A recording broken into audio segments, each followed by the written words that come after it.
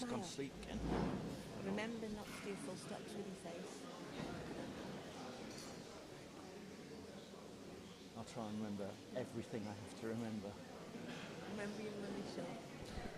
Eh? Can you remember being on the face of the earth? I'm serious, not this one. Serious. I'm serious. It's serious. I think it's really going to give over good, and I just think you simply have to relax and remember that not everybody knows everything. And periodically. Try and remember that one.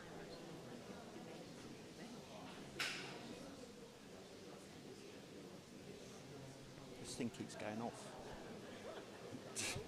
How did it click on you? Oh, I'm just going to speak to them when they turn up.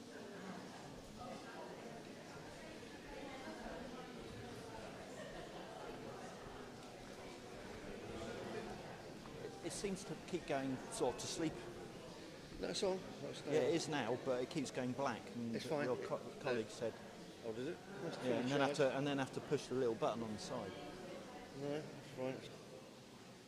Now it's on. Yeah, that should be fine. Just keep it in your pocket. Okay. Yeah. But you can hear me though. Yeah. Maybe just put that a bit higher.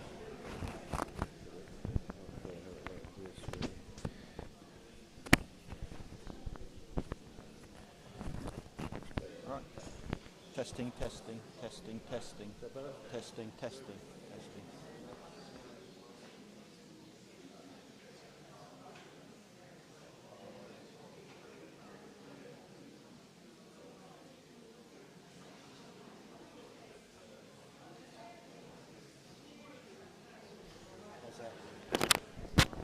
Is that coming through?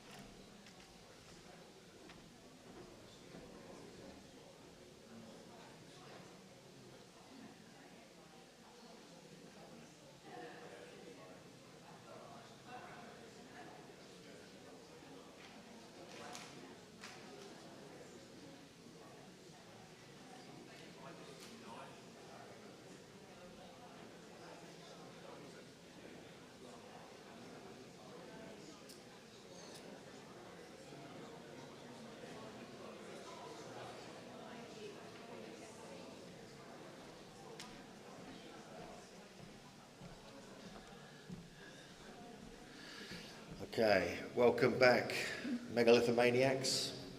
How are we all doing? Are you awake? All right, good. It's good to see. So I hope you enjoyed yesterday's megalithic extravaganza. It continues today. We've got a full day of activities. And please note, you may hear stuff happening outside today. This is because there's a giant dragon procession going through the town. We're going to lock the doors, so don't worry, we'll be safe. But today we're going to be getting into lots of very, very interesting subjects, and our next speaker is a good friend of mine. I've explored Gwilym in North Wales with him on occasion. He's been doing a lot of research on the star maps of that part of Wales, amongst other things. He's studied astrophysics, he's also an aeronautical engineer and an accountant, amongst other things. And his book, The Origin of the Zodiac, he presented here a couple of years ago for the first time. But since then, he's become a prolific writer and an explorer, and is also very focused on the astronomy and the astrology of the landscape. And his new book is called The Origins of Time, and you can get that here after the lecture. So please give a warm welcome to Hugh Evans.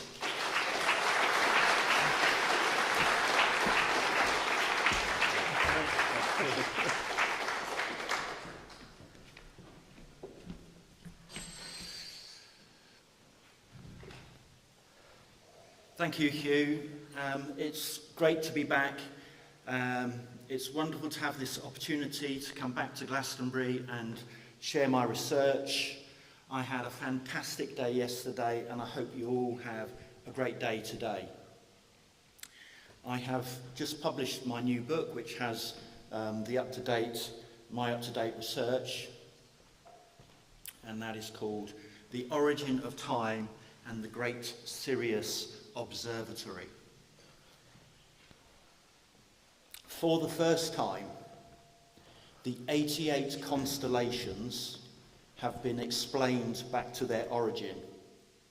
It was thought that there was no grand design to the constellations, that the constellations were from many cultures and some constellations were of unknown origin. But this is not correct. The heavens are understood completely in one language, the language in which they were created.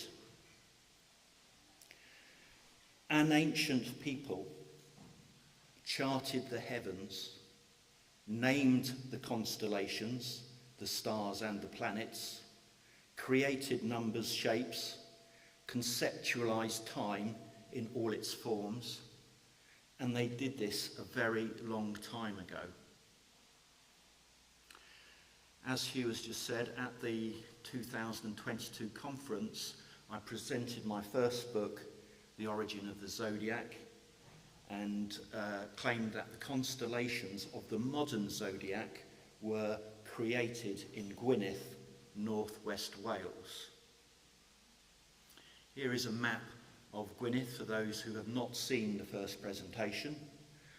The star maps of Gwynedd cover 1 million acres, nearly 2,000 square miles, a quarter of Wales and all of ancient Gwynedd. And I claimed that the star maps of Gwynedd are the most important ancient artifact on Earth because it connects us to an ancient civilization like no other ancient artifact on Earth by language. There are lots of wonderful ancient artifacts on Earth, but this is the only one that connects us by language to an ancient civilization. At my last presentation, I also introduced the 3 great rings of time.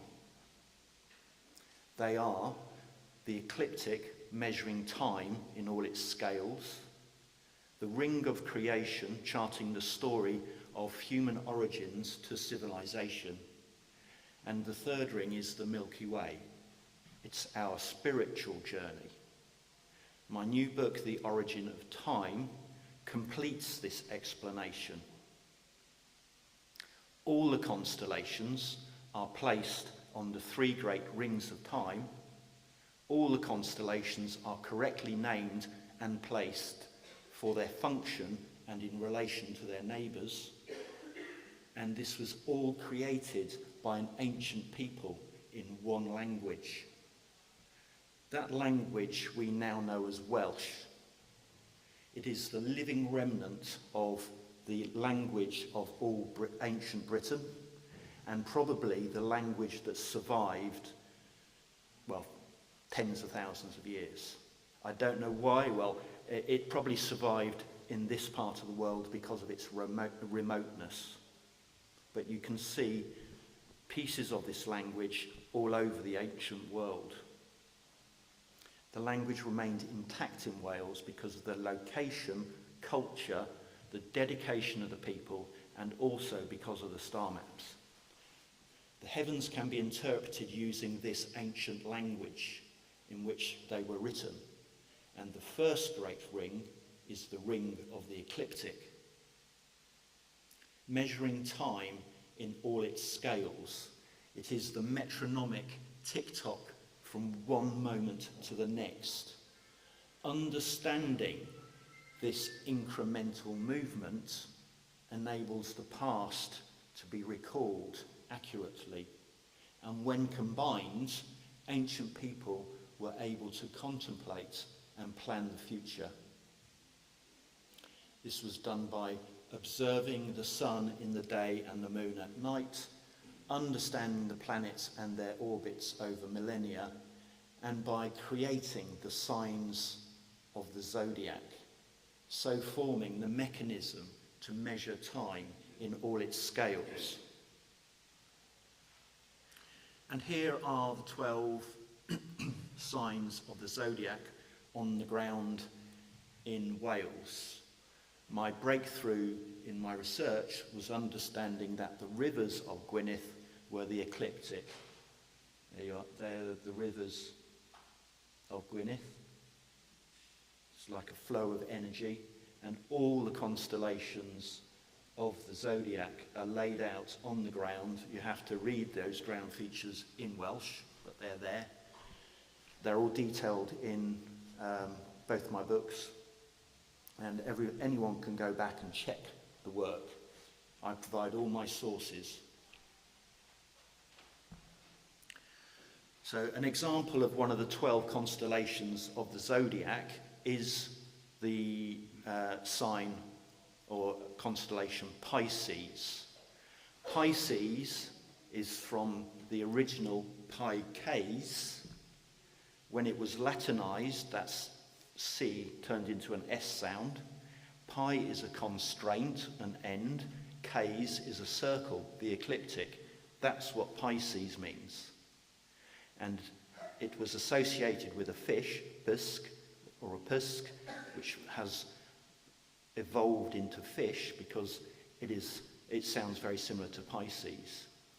In the ancient British tradition, it was also called the salmon of wisdom, because the salmon is a fish that returns to its origin every 12 months, like the zodiac.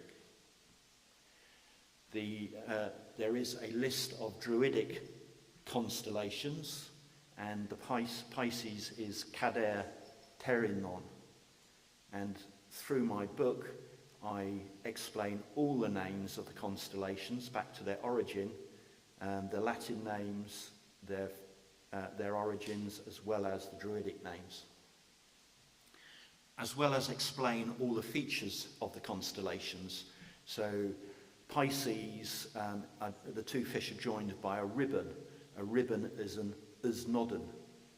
Uz is a prefix which denotes a tool, operator, or construct. No means what keeps in, a nod is a mark, and the N suffix creates a thing. So the ribbon is telling us this is a tool or an operator that keeps in. This is the end of the 12 signs of the zodiac, starting with Aries.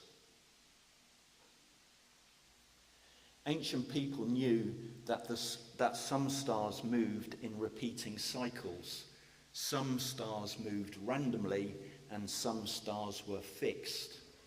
The 4 royal stars remain fixed on the ecliptic, a 3-dimensional framework defined by the 4 royal stars and the pole star was created.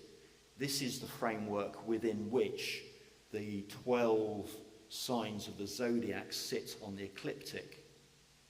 This is the number 4, with the observer at the center of the cross at Earth. The royal stars come from Rhone, meaning chiefly or ruling. And as an example, the star Aldebaran is Aldebaran, simply means the great southern summit. So all of these stars are explained in my book, The Origin of Time, and in The Origin of Numbers. The number 4 is pedwar in Welsh, from two smaller words, ped, chwa. Ped is a foot, like pedestrian, or a step or an onward motion. Chwa means to turn. These are the 4 stars on the ecliptic, and we get words like quarter and quator from this ancient word qua. The planets were observed in this framework of constellations and the signs of the zodiac. The same ancient people named the planets. So that is Mercury. Its name is Mercha, and it means the quickest, most erratic, because as viewed from Earth, it is the quickest moving and the most erratic. All the planets have meaning in their names in only one language. The Roman god Mars is from Proto-Latin Mawth, from Etruscan Mawth, and that is explained only in Welsh, which is very similar to Etruscan. By monitoring the luminaries of heaven against the constellations of the zodiac, a unique time can be generated. My previous Megalithomania presentation was 5/4 of the moon after the spring equinox, Venus and Jupiter in Pisces, Mars and Saturn in Aquarius. This is a unique time. It does not need a start point.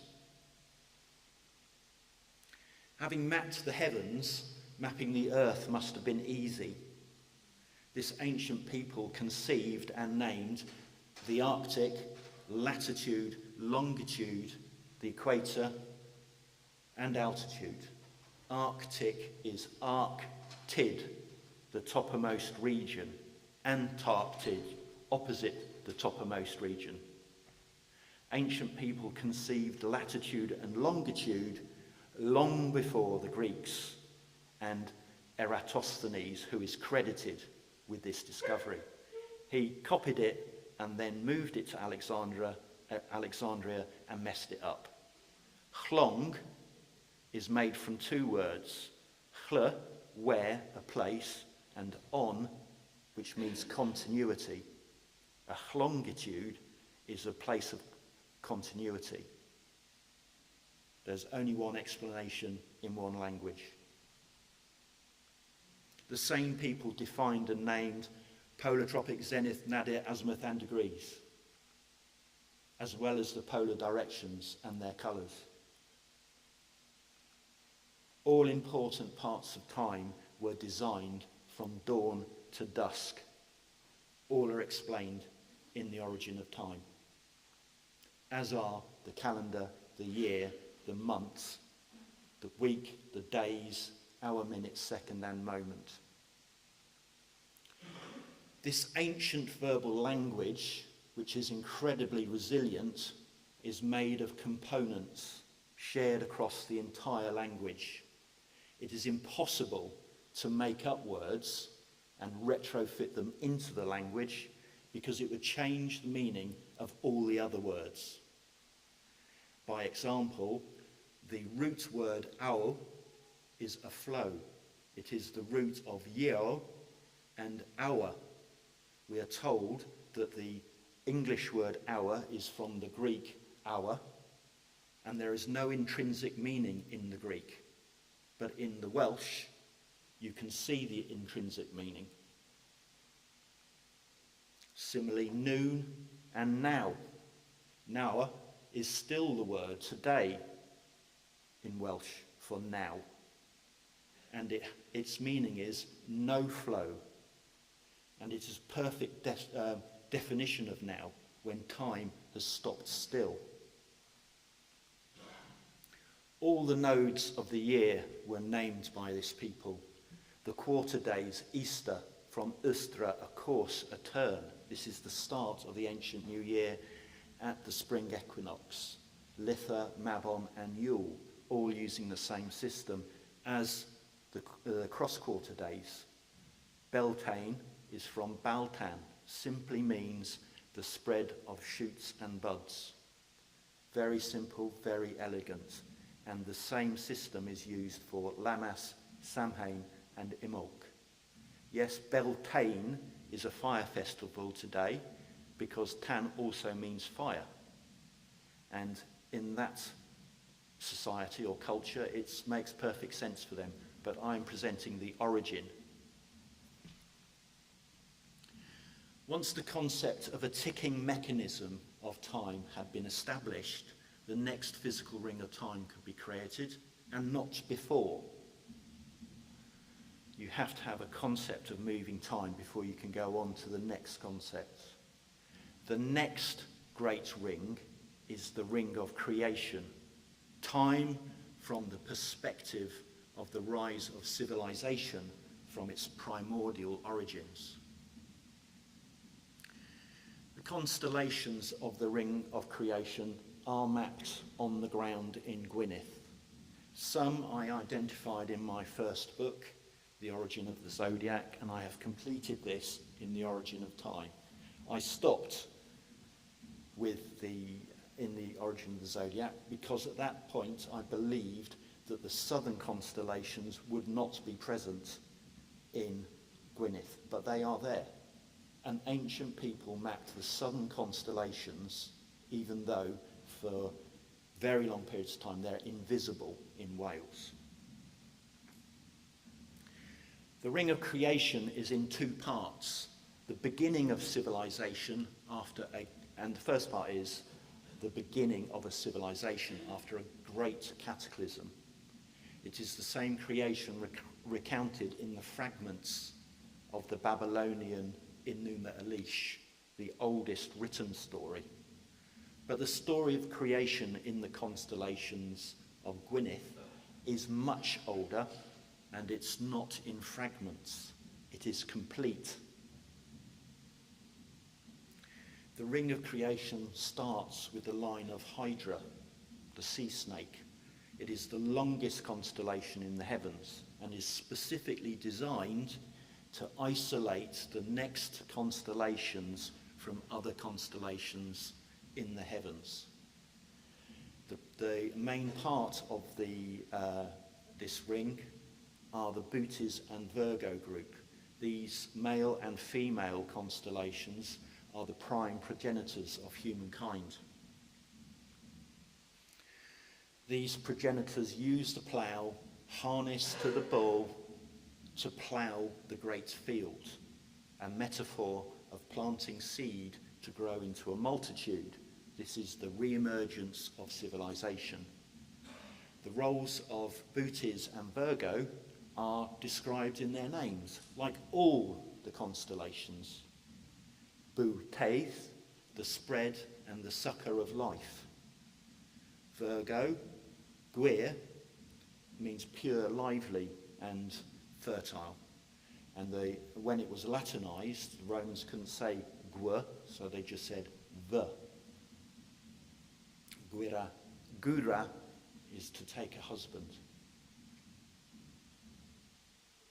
The great field is the emerging civilization on the mortal plane, bounded at the four corners by the same royal stars of the ecliptic. And beyond the sides of the great field, the four sides of the great field, are the rivers of creation, beyond and below. This is the ancient understanding of the universe. Here are two images, examples from my book. There's a star map on the left showing the Bootes, Virgo, and the associated constellations, and also an equivalent montage on the left. You can see Bootes there, also called the Hunter. All these names are discussed and explained, holding the rod next to the ring. Virgo is holding the frond and the wheat sheath to represent fertility, and these are greyhounds. All are explained. Here are a number of rods and scepters, rings and orbs over the millennia. They are symbols of authority. There is the Shen ring, which is a combination of a ring and a rod, and then I think that's Inanna and Hammurabi. These are all Babylonian, about 4,000 years old. Then we have the Holy Roman Emperor and various other monarchs. The present UK regalia, and a Prussian eagle holding an orb and a scepter with an eagle on top of it that is also holding a scepter and an orb. The second part of the Ring of Creation is the Great Flood. It chronicles the rise of humanity from our spiritual origins after the Great Flood, returning by the ark of the great ship on the river Heaven, the sending of the dove, which we're all familiar with, and returning civilization, which also culminates at the Great Field. We're starting there at the southern celestial pole and moving back up to the Great Field. That's the other half of the circle. We now know the Great Field constellation as Pegasus, the horse.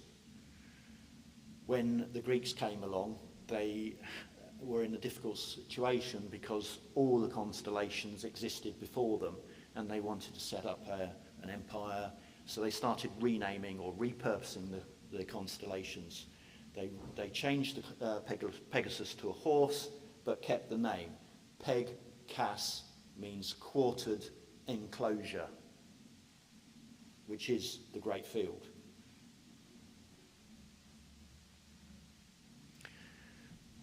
The third and final great ring is the continuous spiritual journey of the Milky Way. It is the journey of the soul as an individual, as the collective, as a repository of spirit. It is the mortal nourishment, and when souls pass, it is also the last voyage. The ring of the Milky Way is a metaphysical construct. You cannot create the Milky Way without having first created the other two rings. You need to have the metronomic physical ring of the ecliptic and also a concept of a journey of civilization. We need those created first. But the third great ring, the Milky Way, completes the celestial sphere, which would collapse without three rings. Here is the constellations of the Milky Way on the ground in Gwynedd. The Milky Way comes in from the west. This is the spirit world. It then crosses the ecliptic and goes into the mortal world, crosses the ecliptic again and goes into the underworld. And these are the three spiritual planes and their colours. White, which is Gwyn, hence Gwynedd, the green for the mortal world, and blue for the underworld, where the rivers of creation are. Spirit emanates from the south celestial pole and the important constellation, the important Centaurus group of constellations. The Centaurus group is located at the extreme southern point on both the creation ring and the Milky Way. The whole Centaurus group is not visible in Wales. It must have been created at the opposite end of the precessionary cycle 12,000 years ago at the earliest, and even then it was only partially visible at this northerly latitude. Yet Ara, the Alta constellation, Lupus, the wolf, and Centaurus with its associated crux are mapped accurately on the ground in Gwynedd, yet they are invisible from Gwynedd. Centaurus was specifically located on Mount Snowdon, the highest mountain in Wales, there. You can't move mountains around afterwards when you start building a star map. You have to start with, an important thing, put it on a high mountain. And the constellations Ara and Lupus seem created as part of the group solely to include prominent mountains next to Centaurus atop Snowdon. The constellations Ara and Lupus only exist to reflect the ground in Gwynedd.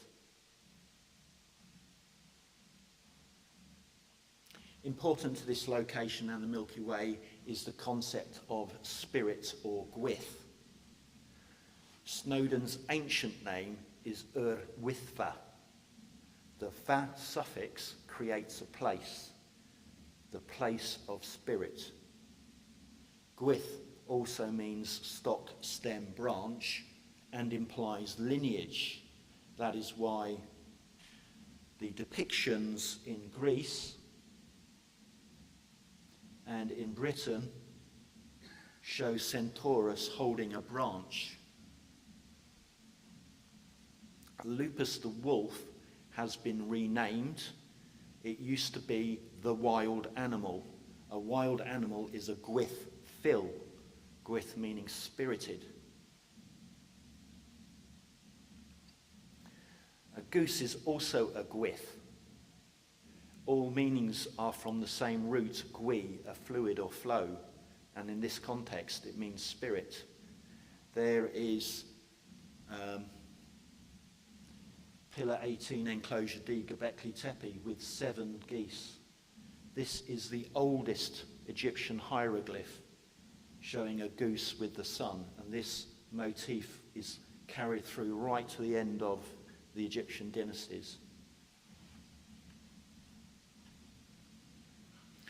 The Milky Way is a vast travelator of spirit called Arwen. It crosses the ecliptic into the mortal world, creating the spark of life for the individual. It rises to the top of the heavens, pouring nourishment and goodness into the mortal world.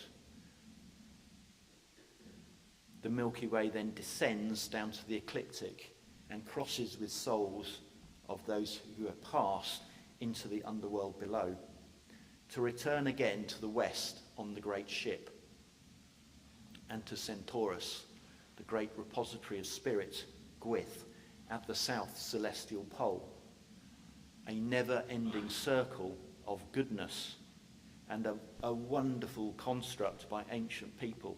It gives you an indication of their beliefs and how much thought they must have put into this. All the constellations in each ring can be explained back to their origin. The same language can be used to go back in time to understand the creation of the heavens. Back 70,000 years to an unknown cataclysm when DNA records indicate the global population diminished to approximately 10,000 adults. This may be the reason why a single language emerged and was destined to chart the heavens. So let's go back in time to understand where these origins have come from, and let's take that journey with the star Sirius. Sirius is the brightest star in the heavens today. It is also the fastest moving star in the heavens, and ancient people have been fascinated with Sirius over vast stretches of time, and we still are fascinated with Sirius. Ancient people watched the movement of Sirius over perhaps 100,000 years. They understood the movement, they mapped the movement, and they explained this in their stories and also in how they named Sirius. The astronomer Ptolemy, who circa 150 of the current era, when he created his star catalogue to standardize the constellations in the Roman Empire, reported that Sirius was red. And he was very specific about this, citing previous astronomers from all over the Roman Empire. It wasn't a matter of contention at that time. Sirius has since changed colour to blue. This only happens if Sirius is redshifted when receding away from us, and then changes direction to being blue shifted as Sirius now approaches us. Our ancient ancestors observed these repeating cycles and deduced that Sirius is in a 25,000 year binary orbit with our sun. So you can imagine how many times they must have had to witness this repeating cycle to determine that it is repeating. Sirius's colour has recently changed over this 25,000 year cycle.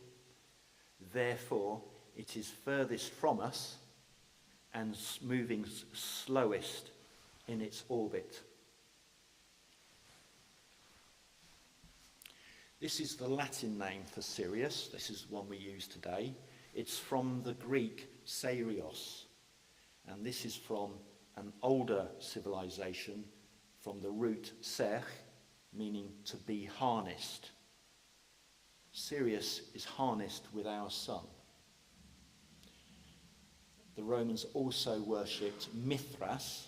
Mithras means swiftness and velocity. Sirius is the fastest moving star in the heavens. The Romans also created the constellation Canis Major, where Sirius is now located. It didn't really have a constellation before that, and that is because Sirius moves about a lot. But kun is a dog, and it also means to be coupled, because ancient people associated dog with being coupled to a human as a work unit. And this is the origin of Sirius's name, the dog star. Going back to the Greeks, nemesis is from nemethus, a going causes turning. Again, a reference to Sirius's orbit with our sun, and that is particular. There are no other stars in such a close relationship with our sun. And we can go back to the Babylonians, Nibiru, top summit, Fury, on a short spit, which represents a short orbit. This is the Egyptian hieroglyphs for Sirius, and the SPT of those three glyphs are Ser, star, Puis, balance, and Tidmui, tether. Sirius is in a balanced, tethered relationship with our sun. Let's go back 12,000 years to the time of Göbekli Tepe. Our ancient ancestors observed that Sirius had moved to a new position in the night sky. If Sirius is in a binary relationship with our sun. Halfway round this 25,000 year cycle, it will be on the opposite side of the heavens. This is where Sirius is today in Canis Major. 7 hours right ascension, minus 20 degrees declination. There are 24 hours of right ascension all the way around the heavens, around the celestial equator. So on the opposite side of the heavens, we just add 12. So we should be looking at 19 hours right ascension, and we want to go above the celestial equator, so we go from minus 20 to plus 20 degrees declination. And this is what we find. Sirius is now in the constellation Aquila and Sagitta, whereas Sirius is now 8 light years from our sun. At the opposite end of its orbit, it is only 2 light years from our sun, or closer. It will be 100 times brighter than it currently is. It will be brighter than Venus, as bright as half of the moon. You may be able to read by it at night, and you will be able to see it during daylight.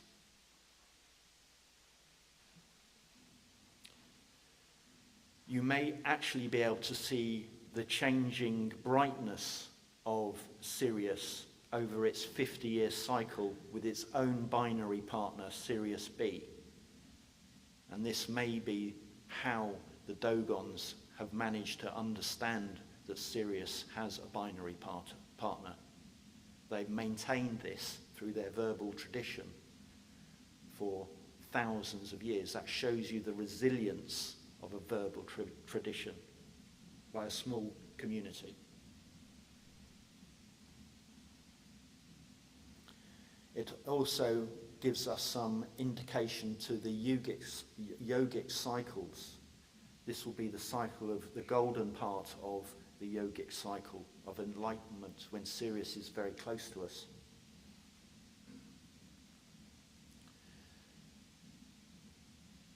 The constellation Sagitta is the arrow. The constellation Aquila is the eagle. Sagitta means sa, what is fixed, a star, ge, a holdfast, ta, superior. It is the point on the orbit which is closest, superior to us, held fast. Sagitta. This was then adopted into Latin as an arrow. This is also a Babylonian boundary stone from about 3,000 years ago, showing Sirius as an eagle and an arrow. In my book, The Origin of Numbers, I identify Sirius as the number 7. The word for 7 is safe, and the word for an arrow is safe. They are phonetically identical. Aquila is shown on Pillar 43, Enclosure D of Göbekli Tepe. There is Aquila. The bottom of this T pillar is the ecliptic. That's Scorpio. This means that ancient people had a fundamental understanding of the ecliptic.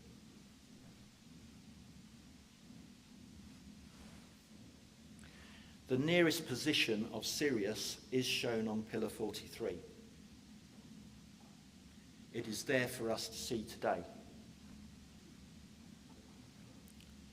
Aquila is holding Sirius, as it is in the heavens when Sirius is closest to us. And this is the correct presentation of Sirius 12,000 years ago when ancient people observed Sirius from Göbekli Tepe.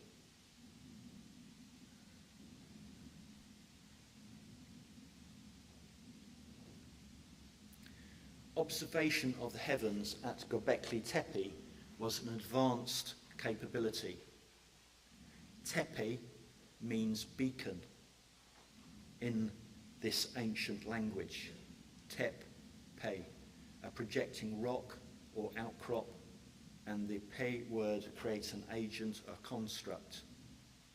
There are several words for hill and mountain in Turkish. These key locations are called tepes.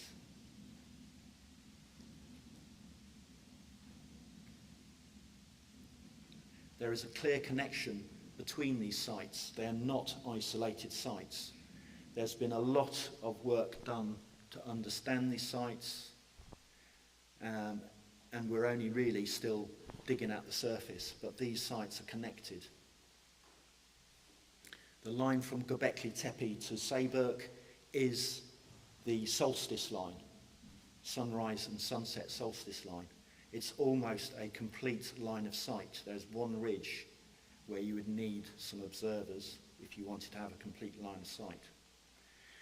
The line from Göbekli Tepe to Karahan Tepe is the solstice line, and it is a direct line of sight. The lower plane of the lower Haran plane helps maintain the line of sight. Sayburk and Karahan Tepe are on the same latitude. This is not a coincidence. So this line is the equinox line. This is the Göbekli Tepe triangle. And a line down from Göbekli Tepe to the east-west line meets at a town called Kisa. Ki is a holdfast. We've already seen that in Sagitta, as we have Sa, what is fixed, our star. And this may be the origin of the word Giza. These 4 statues were discovered along the line of the Göbekli Tepe triangle. Each has a V-neck chevron. We saw that yesterday. And each holds their erect genitals. Erect is important in this respect. It is to stand. The solstice is a standstill. This is also the standstill of Sirius at its closest orbit to our sun. These are stellar observers, and I explain in the ancient language all these features in my book. Similar statues and gods exist in ancient Egypt. We even maintain this type of regalia today, sergeant stripes and other things that people wear around their necks.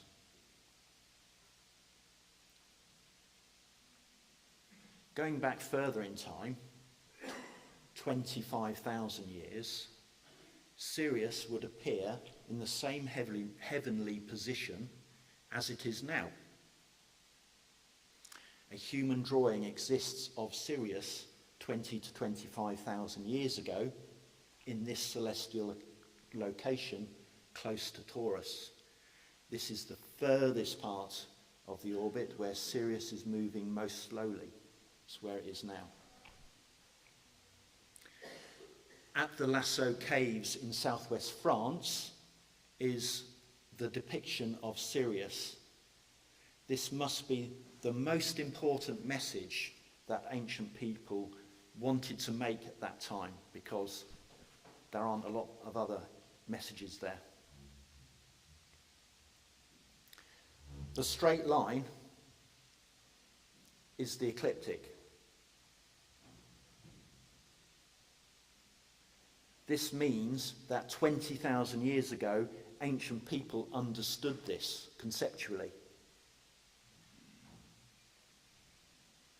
There is Sirius, denoted by a bird or hawk perched on a post. And alongside Sirius is an arrow on the ground. This is the same Aquila-Sagitta combination, denoting Sirius. And there seems to be a man lying on the ground with an erect genital.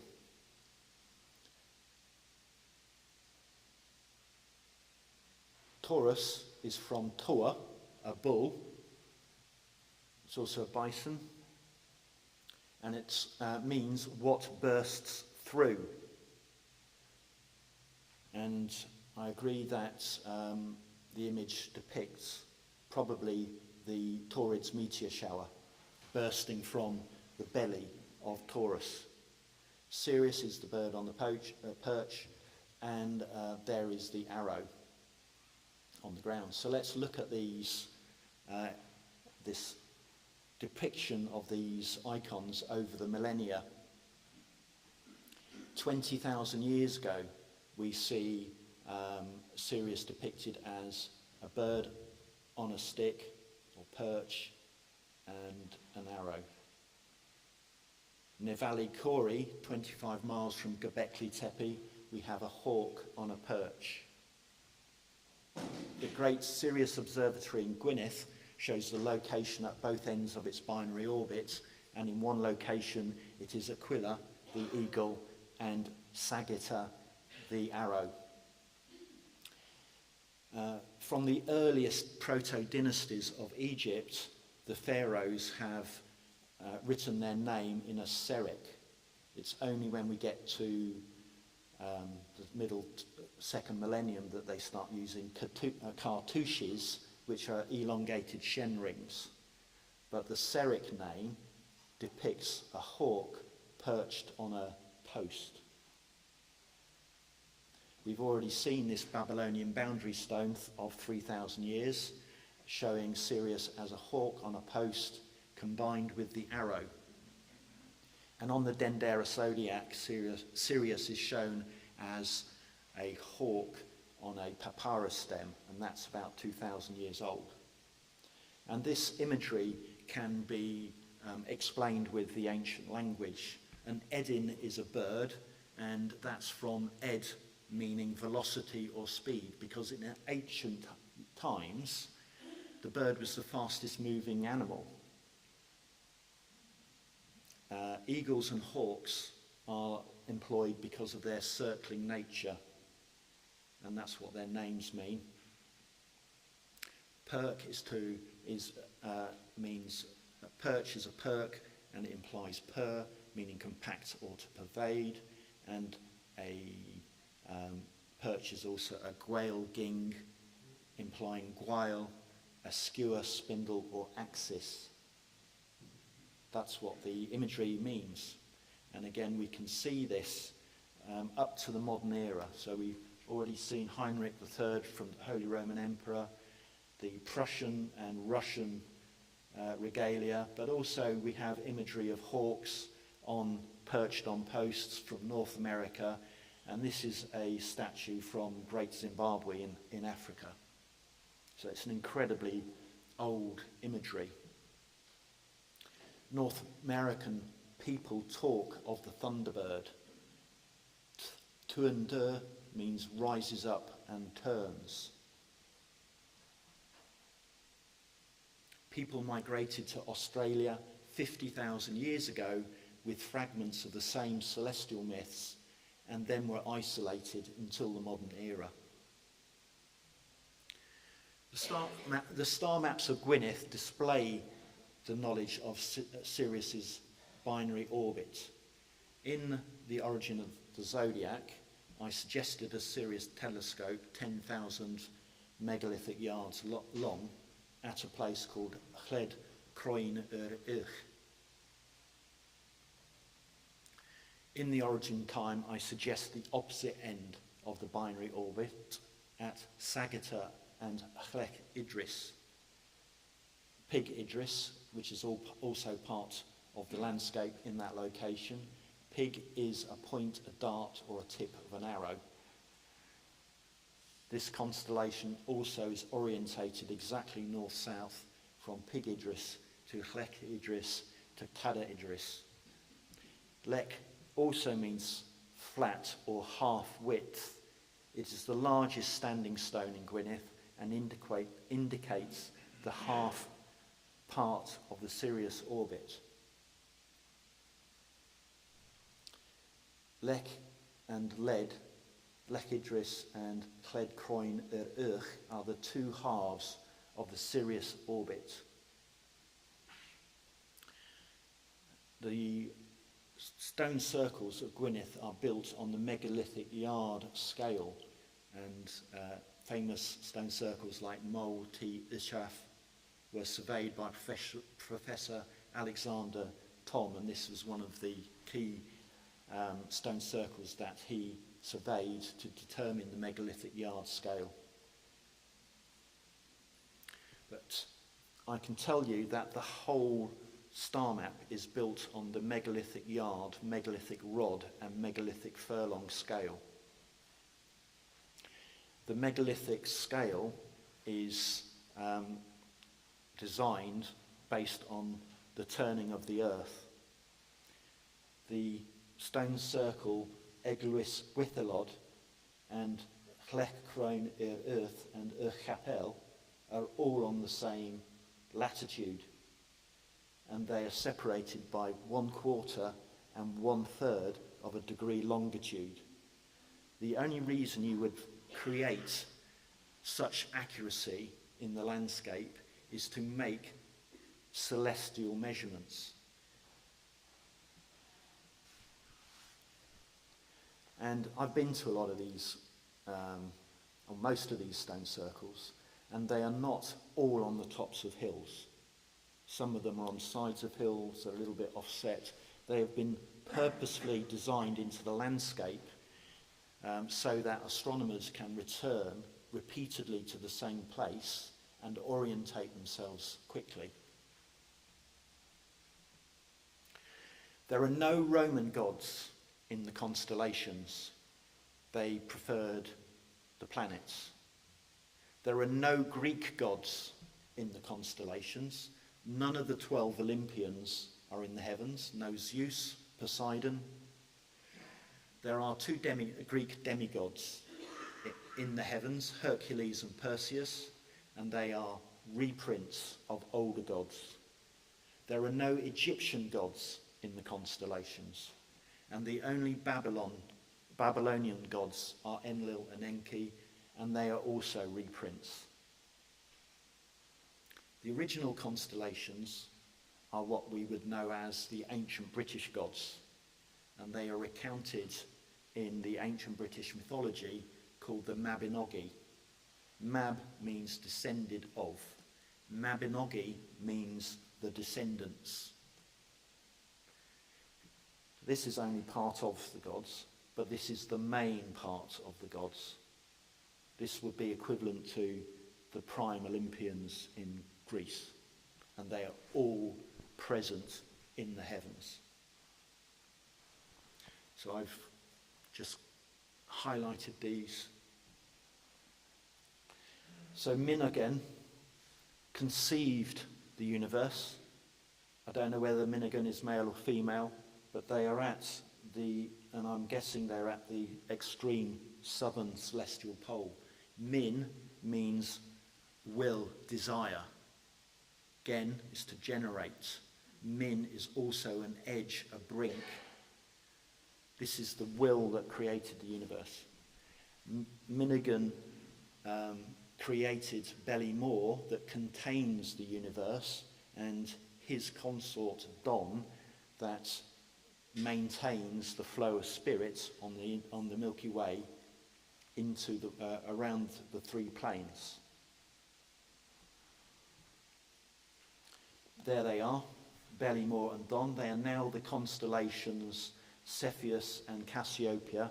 And when the Greeks came along, none of their gods are in the heavens. They really felt a bit uncomfortable about this, so they turned Cepheus and Cassiopeia upside down and created a myth that Cepheus and Cassiopeia boasted that their daughter Andromeda was so beautiful, more beautiful than the Nereid sea nymphs, Poseidon was so upset that he sent the Kraken out to destroy humankind. So that's why they chained Andromeda to the rock, and Perseus came to save them, all that sort of thing. The children of Bellimore and Don are Arianrod and Gwydion. Oops. And they are over here. They are the Bootes and Virgo progenitors of humankind. Bellimore's son Caswallon is shown here. And these core gods sit on the north and south pole, celestial poles, the prime pole of the heavens. Arianrod and Gwydion sit on the north pole of the galaxy, and Gwydion's twin brother, Gyfelthwy, sits on the south celestial pole of the galaxy, and Caswallon sits on the north ecliptic pole. These British gods, ancient British gods, they command all the poles of the heavens. And we know Caswallon commands the ecliptic pole because his name tells us. Cas to hold and keep. Gwael, we've already seen, is an axis or spindle, and Aun, we've already seen, means the flow of time. And this was then adopted as Hercules. The Mabinogi gods are all presented in the proper mythical location on the ground of the star maps of Gwynedd as well. You can go and identify all the existing Mabinogi gods on the ground from their myth. There are even standing stones there to denote some of the mythology. I have identified these locations in my book, The Origin of Time, and they all correlate with the constellations I had identified in The Origin of the Zodiac when I didn't know about the locations of the Mabinogi. All the constellations are now explained back to their origin. The star maps of Gwynedd is the most important ancient artifact on Earth because it connects us by language to our ancient ancestors. Thank you for listening to me today. I have thoroughly enjoyed presenting my work. There are a small number of limited first edition books available, and I hope you've enjoyed this. Thank you for your time.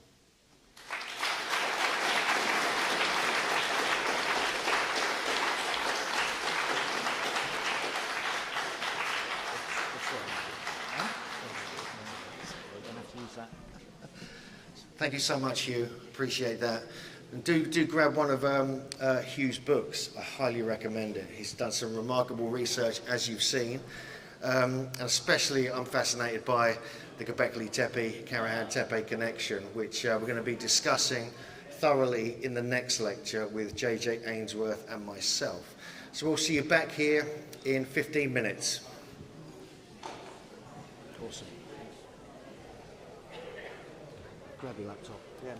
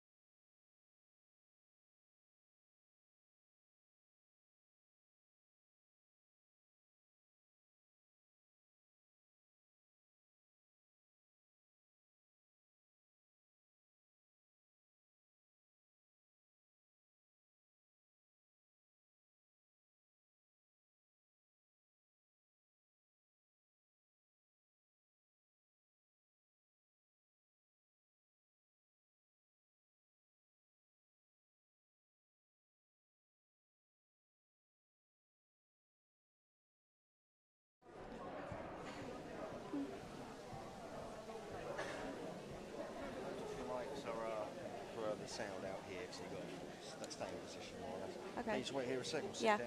Yeah. I'll do it. Okay. Good luck, thank you. Oh, thank you. Nice to see you. I haven't seen you in a while. Hello, Megalithomaniacs. Good morning once again. Thank you very much for joining us here at the conference once again. I hope you've had your cups of tea and got your Megalithomania t-shirts. We're now moving on to the second lecture of Sunday at Megalithomania 2024. I'm going to be doing the second part of the lecture, but first up, we've got JJ AINSWORTH, who's going to be sharing her remarkable research on her symbolism work she's been doing, but also many other aspects looking at these ancient sites in southeast Turkey. Today she's going to focus on a slightly different but interesting interpretation of Pillar 43 and how it relates to other ancient cultures around the world. Then I'll be jumping in and giving an update on what's been happening in that part of the world. So for now, please give a warm welcome to JJ AINSWORTH.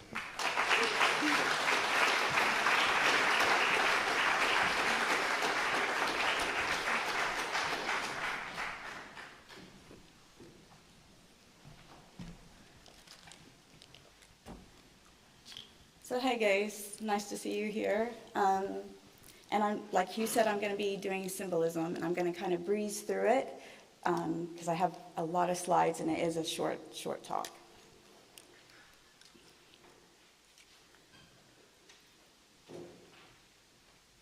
Hugh, this is, yeah, it's not working.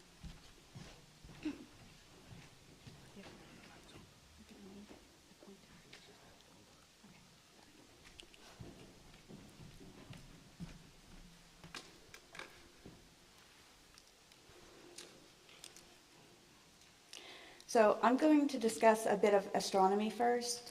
The ecliptic is the invisible plane containing the Earth's orbit around the sun, and from the view of an observer on Earth, the sun's movement around the celestial sphere over the course of a year, and that marks out a path along the ecliptic against a background of stars.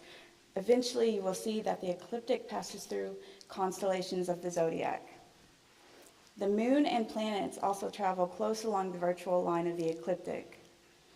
The path of the sun passes through 13 background constellations, which are called the ecliptic constellations.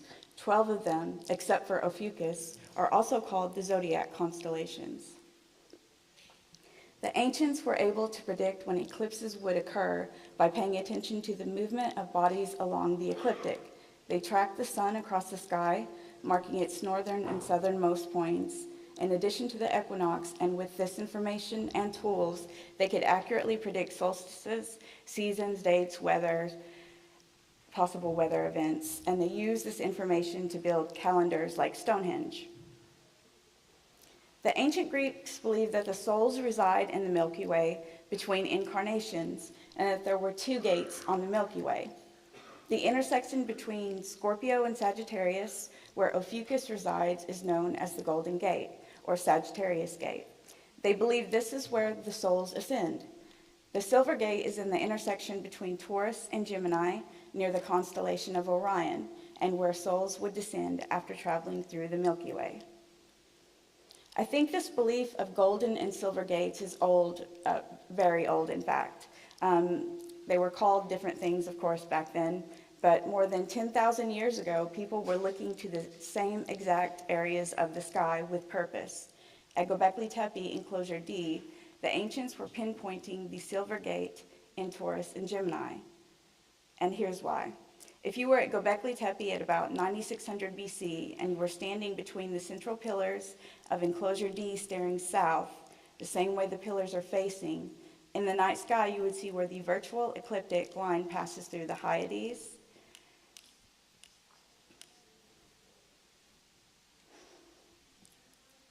and Pleiades, meaning you will see over time all the planets, sun and moon orbiting along with it. And with Orion and his three-starred belt, that makes this an eye-catching astronomical observation point, and it's very important. So I'm going to jump over to Göbekli Tepe, the symbolism in enclosure D. So the pendant on pillar 18 seems to show two beings holding hands, and I postulate this is the constellation of Gemini, since all planets as well as the moon and the sun, which is shown below Gemini, always move very close along the virtual line of the ecliptic. All these orbiting bodies are regularly passing through a special asterism, and I'll speak about that momentarily, and which the builders of Göbekli Tepe seem to know about, which is remarkable. In the crook of the arm, the pillar holds a canid. So let's look at what is next to Gemini in the night sky. It's Canis Minor, which easily could have been seen as a fox during the time of Göbekli, as the foxes are canids too. And I thought about this for a while, but however, there's also the possibility that it could be representing Canis Major, Sirius, the dog star, the brightest star in our night sky. More study needs to be done about this, but I really now think that that canid in the crook of the arm is Canis Major or Sirius. The symbolism found at the bottom of the same pillar shows 7 birds or chicks of some sort. These may represent the Pleiades. The Pleiades star cluster is known to be the 7 sisters, the 7 chicks, and almost always female. And one of the oldest known stories about the Pleiades comes from the Aboriginal Australians, which some speculate this story is over 50,000 years old. And there too, they were known as the 7 sisters. So hopefully the symbolism on that pillar sort of makes sense relating to the constellations. So it's pointing, actually, the symbolism is pointing to this area in the night sky. And here's how the Milky Way goes through the Gemini, Canis Minor, Orion, Taurus constellations, because the Milky Way was a very important part of the belief system of many ancient cultures. The other central pillar in enclosure D is pillar 31, and on its pendant is a bull. And I think this T-shaped pillar is representing Orion, the mighty hunter, and Taurus, the bull. So these two central pillars might be just telling us, look here, see the gateway, the entry point to ascend and descend. To the north, the ascension journey of the soul through the Golden Gate. Look to the south, to the gate of man, the Silver Gate, and be reborn. So enclosure D, the symbolism shows the full cycle of life, death, and rebirth of the soul, and the area of the sky to find it, to where it would happen. I think these pillars were not only pointing out where to look in the night sky to see the soul's journey, they were showing what we know today as the Golden Gate of the ecliptic. The Golden Gate of the ecliptic is an asterism in the constellation of Taurus that's been known for several thousand years. The constellation is built by 2 eye-catching open star clusters of the Pleiades and Hyades that form 2 posts of a virtual gate at the 2 sides of the ecliptic line that goes through many constellations that include Gemini. Because the ecliptic line is marked by the Golden Gate of the ecliptic asterism, over time, when observing, you will see the planet, sun, and moon orbiting along with it. And Orion makes it very noticeable as well. Okay, so this is another example of the ancients marking the Golden Gate of the ecliptic. This limestone tablet was found at a site in Malta called Taliesin. It's about 4,500 years old. The top image is the Taliesin sky tablet matched to the starry sky with the ecliptic line showing Taurus prominently. And the below image is an example of how the Taliesin sky tablet may have been used to measure the ecliptical latitude of the moon and planets. So what's also interesting is they use the H symbol on altars in ancient Maltese temples, just like in Göbekli Tepe. This Maltese temple is called HUGH and dated to 5600 BC. There's speculation that it could be older. I'm sorry that I'm jumping between sites, but it's grabbing the symbolism from it. Perhaps the H is representing the path that the souls have to travel after dying, a bridge of sorts. On one end, the Golden Gate of the H, the pathway through the Milky Way, and the other end, the Silver Gate. In one Greek tale, Ophiuchus tramples on Scorpio at the Golden Gate, and having received the elixir of life from the serpent, restores Orion to the life at the Silver Gate. And they are at the opposite ends. So 180 degrees, From the Silver Gate, you'll find the Golden Gate. Okay, so I'm going to jump back to the Pillar 43. This section of Pillar 43 shows a headless person, perhaps taking part in the excarnation ritual with the vulture whom devours the dead, along with the venomous scorpion, are all symbols relating to death. Now, on the other side, to the left, are some animals that we can't recognize, so I can't really try to pick and say what these are. So I'll just go with what's available. The ancient Egyptians were influenced by the legacy of the Taj Templar people. They knew the scorpion and its toxicity and venerated it since pre-dynastic era. They used the scorpion as a symbol to their goddess Serket that protects the body and the viscera of the dead and accompanies them in the journey to the afterlife.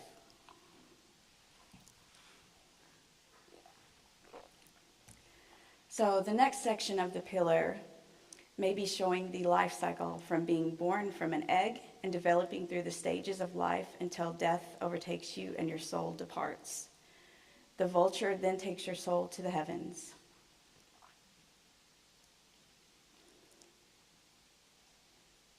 And the imagery in the back there behind the big vulture, the sort of triangle shapes, I was always trying to figure out what that was, but maybe it's representing a bridge, the cross from death back over to life.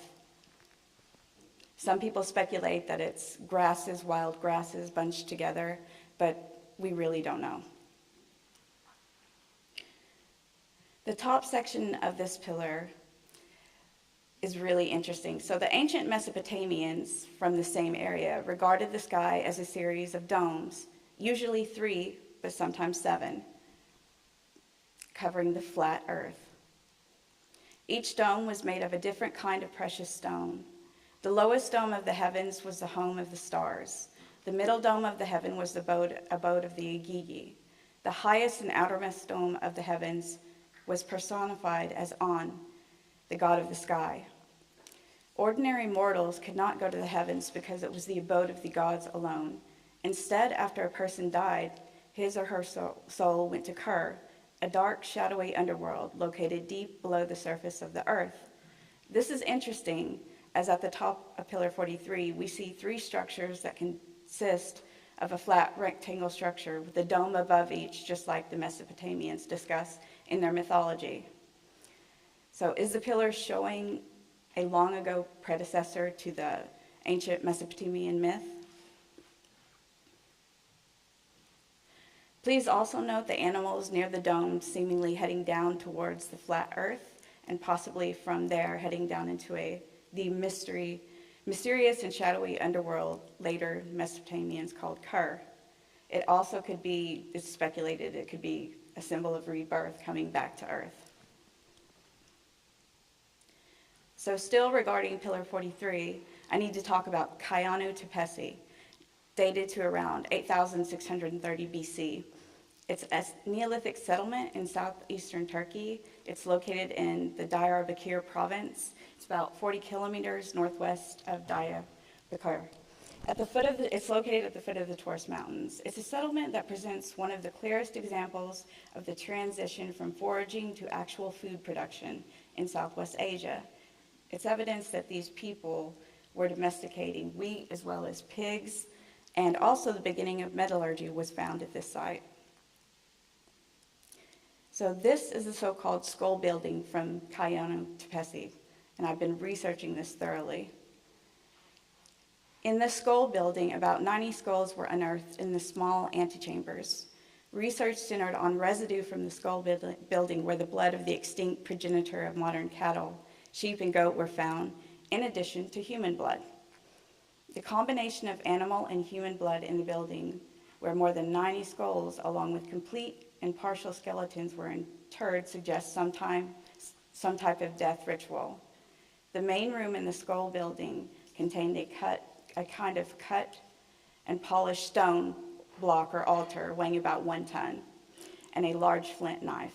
Microscopic analysis of the altar stone surface revealed residue of human and animal blood radiocarbon dated to about 9,000 years ago. The extreme similarities and design of the dome figures on Pillar 43 to the skull building, especially with the death rituals happening inside that building, meant I had to at least consider the possibility that the design of the structures were somehow related and were intentional designs for the top of the Pillar 43. So luckily myself, Hugh, and Andrew visited the site of Kayanu, and we got to visit the skull building. We were really lucky because we encountered an archaeologist there that gave us so much information, and on our tour coming up, we'll be visiting this site again.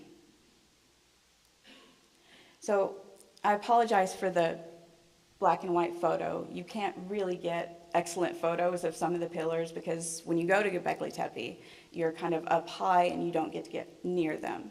So I found this image, or Hugh found this image and gave it to me from Klaus Schmidt's book, who I really recommend you get his book about Göbekli Tepe.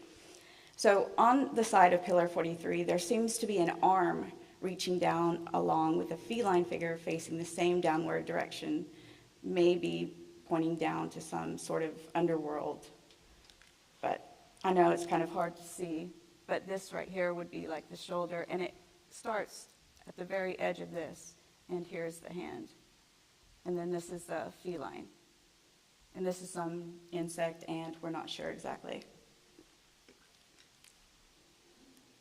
Recently, a life-size statue located next to Pillar 43 was found. It's a life-size boar, and this doesn't really surprise me at all, as boars have been important to death from time immemorial. Boars were important to cultures all around the world and often were related to death and destruction. Figurines of boars were found among sacrificial goods with burials under shrine floors at CROWHURST, which is about 9,000 years old, and they were with the areas where skeletal burials were interred, so it's important. And actually, some of the earliest symbolic rituals may have been brought to us by way of Neanderthals.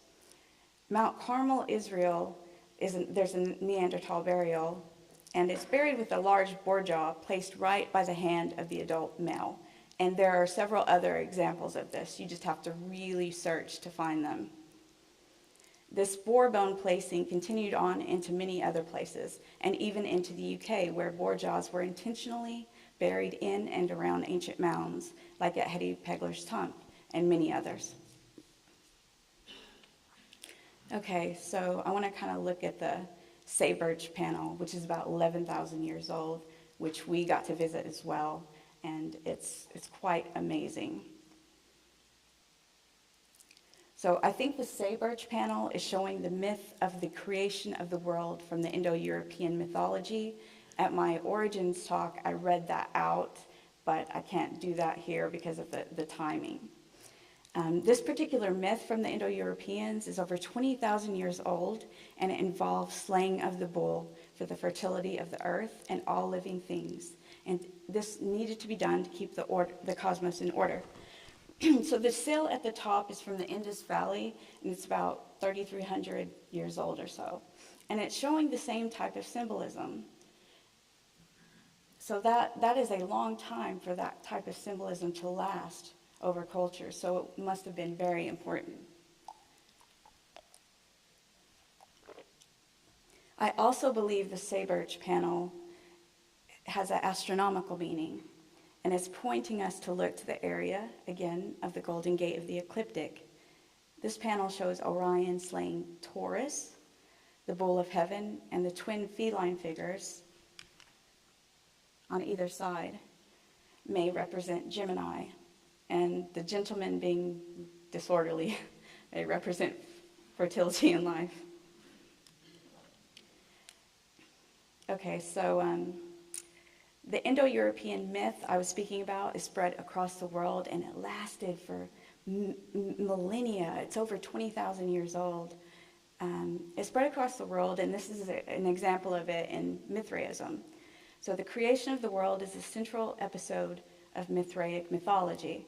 According to myths, the sun god sent his messenger, the raven, to Mithra and ordered him to sacrifice the bull. Mithra executed the order reluctantly, but at the very moment of the death of the bull, a great miracle happened. The white bull was metamorphosed into the moon. The cloak of Mithra was transformed into the vault of the sky, with the shining planets and fixed stars.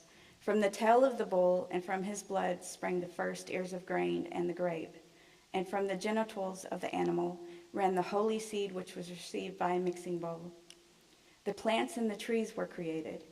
Day and night began to alternate. The moon started her monthly cycle. The seasons took up their round dance through the year, and thus time was created.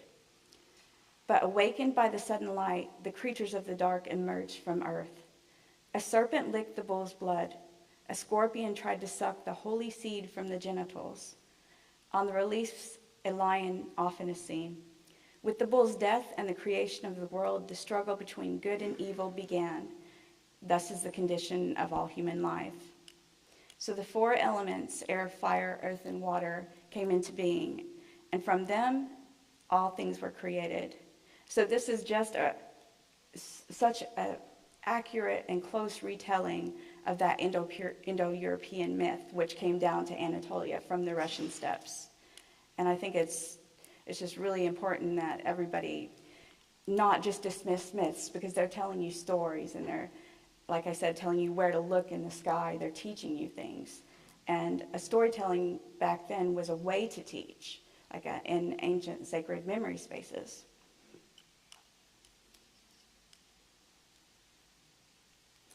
I also wanted to point out the Barney plaque, also known as the Queen of the Dead or the Queen of the Night, from Mesopotamia. It's now in the British Museum, and academics think it's representing Ereshkigal, the Queen of the Dead. Please note her horned crown. And the pot shown on either side of this plaque was found at the 9,000-year-old site of CROWHURST in Anatolia, and it's also wearing a horned crown. So could this horned pot show the faint rumblings, the beginning of the Mesopotamian gods?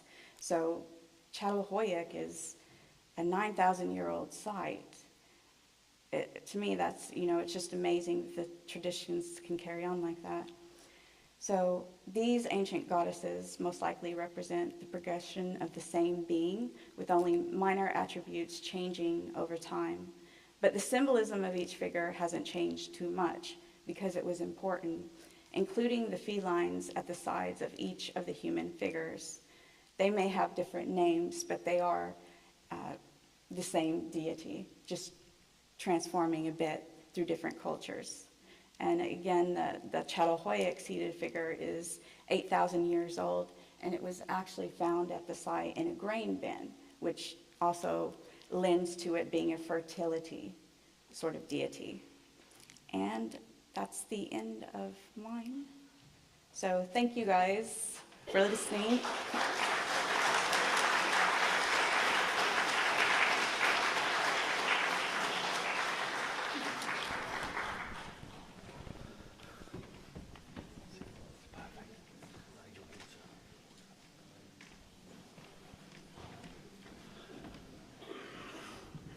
Hello, Megalithomaniacs.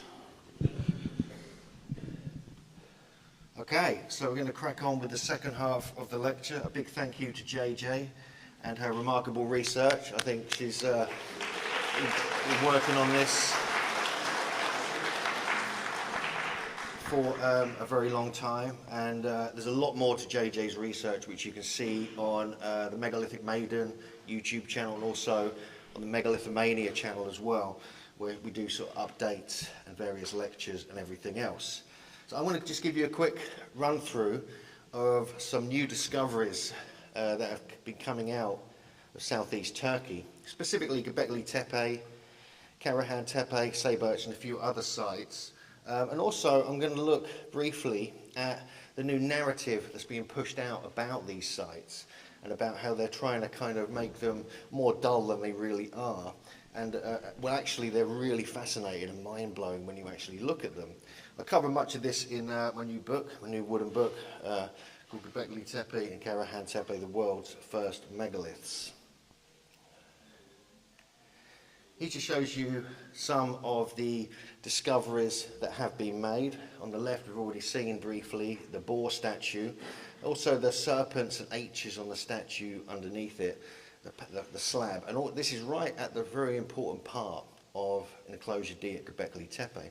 And the ones on the right there, these are from CROWHURST Tepe. 7.5 foot tall statue has been found in a new enclosure.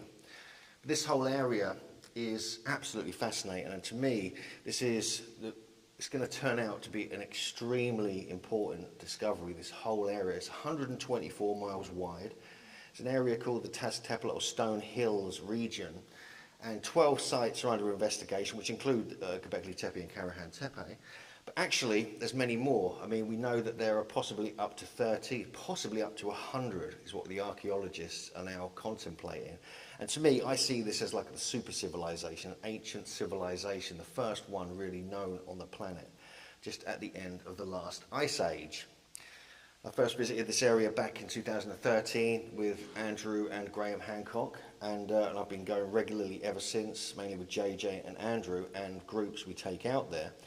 And the site is absolutely fascinating. I don't need to give you too much information about it. We all know about Göbekli Tepe, we all know about many of the sites here. But it's a giant site. This is the main area that's been excavated. These are roughly 60 feet wide, some of these enclosures. And you can just see the scale of what is yet to be uncovered is quite remarkable. And it really began, you know, it got noticed in the 60s, but really began in the 1990s. And as you saw in my last lecture, you can see this up on the YouTube channel in the new book. I've been looking at the geometries and the metrology of these sites and finding some remarkable consistencies, linking them with Alexander Thom's research. But that's another lecture. I did that last year, and you can check that out on the website and on the YouTube channel. Let's have a look at some of these new discoveries, because I think these are really, really interesting and need to be looked at.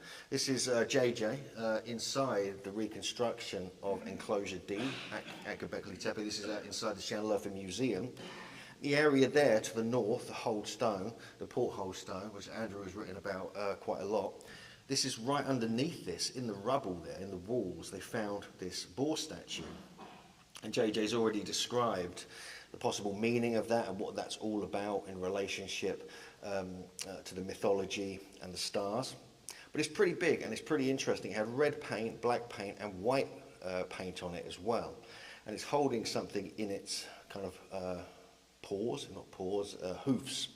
And Andrew's been there recently to the museum where it's now on display. But also, we have this, what looks like a sort of recumbent fallen T-pillar on its side was also recorded and found within one of the walls, with a hole through it, like 2 holes through it almost.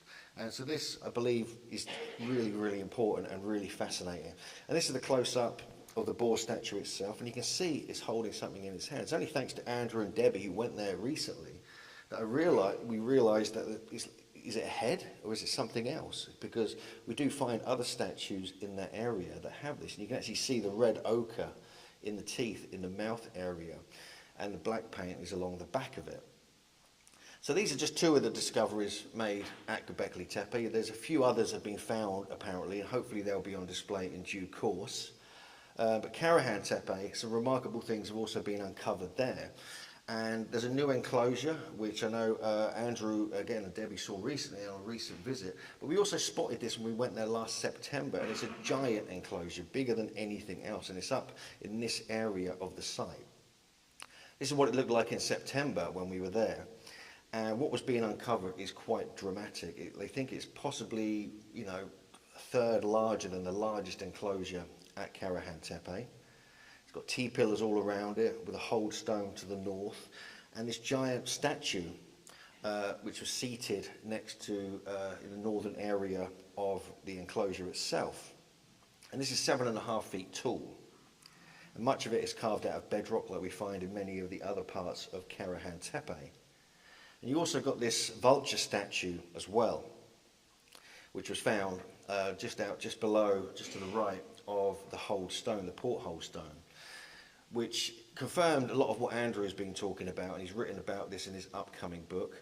And it really is, again, a relationship to Cygnus we're finding here at CROWHURST Tepe, as well as at sites like Göbekli Tepe. Here are some photos, thanks to Andrew and Debbie. They sent me these, Debbie Cartwright, and there's actually Andrew in this one. Look, he's posing with his with the vulture there. But it's really quite remarkable that so many new discoveries are being made, and they continue to be made. And this is really just the beginning of the excavation of the whole Tepe region.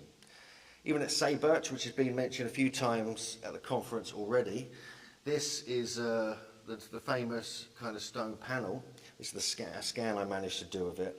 I've actually done a scan of the entire enclosure, what's been excavated so far.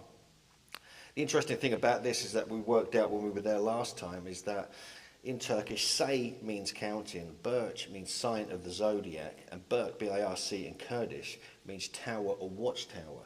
So the whole meaning of this site in the name, just in one simple name, can give a clue to its purpose, even though there's question marks whether a name like that would last that long. Now, over on the left there, this is where the main excavation has been taking place for a long time, but since they moved over to this area, where they've started excavating this raised field, and they found some remarkable things here as well. And this was all just uncovered when we were visiting there last September. We have small bedrock enclosures with T-pillars in the centre. We have giant T-pillars making up some larger enclosures. And when we were there, the first time we went there last September, we saw these two, what appeared to be two blocks sticking out of the ground.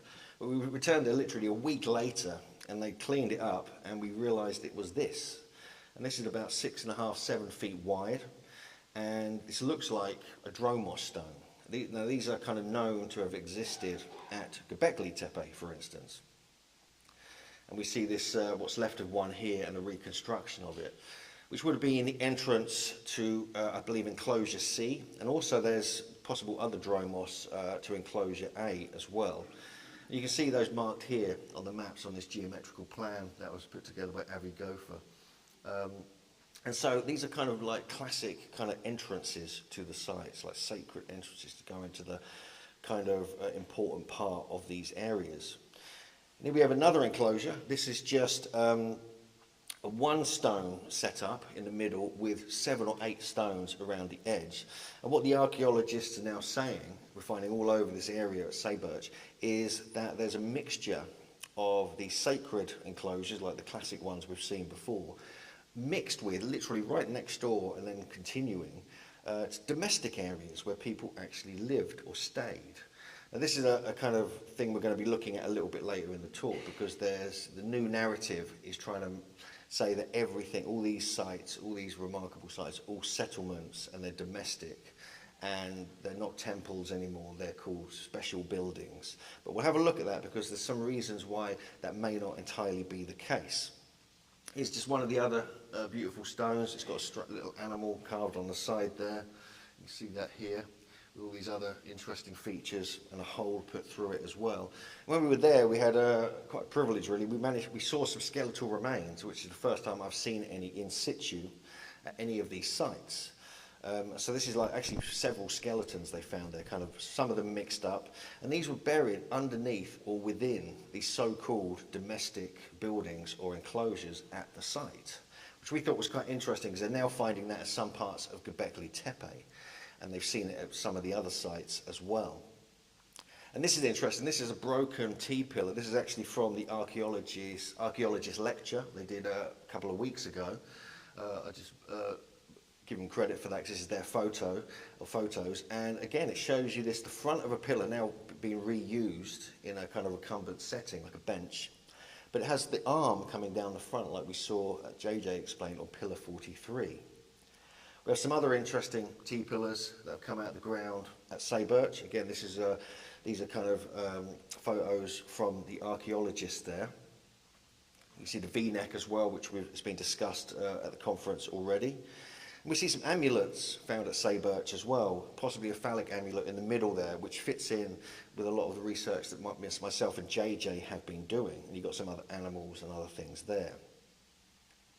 And also, if you look at the top middle there, this is actually a kind of baby T-pillar.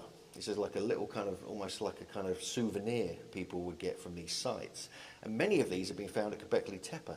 So this is why we feel there's something special about this. This was like these T-pillars were revered. They're not just roof supports, as the theory that is now being pushed forward by the archaeologists there.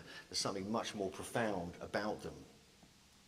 And also some other elements. I'm just going to run through a few different elements of the sites which fascinate me, but also raises questions about this new narrative which is being put out about these sites, because there's conclusions that are being put forward, but these are really, generally, these are speculation by the archaeologists there. So as much as us alternative researchers speculate, so do the archaeologists. So we have to remember this when it comes to interpreting these sites. That's why I feel very strongly about a multidisciplinary approach to understanding these sites, and this is why we set up Megalithomania in the first place, to bring all these different disciplines together under one roof on one stage. And so we feel that it's important to hear different sides of the story when it comes to understanding these. And one of these is the general consensus, and this is being put out as fact, is that all the sites, all the enclosures were built with walls holding up the T-pillars. And that's it, and that's the only way they can explain how the pillars got held up in the surrounding walls. But I've noticed over and over again at many of the sites that actually many of the beautiful carvings, even Pillar 43, is still covered up by this wall. So why would they design and carve something so beautifully and then build a wall to cover half of it up? It doesn't make any sense. There's no logic to that, in my opinion. And I believe they may have been added later when the development of the site went forward. They were used for 1,500 years, in some cases up to 2,000 years, some people have suggested. But if you look even at this, I find fascinating. This is actually from the National Geographic, a sort of illustration they created for this. You can see they've always got this bedrock kind of shaping. So they're carving the bedrock, shaping this. We see that clearly at CROWHURST Tepe. But this photo on the right is from Enclosure D at Göbekli Tepe. And so they're creating these like curbs or small steps as the surround for the enclosure, which I believe the T-pillars would slot into, and they would be held up neatly like that. That is how I see the first stage of the building. So there was no need to have a wall to hold them up. So they would have been clear bedrock, maybe with terrazzo floor, which is a lime cement, which is a very advanced thing they were doing back then, to hold things in place. And you can see this at one of the other later enclosures. They've kind of turned this on the left here. This is, I think, enclosure, I forget which one it is actually. But they have now put the benches above the curbs and holding the T-pillars in place. And the image on the right there, that's actually one of the other enclosures at Göbekli Tepe. And that's kind of embedded into terrazzo, into like this, lime cement, if you like. So it's being held up potentially by a cement type mixture called terrazzo. So they wouldn't need to have walls holding them up. This is an interesting representation of this kind of how it may have looked when the walls maybe were starting to be built next to the curbs and the steps or benches. We even have this in the smaller enclosures as well. These are kind of slightly later enclosures all surrounding the main enclosures at Göbekli Tepe. And these are, now that we're being told these are domestic structures. These had roofs on them. This is where people lived. This was a settlement.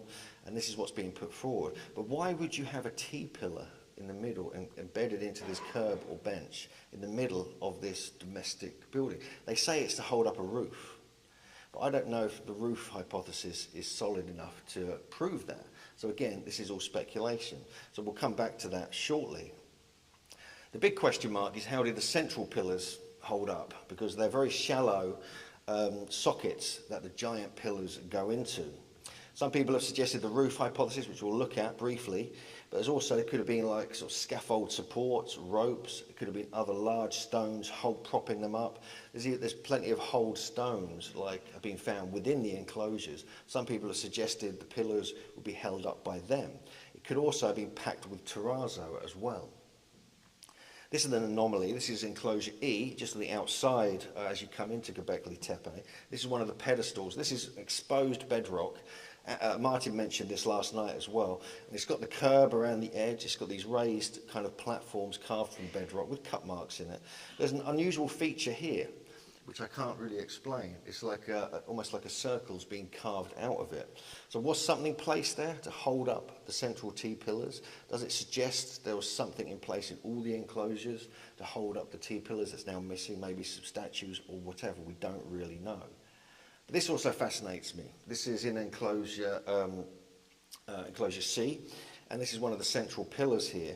Now, I'm not sure if this is a later packing of kind of debris they put in there with modern cement, or whether this is terrazzo, ancient terrazzo, and this is how they found it. But this could suggest that they were packing terrazzo in to hold up these pillars, which I find quite fascinating. And also, this is at CROWHURST Tepe. This is one of the enclosures up towards going up the hill. And again, we have these steps or curbs with stones clearly slotted in and being held in place. So again, this whole idea of these walls, I think they were later additions, and it would explain why they cover up many of the carvings at the site. And it just gives you a good example, a little bit aerial shot of CROWHURST Tepe here. And there's a thought that some of the flooring here is actually terrazzo. It's not all bedrock because it's got this mottled appearance in parts of it, although it could be extremely badly weathered limestone. But this is just the most remarkable site I think I've been to in my life. And there's also another theory has been put forward, and this goes against what Klaus Schmidt was saying, who's the original archaeologist who died a few years ago, unfortunately. And the new archaeologists have been saying that, oh no, it was all a kind of landslide, or what they call a slope slide. And this is how all the site got buried, because there's a whole thing with Göbekli Tepe and many of the sites in this area that they seem to have been buried, like at the end of their use, and preserved, almost repaired, then buried ritually. And this is something that Klaus Schmidt kind of noted when he was digging it out for many, many years. He worked there for 20 or more years. But new research by the new archaeologists claim that's not the case. And in fact, it's all just landslides, because they were building up all these smaller square structures on top of the hill around the main enclosures, and they just caved in and sort of toppled in and slid in. And so they kind of thought, oh well, we might as well just bury them then, you know, and leave it like that. But there's a big debate about this now.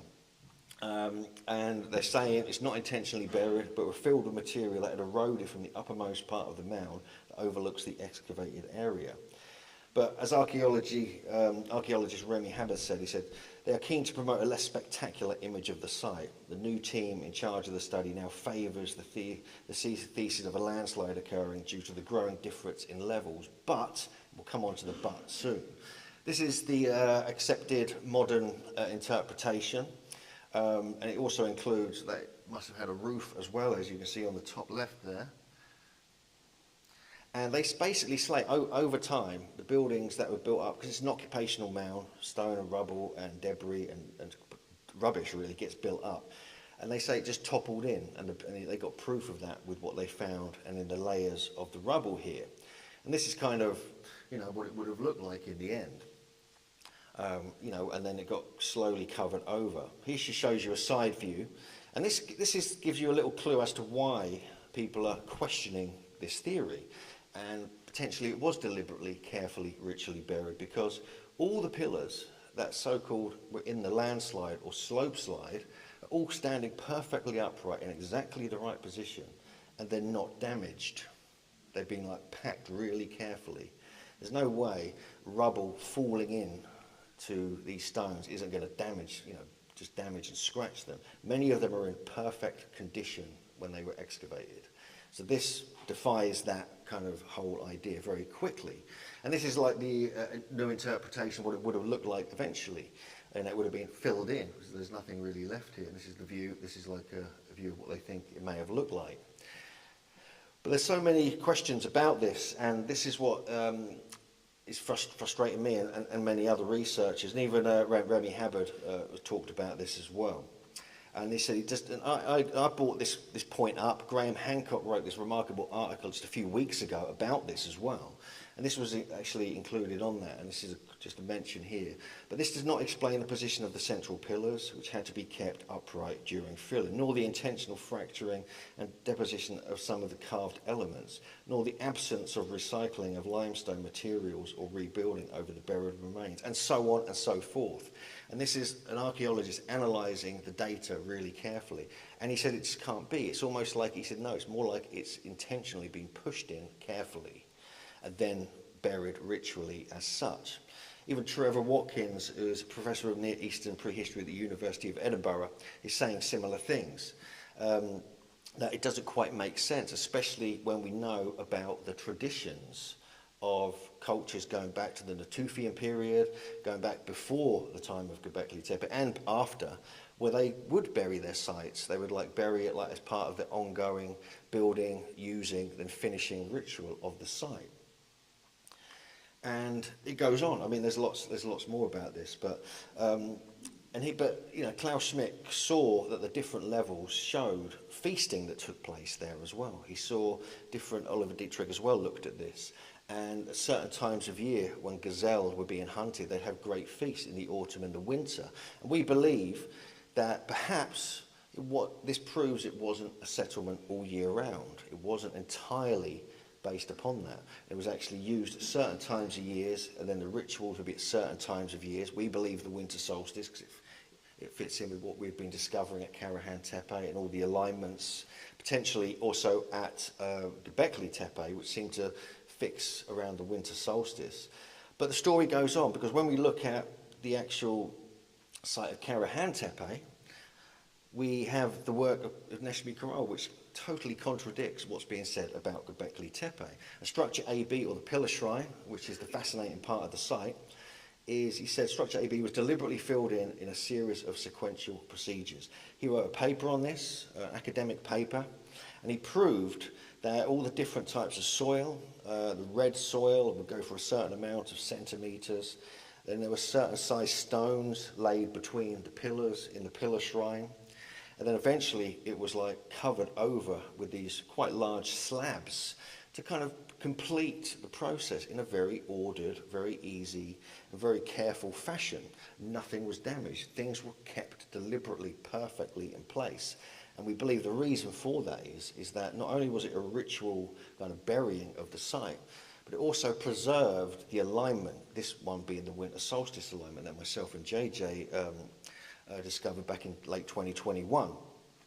But he also looked at the fill inside the main enclosure, enclosure AD at CROWHURST Tepe, and noted as well, this is there's no evidence of a slope slide here. This is all being gradually pushed in very carefully.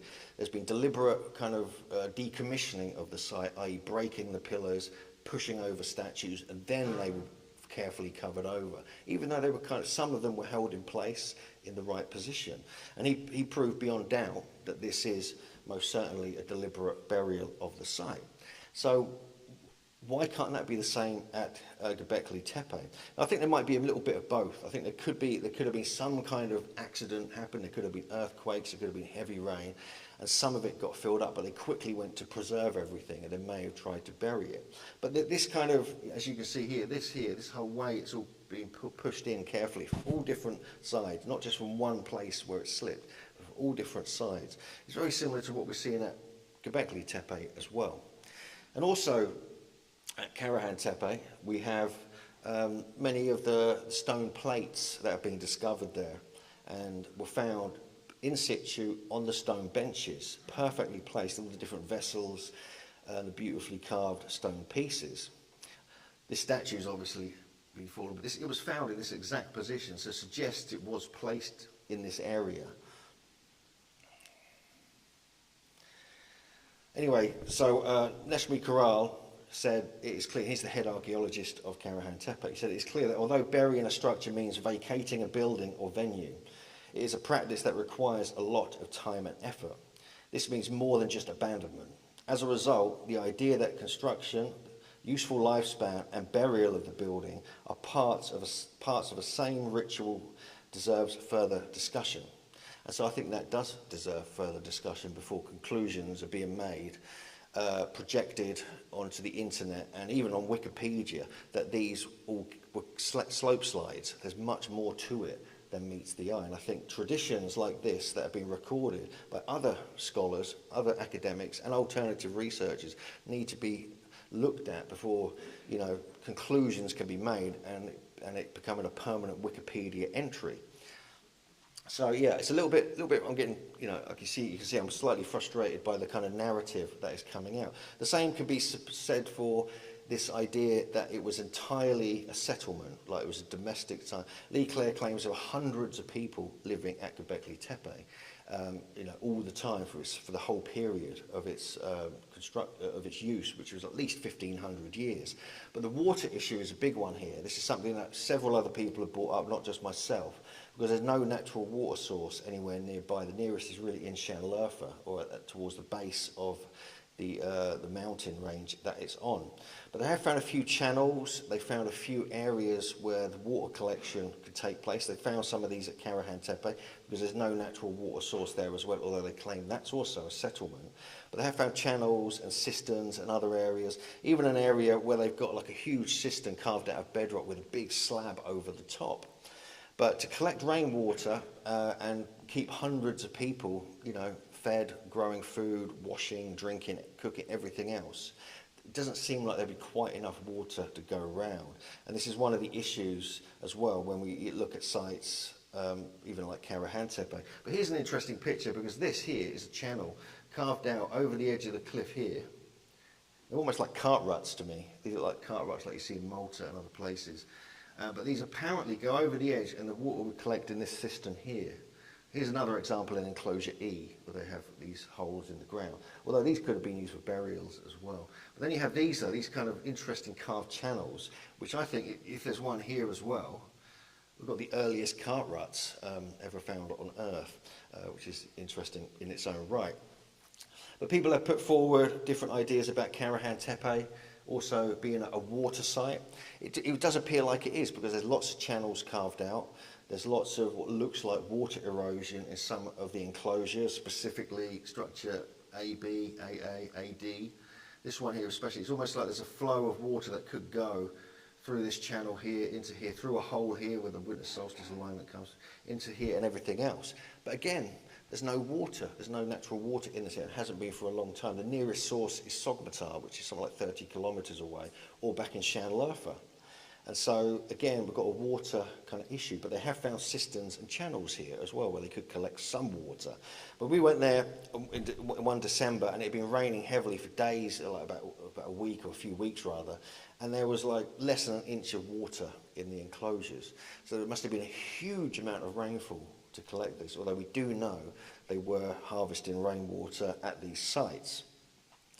It just shows you another example here, and it's a nice idea that it does have water in it, and maybe it does, but maybe they would collect the water at certain times of year when there's the heaviest rain and use it for ritual purposes, use it as part of their ceremonies, even birthing chambers and things like this, or ritual bathing. We just don't know. It's all speculation when it comes to it, whether it's from the alternative researchers or whether it's from the archaeologists. And we can look at the roofs as well. This is I can't believe I debate people about roofs now in my life.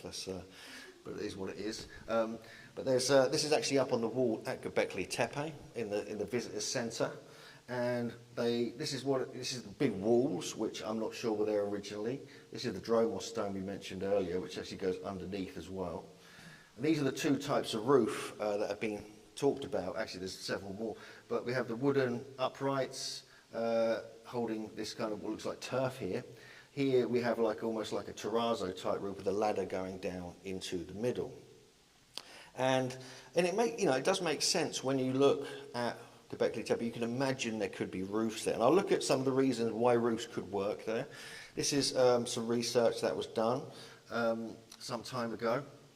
And this is the proposed roof that they put on there. I'll come back to that in a moment. And it's things like this. It's things like this. These holes in the tops of the stone where wooden beams could have gone through. These channels here which could have held beams as well. This is enclosure D. So is this. We've got another one here. but we don't see any on here on most of the stones. In fact, many of them have cut marks on them, which we think was for a sacred purpose, not for roof supports. And we have other ones here in enclosure C. This one here is actually on a weathered, sort of battered old stone. It's like it's being, this support, so-called wooden support here, is being carved after the fact, after weathering, after damage had taken place. Again, this is another one here, which is actually part of this stone. This is another, I think it's pillar 33. And we've got these parts here. Even here, possibly as well, in enclosure C. But these are the only ones. That's all the ones that have got any evidence of where wooden roof supports would go. And it doesn't make this, you know, this is like a sort of a kind of structural idea of how it could have all gone together. So the problem with this one, this was like an adaptation of the original roof research that was done. And there's some issues with this, for instance, because they quoted in a very important article, which I can send people links to, and they said the stability of the whole structure is dubious because of the irregular disposition of pillars and the difference in level between the periphery and the centre. In this layout, the radial beams exceed the critical span of 6 metres, and it also said the roofs are being reconstructed only on the basis of classical carpentry design.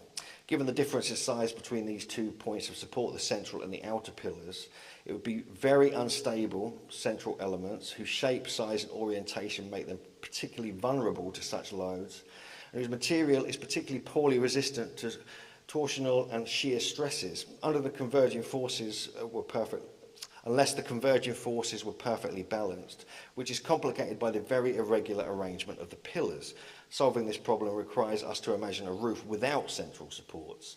So the central T-pillars aren't good for supporting roofs, apparently, especially when they're all different heights. There was another version, this is a slightly different version.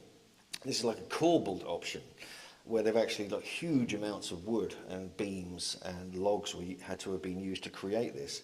But they said, again, on the proper analysis by carpenters and academics, that this solution is too heavy for irregular stone pillars and requires a great deal of lumber, which was not known to be available abundantly in the area.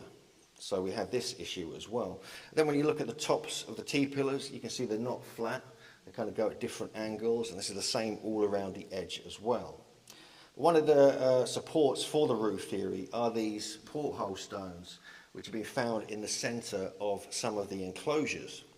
And this would suggest that possibly there was a kind of ladder roof entrance. But then, how much wood would you need? What would the roof be made of? And who was doing this 11 to 12,000 years ago? I mean, this is kind of remarkable. Other people suggest these could be hearths, where fires and other sacred things took place. Then we have these ones which appear to be in the walls rather than the roofs. So there's different ideas about this when it comes to whether there could have been roofs or not. It's just now put out on Wikipedia, in the press and everything else, that fact, Göbekli Tepe and Karahan Tepe all had roofs. And that is all. They don't look at any of the stuff I've just showed you, and there's a lot more than what I've just showed you. And so one of the reasons they want to put this out, this is actually a reconstruction of Karahan Tepe, is that they don't really like the archaeo-astronomical stuff that's coming out that we've been working on, Andrew, Graham Hancock, many others, over the years. They don't buy that, they're not interested in that, so the roof thing helps them. It helps them stop any possible astronomical alignments. Now, I've been debating with a few people about this for the last year, couple of years really, and, sorry, 1 second, let me just check this. And we've come to various different conclusions. There's some various YouTube channels, there's different authors I've been talking to this about. Many of them support the whole roof theory. I think it's really interesting, and it could well be the case. They were very smart people clearly back then. But they're now saying that about Karahan Tepe, it definitely had roofs. And the problem with that is that this is like 23 metres, 25 metres wide, 75 to 80 feet wide, this enclosure. The new enclosure could be even a third bigger than that. So these would be gigantic roofs they're creating. And so my gentleman called Matt Simpson, who runs Ancient Architects. I'm sure some of you know him, you've seen his amazing videos. And also a friend of mine, Kevin Esslinger, who started working with Matt on this roof theory for CROWHURST Tepe. Now, I was kind of interested in that. I actually made contact with Kevin, we got introduced, we ended up spending time together in Los Angeles filming for a popular History Channel TV show about Puma Punku, where some other remarkable discoveries have been made. And this is the first thing. He's like a 3D graphic designer, he's like a professional 3D artist, and he's reconstructed CROWHURST Tepe using my footage. Also, he's put the sky in place using Stellarium with all the data I sent him. And so what we wanted to look for, whether the roof would work with our winter solstice alignment that we found there back in 2021. This is actually a time lapse of the sun coming through here over a 45-minute period, crammed into 20 seconds, the way the sun hits the face on the morning of the winter solstice. It's a precision alignment, very precise, and it would have been even more precise in 9000 BC. So, you know, people have been ignoring this general discovery that myself and JJ made, partly because there's a roof problem. The roof's going to be in the way and everything else. So I thought, well, okay, if Kevin Esslinger's doing this reconstruction of the roof itself, this is part of his construction here. We've worked out where all the pillars would go. We estimated their heights, their placement and everything else very accurately. We did lots of different options of the central pillars, but we based it eventually on where they were placed, where they fell, and also on what is known other enclosures at Göbekli Tepe and other places. There's Kevin. There's some reconstruction of some Puma Punku stuff we've been working on as well. And so we put the roof on, and with the alignment, and so he started realizing very, very quickly that even with wooden supports, it would not block the view of the winter solstice sunrise, and it would come through gaps between the wooden uprights and the roof timbers. And you can see here, this is his reconstruction, the head's still getting illuminated on the winter solstice. And then he decided to go full roof and put a kind of, full covering over the entire structure. And then realized, we were working on this together, we realized, no, it's going to be pitch black in there if you don't have any openings. So we started putting the openings where we thought they could probably be. Maybe there should be one actually in the winter solstice area, because he found that in Native American roofs and structures, they do that. They have certain openings to watch certain sun, moon and star movements. And so he just put one in place, and immediately it just was perfect. It perfectly positioned the winter solstice sunrise to go through this particular gap. And not only that, it actually goes, if we look back here, it goes between these two T-pillars and just above them, in fact, where the roof opening would be, perfectly through the middle of the two central pillars. In fact, we're now thinking that the two central pillars would have almost acted like curtains, so it would have blocked the very beginning and end of the alignment over the 45-minute period, so it may have been 30 minutes or something. So it controlled it, it kind of managed the alignment, the sun coming through. Then it would go through here, through the hole, and illuminate the head, only on the winter solstice. This is at the most extreme point, southerly part of the horizon. And so, with the roof in place, amazingly, it still works. And so, even with this kind of narrative that's coming out that they definitely had roofs, partly we believe to disprove any astronomical alignments. At CROWHURST Tepe, at least, we know it works, even with a roof. But even if there wasn't a roof, obviously it's going to work as well. And I got this lovely email from Matt Simpson from Ancient Architects. Once he'd looked at everything and we'd worked with Kevin, we did the reconstruction accurately, not in favour of the alignment or anything. We did it accurately as to what we thought it would be. And we're still working on it. We're going to do a full reconstruction of the enclosure at CROWHURST Tepe. We're working on it as we speak. And this is what he says. So Kevin Esslinger sent me some screenshots of his most recent solstice alignments with your adjustments, with the CROWHURST Tepe face, and wow. And the wooden posts added to the structure don't obstruct it, so it means there could be compromise. The roof of the enclosure could be more like a football stadium, with the perimeter benches covered with the middle section open to the elements. This will allow for your solstice alignment and will give a structural explanation for the pillars. And this is Matt Simpson from Ancient Architects. So he's quite an important researcher in this whole field. He's very popular. His stuff gets spread around. So I was very pleased to hear that. And I think I'm going to, after talking with Martin last night and with Andrew and other people, I'm going to write an article or a paper about this, about how the roof works perfectly with these alignments, and see if we can apply that to other sites like Göbekli Tepe and everything else. Because if it does prove that they did have roofs, which now it could still work with all the astronomy that's being discovered at these sites. So, so we're just going to finish off with a couple of cats that were just on a bench at Göbekli Tepe. I thought these were pretty cool. And so thanks for listening, everybody. Thanks, I appreciate it.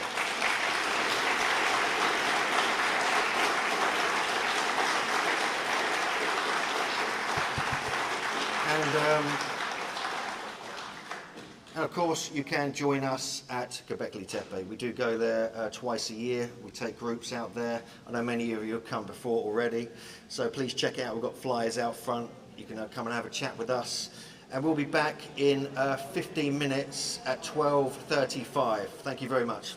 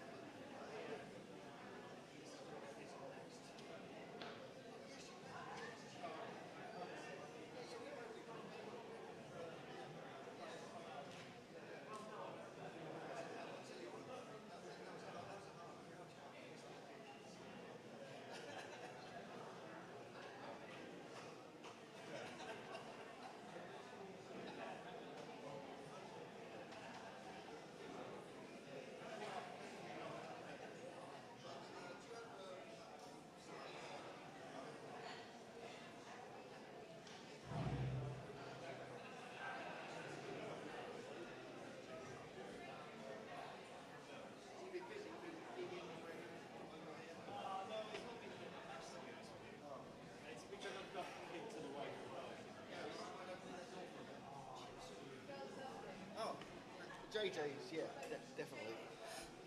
Yeah, JJ's obviously, yeah. Just trying to do anything with a family is just... Yeah. It's just you know. Oh, do you want...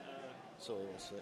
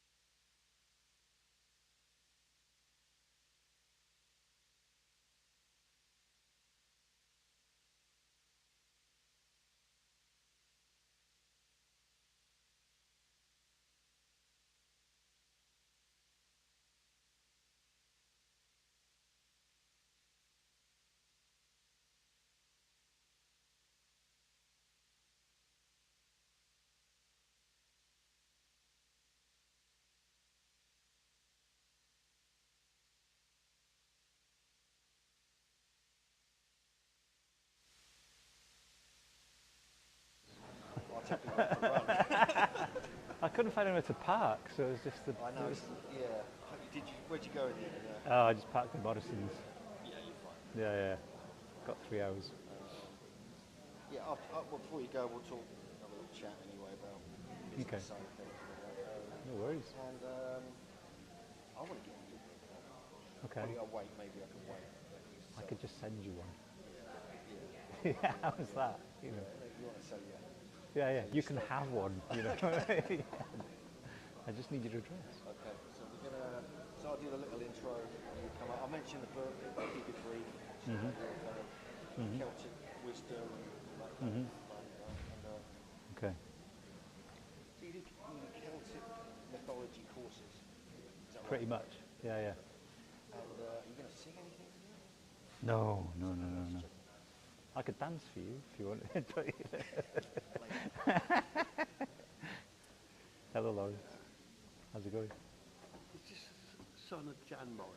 No, I'm not the son of Jan Morris, but I do know Tom quite well. Right. Yeah. Right. I live close. Cleared that factor. Yeah.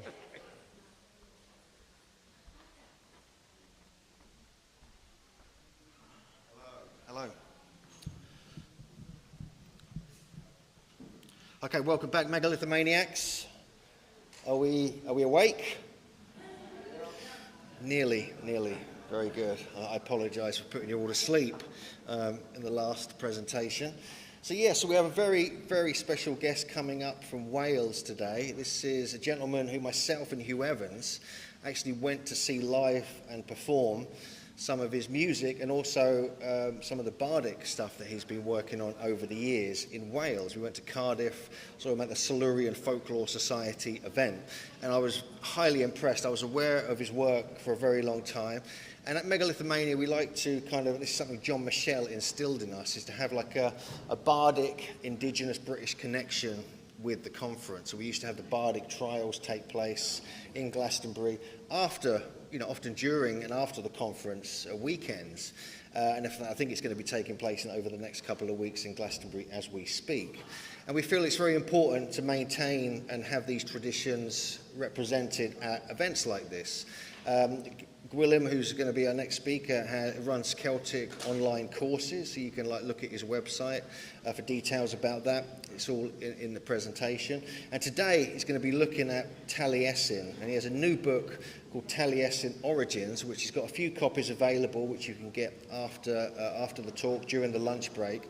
And the title of the talk is Taliesin, the Grave of the Greatest Celtic Bard. And I'm very much looking forward to hearing what Gwilym Morus-Baird has got to tell us. So please give him a warm Megalithomania welcome. Sorry? Keeps going to sleep. Okay.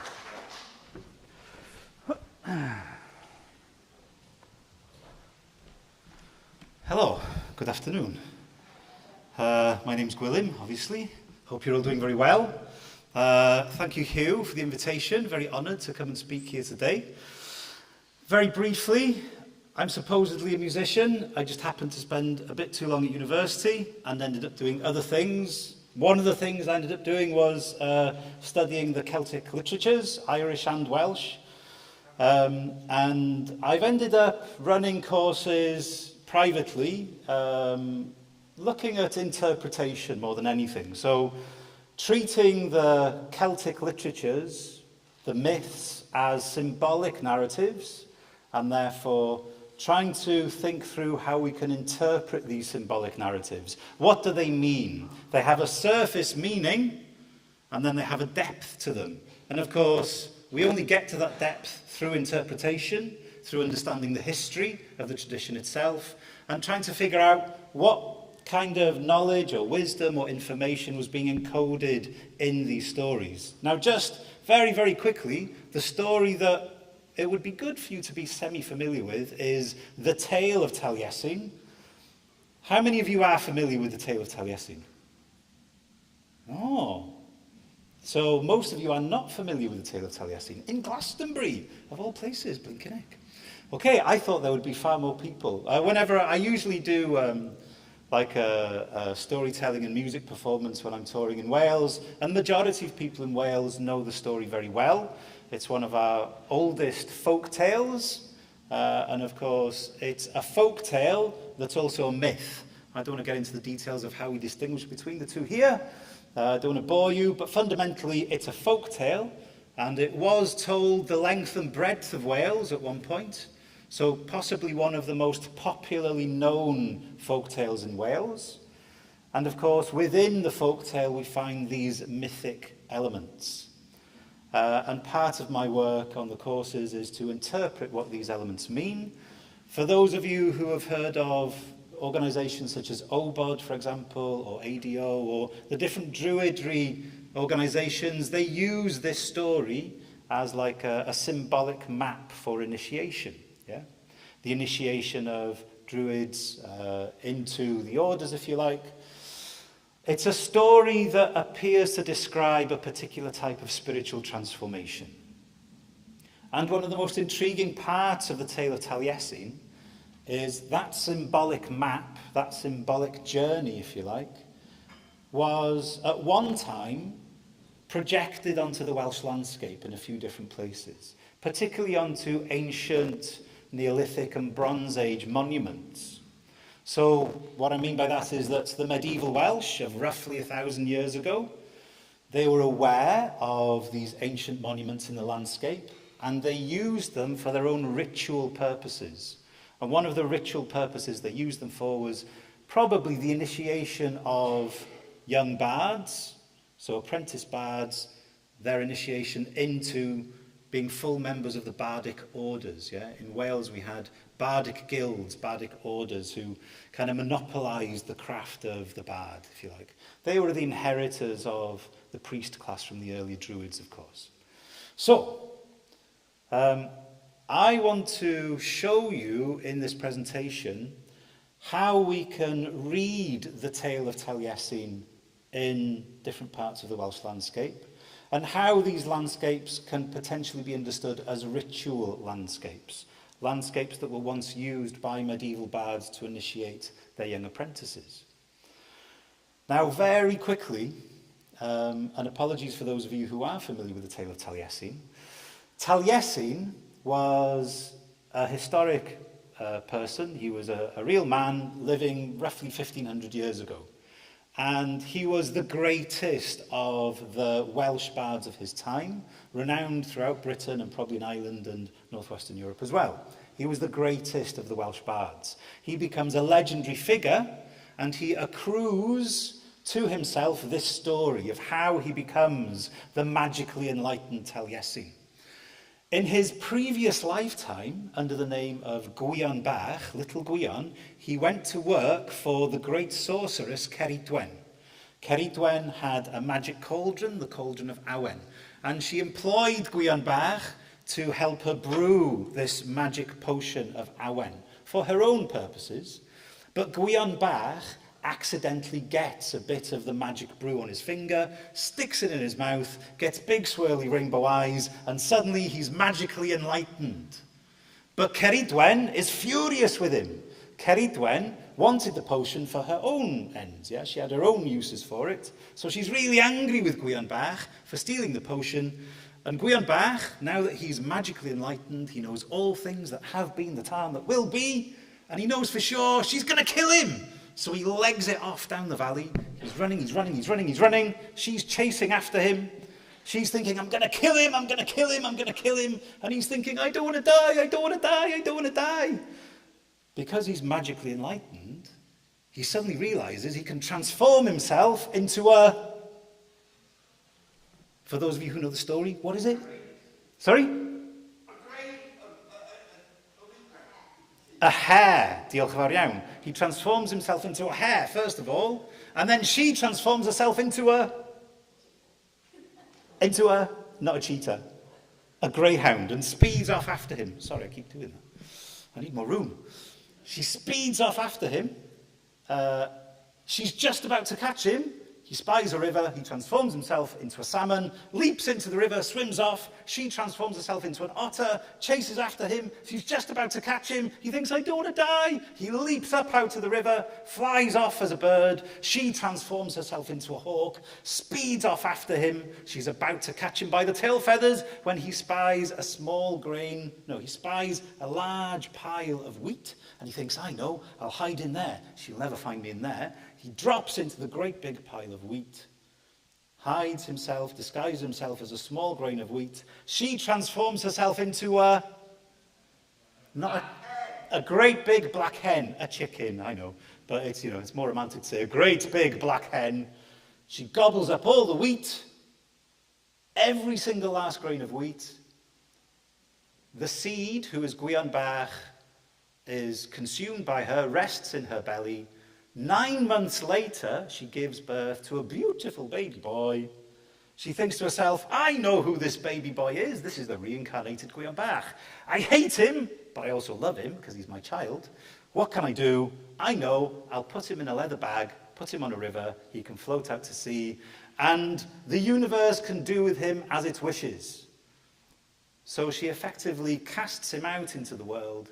He flows out into the Irish Sea, where he drifts around for several decades, and then he washes up on the shore. He's discovered in a fish weir by a nobleman. Are you all with me, by the way? It's quite a long story, I know. We're going to get there in the end, but it's important that you understand this story. Yeah? He's discovered on the beach after being out in the Irish Sea for several decades. The nobleman opens the leather bag and is dazzled by the shining light that's gleaming from this infant's forehead. And the nobleman says, well, I'm Taliesin, which is Welsh for what an amazing shining brow.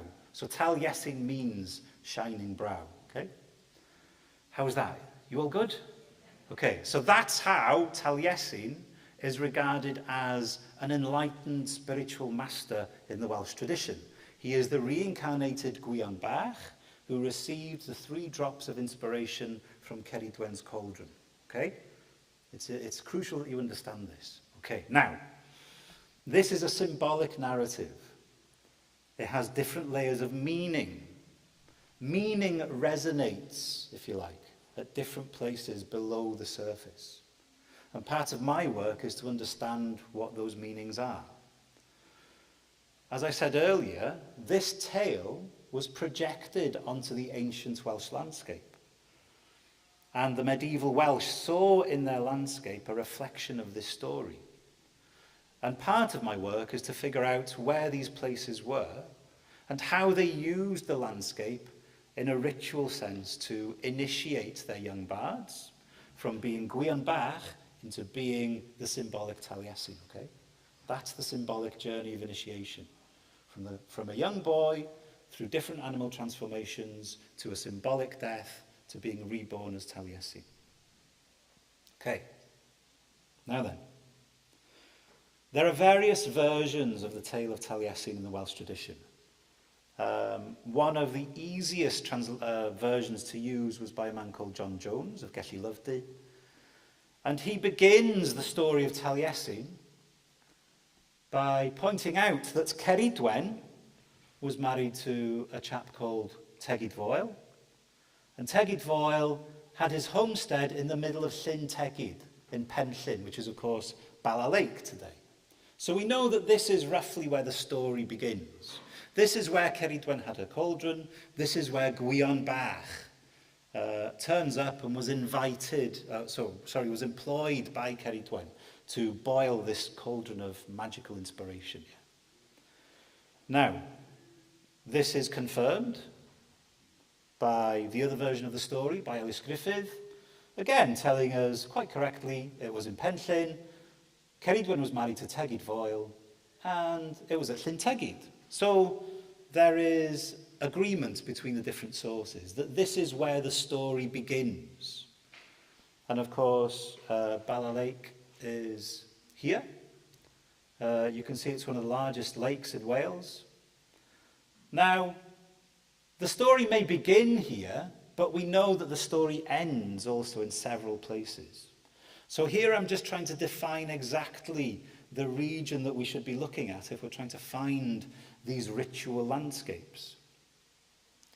Now then, according to Ellis Griffiths' version, Gwilym Bach was put in the lake, in Bala Lake, as some of the books show, while others say it was into a river he was thrown, and others say that in the sea she threw him.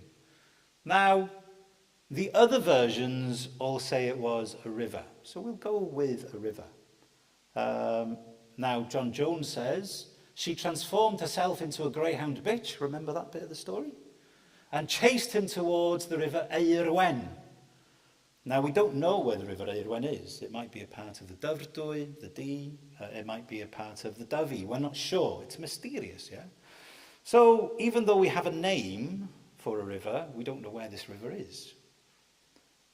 In John Jones's version, though, we're also told that the fish weir that the reborn Taliesin was reborn through, yeah, so he arrives back on land, symbolically reborn into the mortal realm. The place where that took place was on a beach between Dyfi and Aberystwyth. Now, for those of you who don't know, poor you, if you haven't been, between Aberdyfi and Aberystwyth is a place called Barth.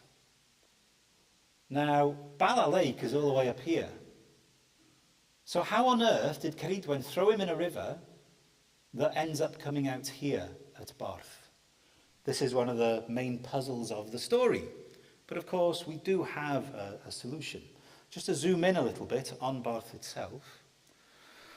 So this is the Dyfi estuary, very beautiful place. I live about here in Pennal. This is Aberdyfi, this is Aberystwyth. This is the long beach of Barth. Interestingly, Barth is a corrupted version of the early Welsh name Porthwydno. For those of you who don't know, Gwydno is one of the characters in the folktale. But regardless, it doesn't matter. But this is an intriguing place for Taliesin to be washed up on the beach because it's right next to the Dyfi estuary and the Dyfi River. But also we have Bedd Taliesin, Taliesin's grave, not far away. So we're starting to see that there's an accumulation of Taliesin lore, L-O-R-E, associated with this place here. Now the Dyfi River that comes out at the Dyfi estuary is an amazing river. It does actually begin all the way up here to a place called Aranfawddwy. And Aranfawddwy is not actually that far from Bala Lake. So we might be looking at the river, Eirwen, that Ceridwen throws the reborn Gwilym Bach into, yeah, that part of the story. Now, Aranfawddwy is another beautiful mountain if you ever want to go and climb it. It has a little lake right up at the summit called Creiglin Dyfi, the birthplace of the River Dyfi, if you like. And that river flows all the way out into Cardigan Bay here, into the Irish Sea, through the Dyfi estuary. So, of course, for someone like me, these are all clues as to where we should be looking for this ritual landscape. Now, a crucial part of the story is that after Ceridwen throws the reborn Gwilym Bach into the River Dyfi, he floats out into Ceredigion Bay, and according to the folk story, he is found trapped in a fish weir on the beach. We used to have fish weirs all over Britain. These were stakes of wood driven into the beach, and when the tide comes in, it brings all the fruits of the sea with it, and when the tide goes out, all the fish are trapped in the fish weir. Yeah? Now, a few years back, they did actually excavate part of Barth Beach, and they did actually find a fish weir. This is the remains of the fish weir on Barth Beach. So we're beginning to see that there is actually some historical evidence to support parts of the tale of Taliesin. There really was a large fish weir. These are just bits of it. But there would have been a great deal of these stakes. I got in touch with the archaeologist who carried out this dig. He puts it like this: what we found and recovered was a closely spaced line around 30 centimetres between each of the radially split oak stakes, around 80 in total. So a large fish weir, a big thing, yeah? And one non-oak roundwood post. The line, in some places a double line, ran east-west, pretty much opposite the final house in Barth. Now, age and function is as yet uncertain, though the stakes preserve tool marks made with a flat-bladed metal axe, and of the few I have looked at, detail are sourced from fairly slow-grown oak trees. It could certainly be part of some kind of fish weir, etc., etc. So, confirmation from the Academy, yes, it's a fish weir. Tick, we can move on. Now, as I mentioned earlier, this fish weir is on a beach which is very close to Beirdd Taliesin, the grave of Taliesin, which is really the focus of this presentation. Now, Barth is here. The fish weir was found just by here. This is the beautiful Aberdyfi. This is the Dyfi River running up through Machynlleth, and then it would run all the way up here to Aranfawddwy. You can't see that. Taliesin's grave is a stone monument that's here, where this pin has been dropped. Not far from Tre Taliesin, Taliesin's town, which is just here between Trerddol and Talabont. Now, we don't really know how old this monument is. It could be early medieval, which is what some people think. It could be Bronze Age, which is what other people think. It could even be a reconstructed monument that originated in the Neolithic and then was revamped over successive generations. We don't know, but it's old at least. This is another view of where the grave is. You can see it's on high ground. We're looking at it from the east here. It's on high ground in Cwm Cletwr. This is the Cwm of Cletwr. This is River Cletwr here. Moelyllyn Mountain. This is Barth down there. These alignments will become more and more important as we move on. This is what it looks like, Beirdd Taliesin. You can see the Dyfi estuary in the background there. This is the river along which the as yet unnamed infant, in a liminal space between being Gwilym and Taliesin, of course, the unnamed infant has flown down this river here. Now, you can't see it very clearly in this photograph, but at one time, these two stones here would have created an open keist, is what we call it, a keist, and then this is the capstone that would have covered it. So it clearly was the burial place for someone. It may even have been the burial place for the actual historic Taliesin, alive 1,500 years ago. This might actually be where he was buried. A skull was recovered from this back in the Victorian period. Of course, we don't know where this skull is now. It's disappeared. But there were human remains, traditionally known as Taliesin's grave, Beirdd Taliesin. The local Welsh folk have had several names for it, but always associated with Taliesin.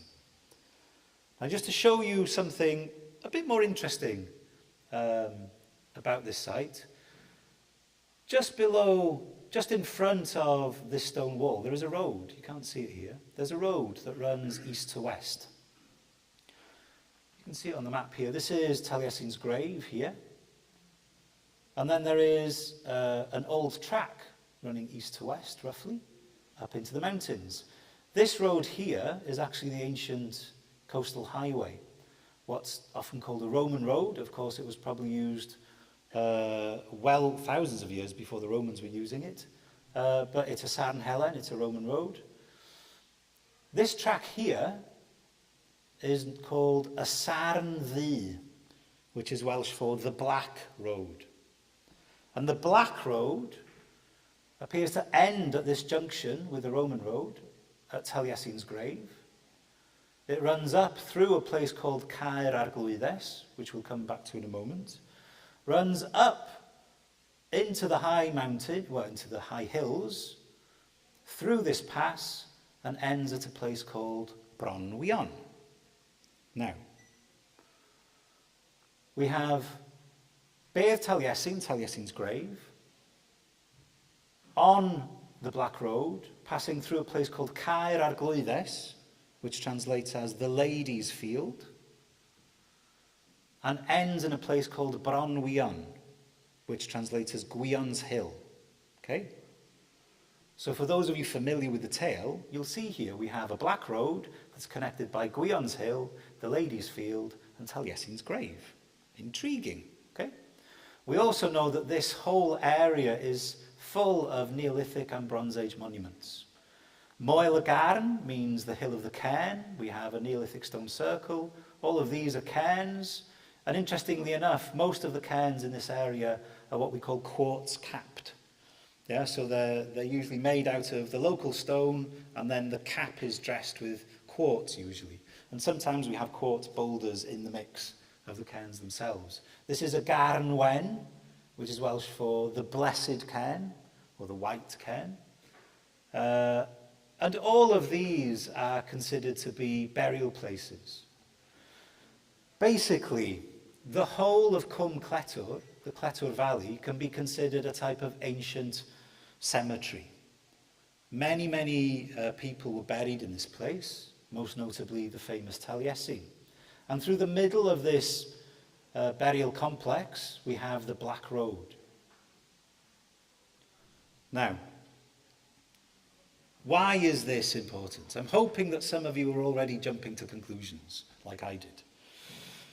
Now, in the earliest version of the folktale we have a lot of poetry recorded. And a few couplets in that poetry tell us this. This is Taliesin speaking now. I was in the Gwynfryn, in the blessed hill, in the court of Cynfelyn, in shackles and chains for a year and a day. Now we'll talk through what this means in terms of symbolic death and initiation in a moment. But what I want you to pay attention to is this name here. The Gwynfryn, the blessed hill, in Cynfelyn, the court of Cynfelyn. Cynfelyn would have been an older contemporary of the historical Taliesin. Now, Cynfelyn was known to have had his court in Llangyfelyn, which is just here. So this is Barth again, where the fishweir was, where Taliesin's grave is. Here's Llangyfelyn. So Cynfelyn's court is here. We're guessing that this is the Blessed Mound, where Taliesin was bound in shackles and chains for a year and a day. Okay. So these are all the pieces of the puzzle trying to come together now. I'm hoping that we don't have to make too many leaps here. Just to summarize, we have Gwion's Hill in the east, passing through the Ladies' Field. The Black Road, beginning at Gwion's Hill, passing through the Ladies' Field, ending at Taliesin's grave. And it kind of lines up with the fishweir as well.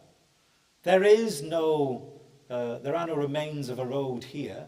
Had there been one, they probably would have gone up through Trerddol and potentially along here. You can't really go through the middle of this enormous bog here, this great big moorland.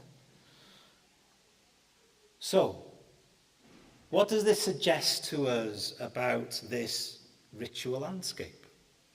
Here we have the tale of Taliesin projected onto ancient monuments, far older monuments than the medieval period. We could assume, perhaps, that the Welsh bards followed a particular type of initiation. That initiation would be with the apprentices beginning as Gwion, following a processional route to their own symbolic death, passing through the Ladies' Field. Who would this lady be, do you think?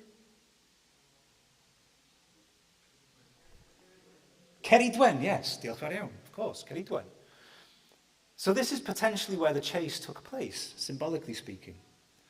I don't know if they'd loaded up these young apprentices on magic mushrooms and mead just to scare the bejesus out of them. I don't know.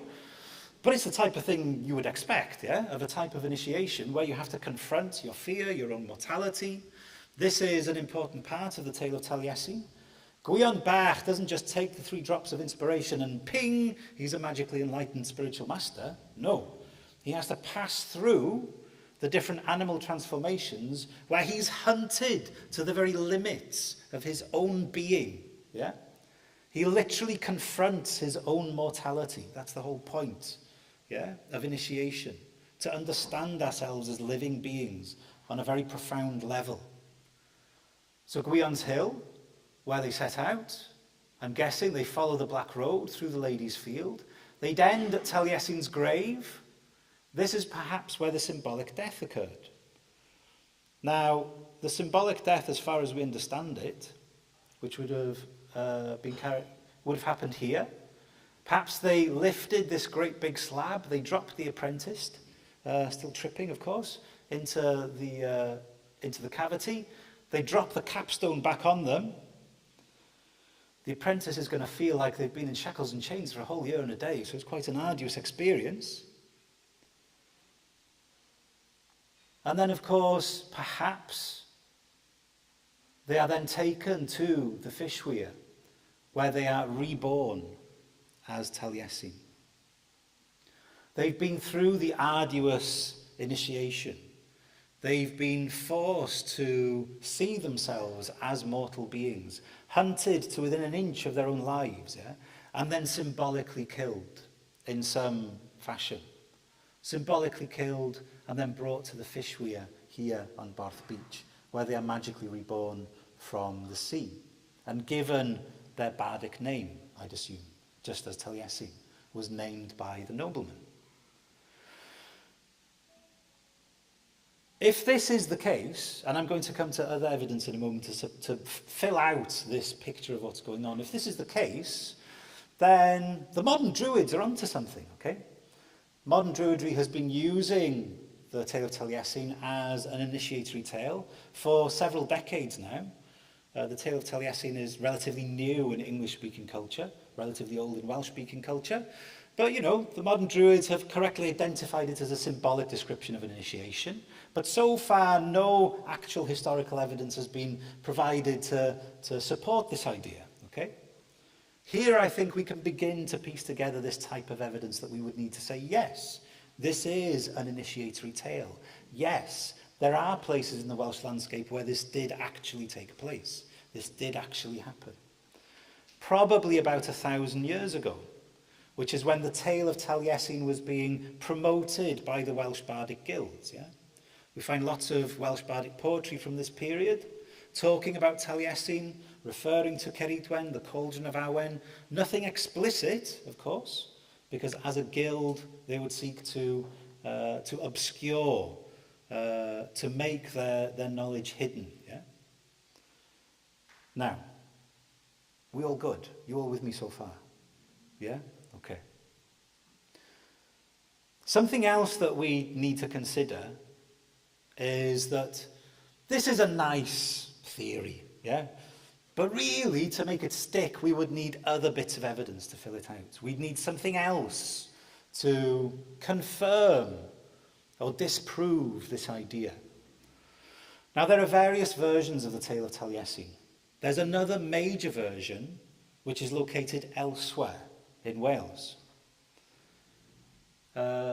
This is Ellis Griffiths' version again. So it's the John Jones version, which is located on the Dyfi. This is the Ellis Griffith version.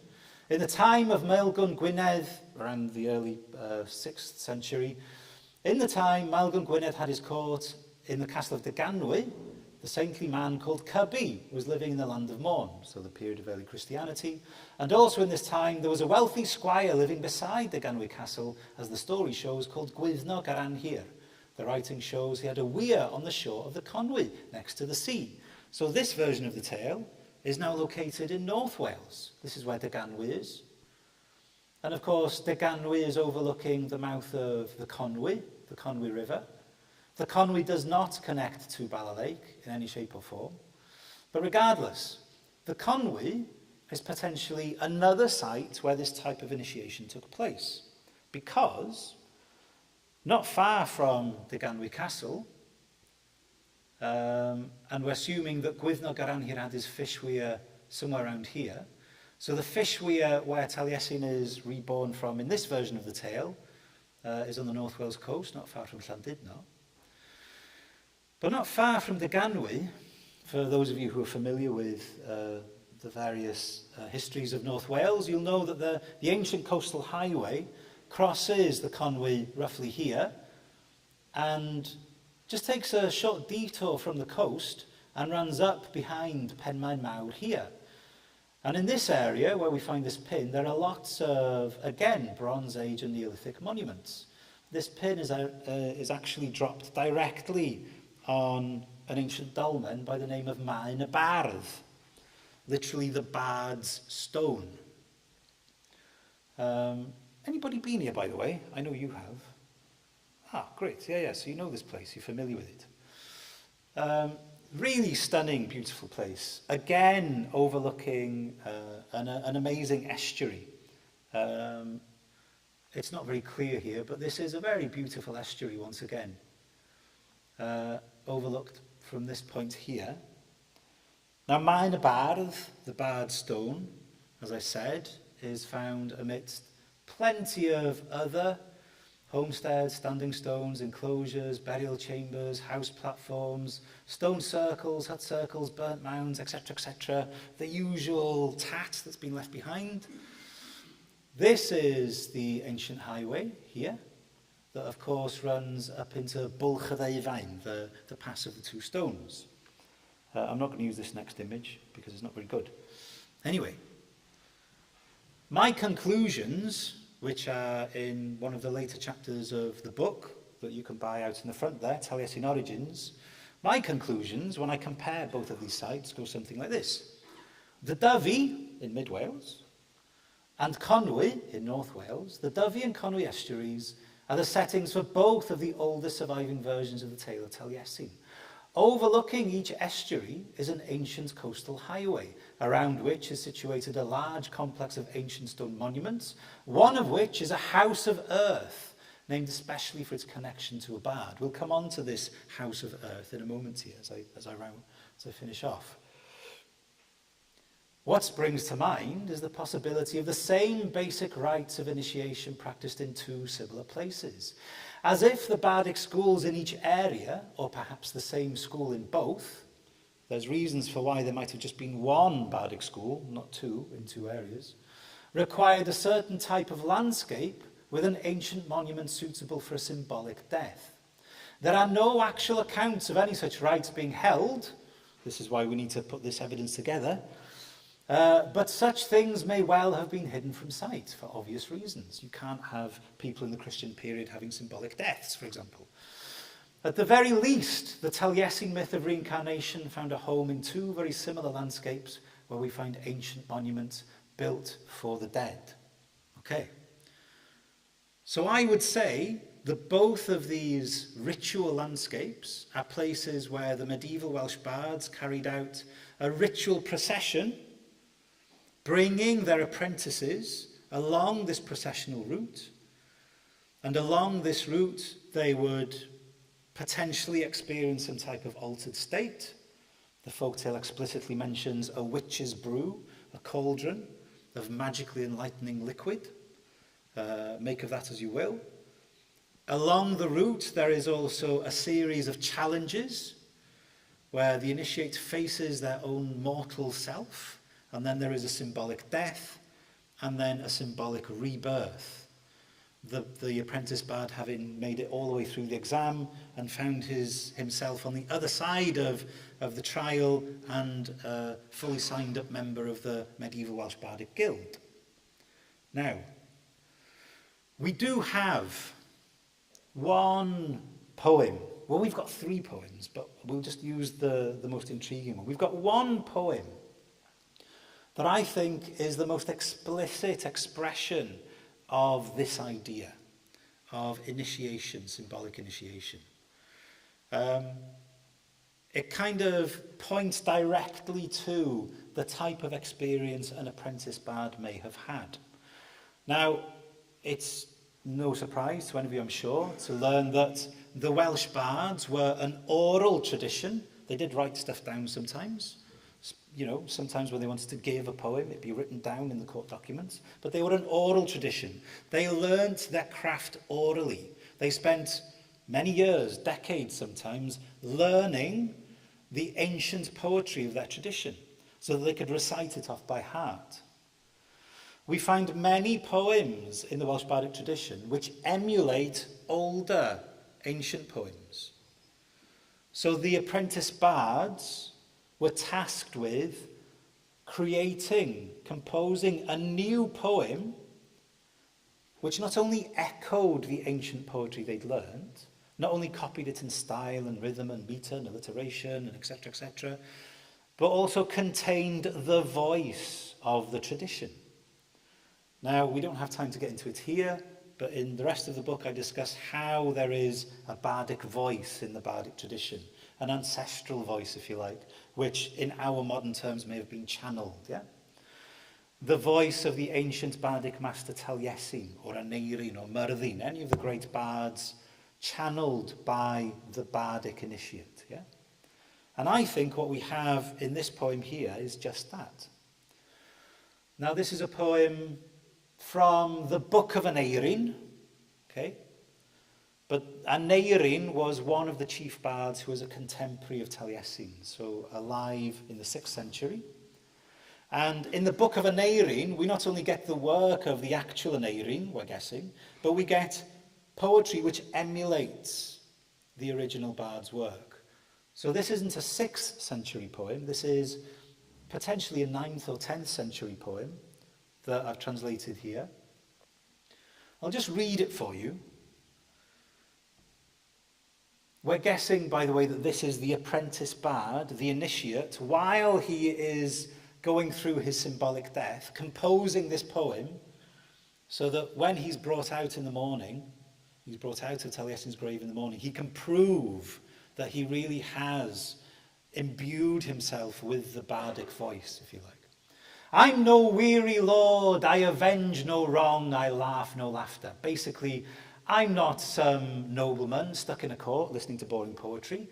I avenge no wrong, I'm no warrior wandering around the countryside writing wrongs in a chivalric Arthurian sense. I laugh no laughter, I'm not a merrymaker in the hall getting drunk and telling lewd jokes. No! Under crawlers' feet, my legs at full length, in a house of earth, a chain of iron about both ankles. Remember that other poem we looked at? With Taliesin saying he's been for a year and a day in Kinvelin's court in the Blessed Hill, bound by shackle and chain? Same thing. This is the intriguing part. By mead, by horn, by the folk of Catterick. We don't have time to discuss this, but this is, in many ways, an evocation of a myth, which we won't get into here. This is the intriguing line. I, not I, Aneirin. Me, but not me. Aneirin, of course, being the master of this particular school of bardic poetry, okay? So Aneirin is the ancient master. The apprentice has composed this poem to prove that he can embody the voice of the ancient master. And here he says quite explicitly, I, not I, Aneirin.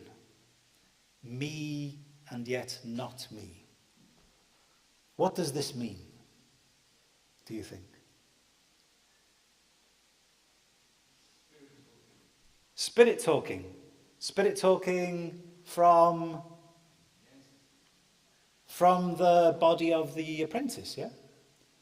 It's a weird situation. Can you imagine yourselves being a spirit who's being channeled by someone in the distant future? Yeah? It's definitely me, but it's not me. I, not I, Aneirin. The not I, of course, being the body in which Aneirin has woken himself up in. Yeah? Aneirin is awake in this new body. It's not him. Yeah? I, not I, Aneirin. And intriguingly, Taliesin knows it.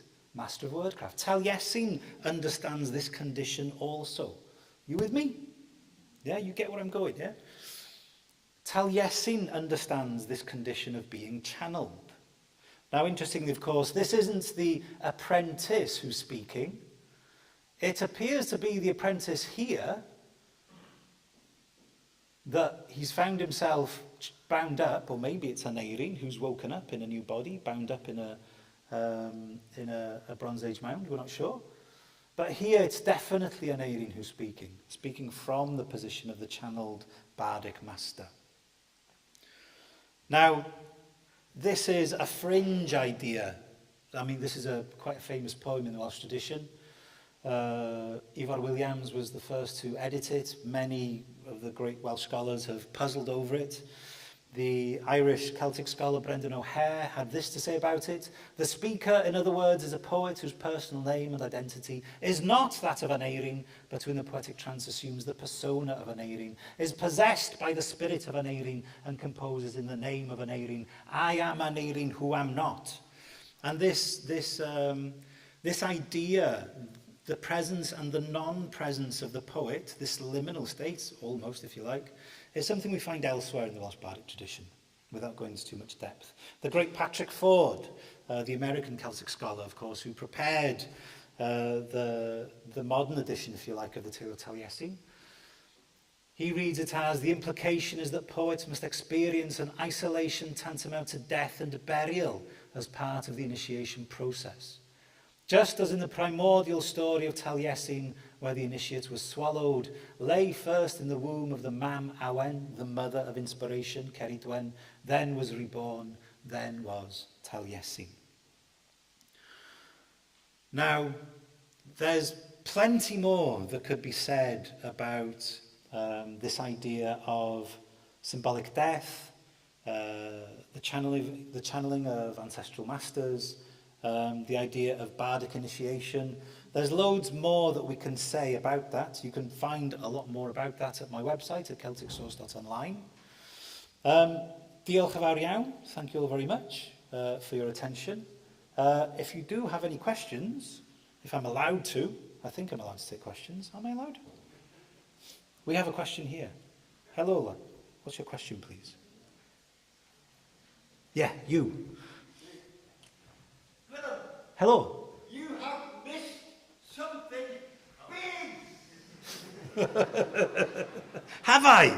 Is it you? The terrestrial zodiac, the Virgo figure of Ceridwen in the landscape, and the womb of Ceridwen is Mowgli, where she placed the baby she did not want. We embarked by the way came from Llandarcarinium, the son of the blacksmith. This is well known. Yes. Over there, well, they would go towards Westall, border. And she placed her unwanted baby in the lake at the foot of Aaron Mountain, the mountain. Look at you didn't take it. The mountain overlooking it. 2,974 feet apart. Yes. The high point of the goddess May. As I pointed out, It's yes. the home of Mowgli. Uh-huh. She placed the baby in tried to dug at the foot of our Mowgli on the It's on the peak, actually. at the foot of our Mowgli, the southern side, in Mowgli, across the border, the bird terrain, penetrated, and the baby in the bag, bobbed down the Avon Dovey to the mouth of the Dovey, to the RST, and this here, and this last one. Is there a question here, please? The birth canal of the landscape goddess. The womb is at Malvin. It's obvious the shape. It's there in the landscape where her womb should be and is. And that is where the baby went down the river, was found by Elfin, the son of Gwilym Garan here, who had nothing to do with up at the Ganley.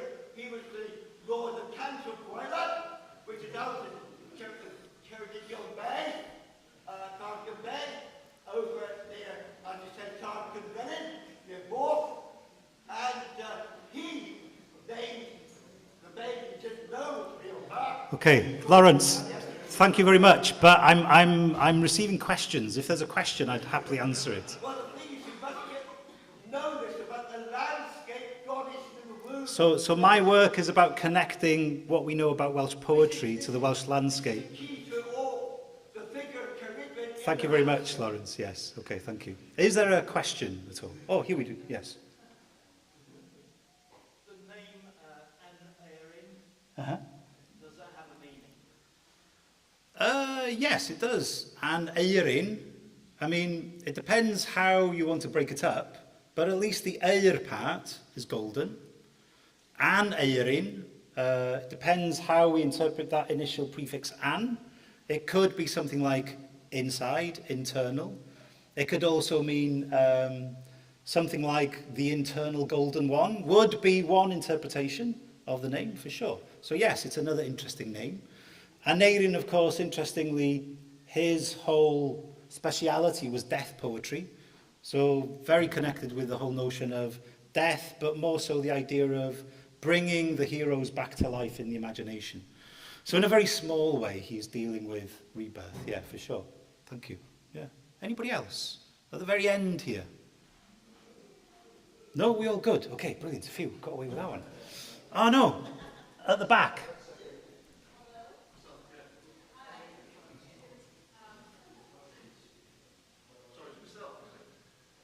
I can see two. I can't point you out. There's a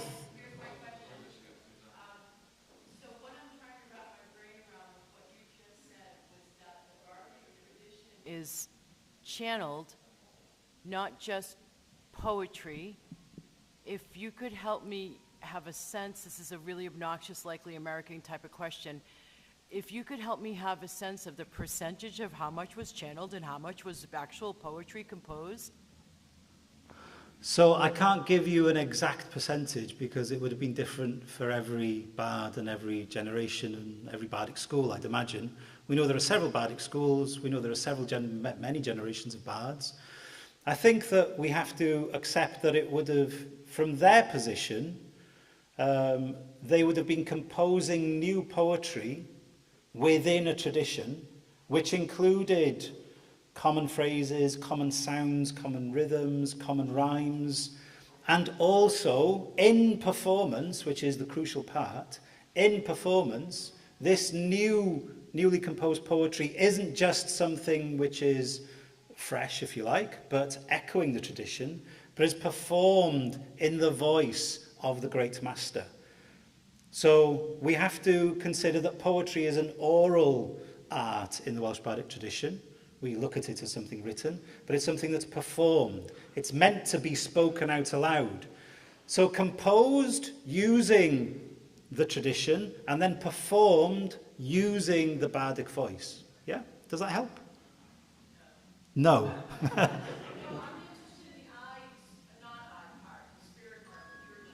Sure.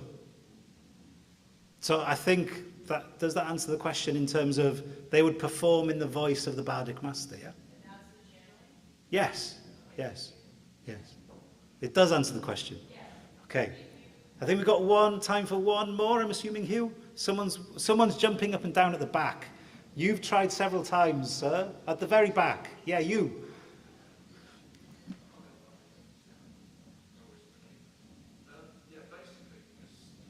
About the area near to the Dovey Estuary, and there was the, is it Cumanian?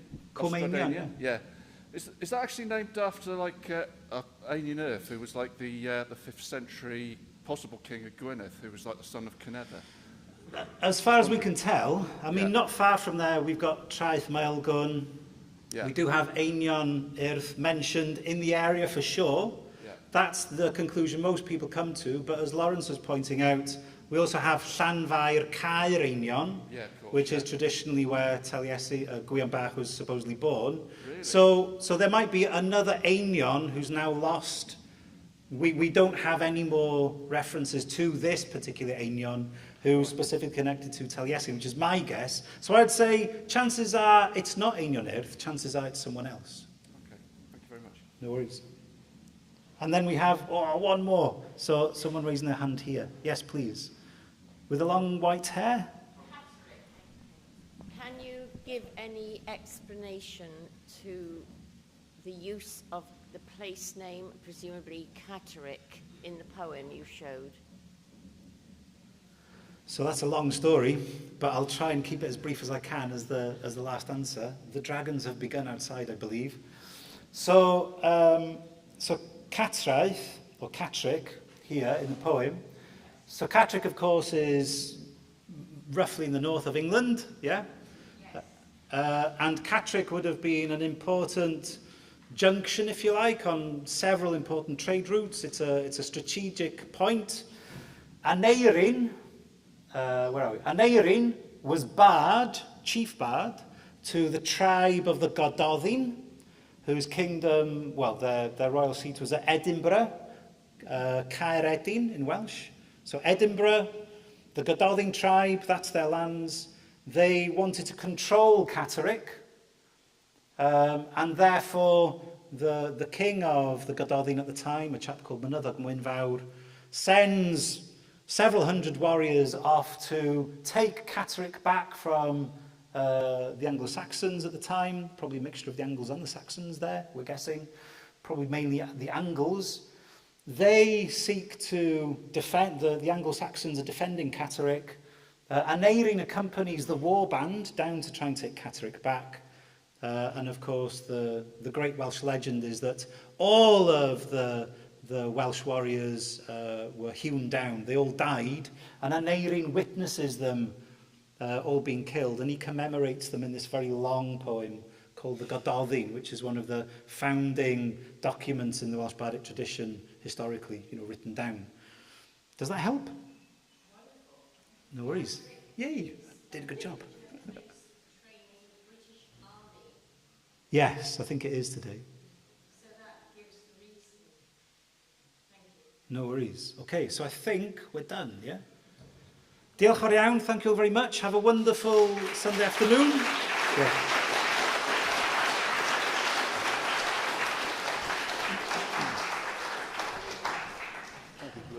No worries, thank you. Thank you so much, Gwilym. I really appreciate that. And we're going to be, Gwilym's going to be actually in the front hall. He's got a few of his books. I do recommend you grab one if you can. Obviously, we continue the questioning in the front hall as well. And so we are going to be playing the film by Howard Crowhurst in 10 minutes. We're going to start the film in 10 minutes.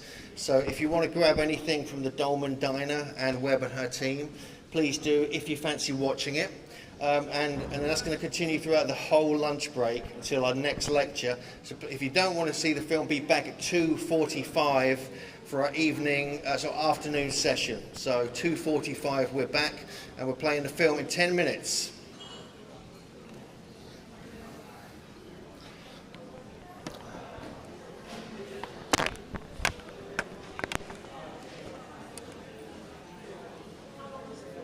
One hour 30.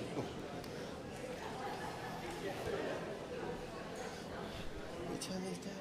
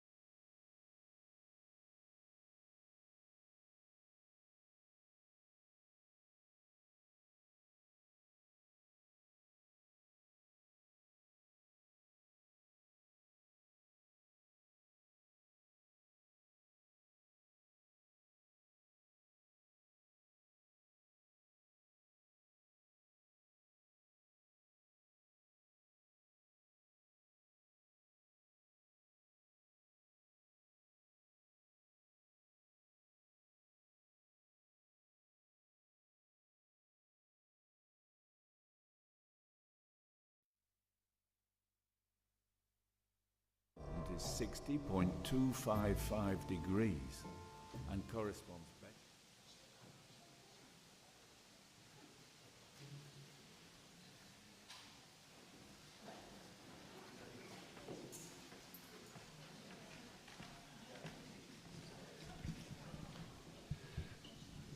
Hello everybody, welcome back. We apologise, we couldn't quite fit the filming throughout the lunch break.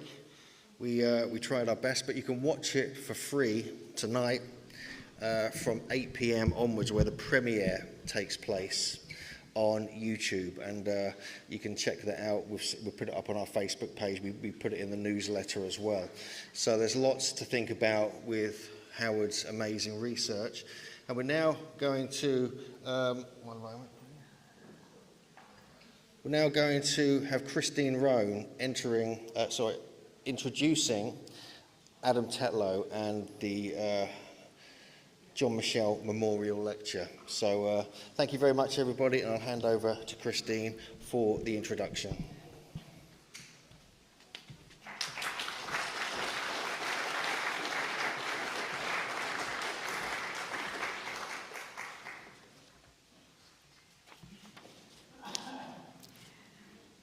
How's this? Can you hear me? Yes, okay. Yeah, okay, so hope everyone had a nice lunch and welcome back. And every year we have the John Michell Memorial Lecture here at the Megalithomania Conference in Glastonbury, and it started back in around, I guess, 2010 or so to commemorate, to explore, and to further the contributions of John Michell, who was an English writer and watercolor artist who lived from 1933 to 2009. John was much better known as a writer than as a watercolorist. His first couple of books from the early 1970s, revived the idea of straight alignments of ancient sites in the landscape. That is, lays, or ley lines, first through an examination of the pathways of reported sightings of UFOs, and then through a revival of the research of Alfred Watkins. Alfred Watkins was a land surveyor who often traveled on horseback through the landscapes of Herefordshire in the 1920s and 30s, and who, one day, had a revelatory or visionary experience of lays. John Michell's book, The View Over Atlantis, examines Alfred Watkins' vision in part one. And this inspired many people of the day to go out lay hunting, exploring the significance of place and deepening appreciation, knowledge, and love of ancient sites. And hey, some of these people have never stopped lay hunting and discovering its ramifications. And some of these people are still here with us today and sitting here in the very same room in the town hall of Glastonbury. And you know who you are. Anyway, in part two of The View Over Atlantis, and in another early book, City of Revelation, John Michell delves into the geometry, the proportions, and the measurements of Stonehenge, where he perceives a universal code of symbolic number and evidence that the ancient peoples had measured the size of the earth as a whole planet. So this gives us a perspective that numbers 1, 2, 3, 4, 5, 6 They're not just quantitative indicators, they convey metaphysical and philosophical principles and the perspective that all ancient peoples were not primitive and ignorant. The name of the Megalithomania Conference is a reference to another one of John Michell's books by that very same name, Megalithomania, from the early 1980s. In that book, he examines the various trends through the centuries of the different views on the megaliths and their meaning. These shift and change, of course, according to the historical context and the bias of the individual viewer. John Michell also felt a very close connection with the heart and the meaning of Glastonbury as a mystical center, and he often wrote about it.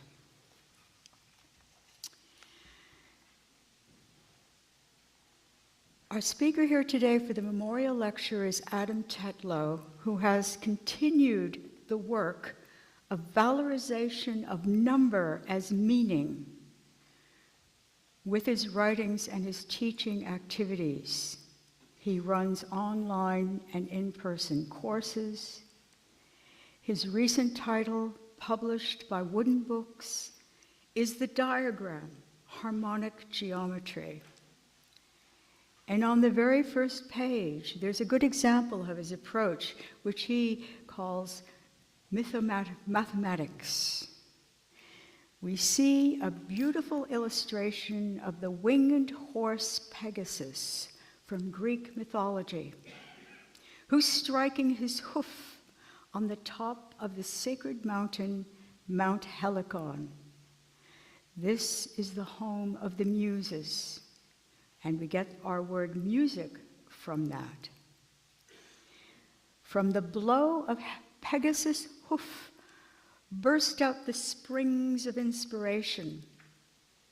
Adam tells us that Pegasus himself was born from the neck of the slain Gorgon Medusa.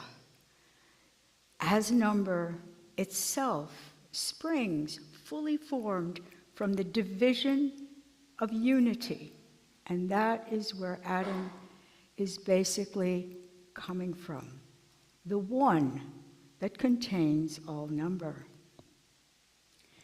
Adam is an important continuator of the valorization of ancient metrology, the systems of measure that were grounded in the measurements of the earth itself. He has built solidly upon the work of John Neal, a close colleague and friend of John Michell's, and upon the work of the architect and geometer Keith Critchlow, under whom he studied at the King's School of Traditional Arts.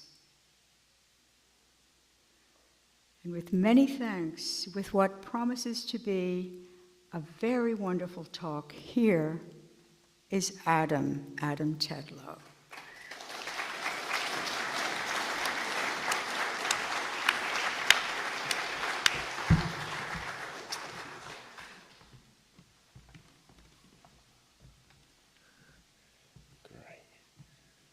Got to try and get this full. Hi, Megalithomaniacs. It's nice to see you all again. It's great to be back here and great to be talking again. Thanks, Hugh, and all the support guys. And it's always one of my favourite times of year, Megalithomania. So I'm going to talk about metrology and its importance, really, to the ancient conception of number and to how that number is actually grounded in reality, how it's actually brought into physical structure. I thought I'd start with this slide, this lovely little bit of carving. It summarises an idea that my teacher Keith Critchlow would talk a lot about, that he'd call this drawing the creation diagram, and said that all of geometry and in a sense all of number can be expressed by this simple diagram. So I wanted to start with that, because usually when I talk about number on a Sunday afternoon after a long weekend, I might get some sort of angry mob. But number, and particularly measure, has been integral to human society since we've begun building, probably before. You know, for Plato, for Socrates, measure was often referred to as the highest good. It's the standard by which we set things. And, you know, something like this is Anubis weighing the soul of the dead, measuring the soul of the dead, weighing the heart against the feather to see how much lightness, see if that person can pass through into, I suppose, a beneficent afterlife. So this concept of measure, you know, we've got this Indo-European root May, which we get meal, month, moon. You know, it's such a root concept of our understanding. After all, you know, in order to do anything, we're constantly having to make comparisons. We're constantly having to contextualize ourselves and where we are. And of course, where we are is on this blue planet, this lovely home that takes care of us. And, you know, this is where ancient metrology really begins to open up, because when you begin to look, and you begin to look at the work of John Michell and John Neal and others that have come before that they built upon, you really see that ancient metrology is about measuring the earth. And here's John, the two Johns, wandering away about metrology. There's probably calculators in that picture somewhere. And so it was John Michell's book, Ancient Metrology, that sort of got the ball rolling with so much of this. You know, Christine mentioned a couple of his earlier books, but it was here where he really pinned down these tiny little fractions, these tiny little variances that really revealed the nature of metrology and, you know, opened it up. And then John Neal really took that and was able to reconstruct the entire system of ancient measure. And, you know, everything I do today is very much informed by John's work. I add a little bit of icing on top, that's all. And here's John's books. But in order to get to grips with metrology, you first have to sort of build a foundation. And, you know, the traditional curriculum was the 7 liberal arts. But particularly for metrology, you know, the 3 at the top, grammar, rhetoric, and logic, they're what happens when you understand something. You need to express it, you need to be able to communicate it. But the 4 at the bottom, known as the quadrivium, or the 4 arts of, you know, number or arithmetic, geometry, harmony, which could also be called canonics, and astronomy or astrology. And this is really the foundation that... oh, I've got a visitor.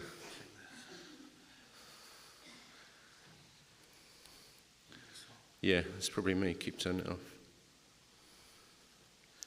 Great. Wouldn't it be handy if you had someone like that all the time to just come along and help you out?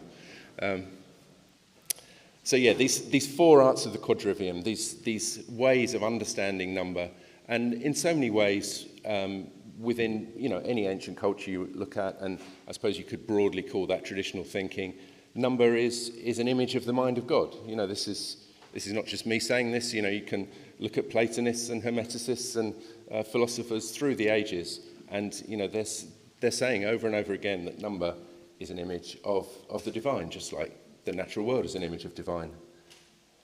And so many creation myths start with this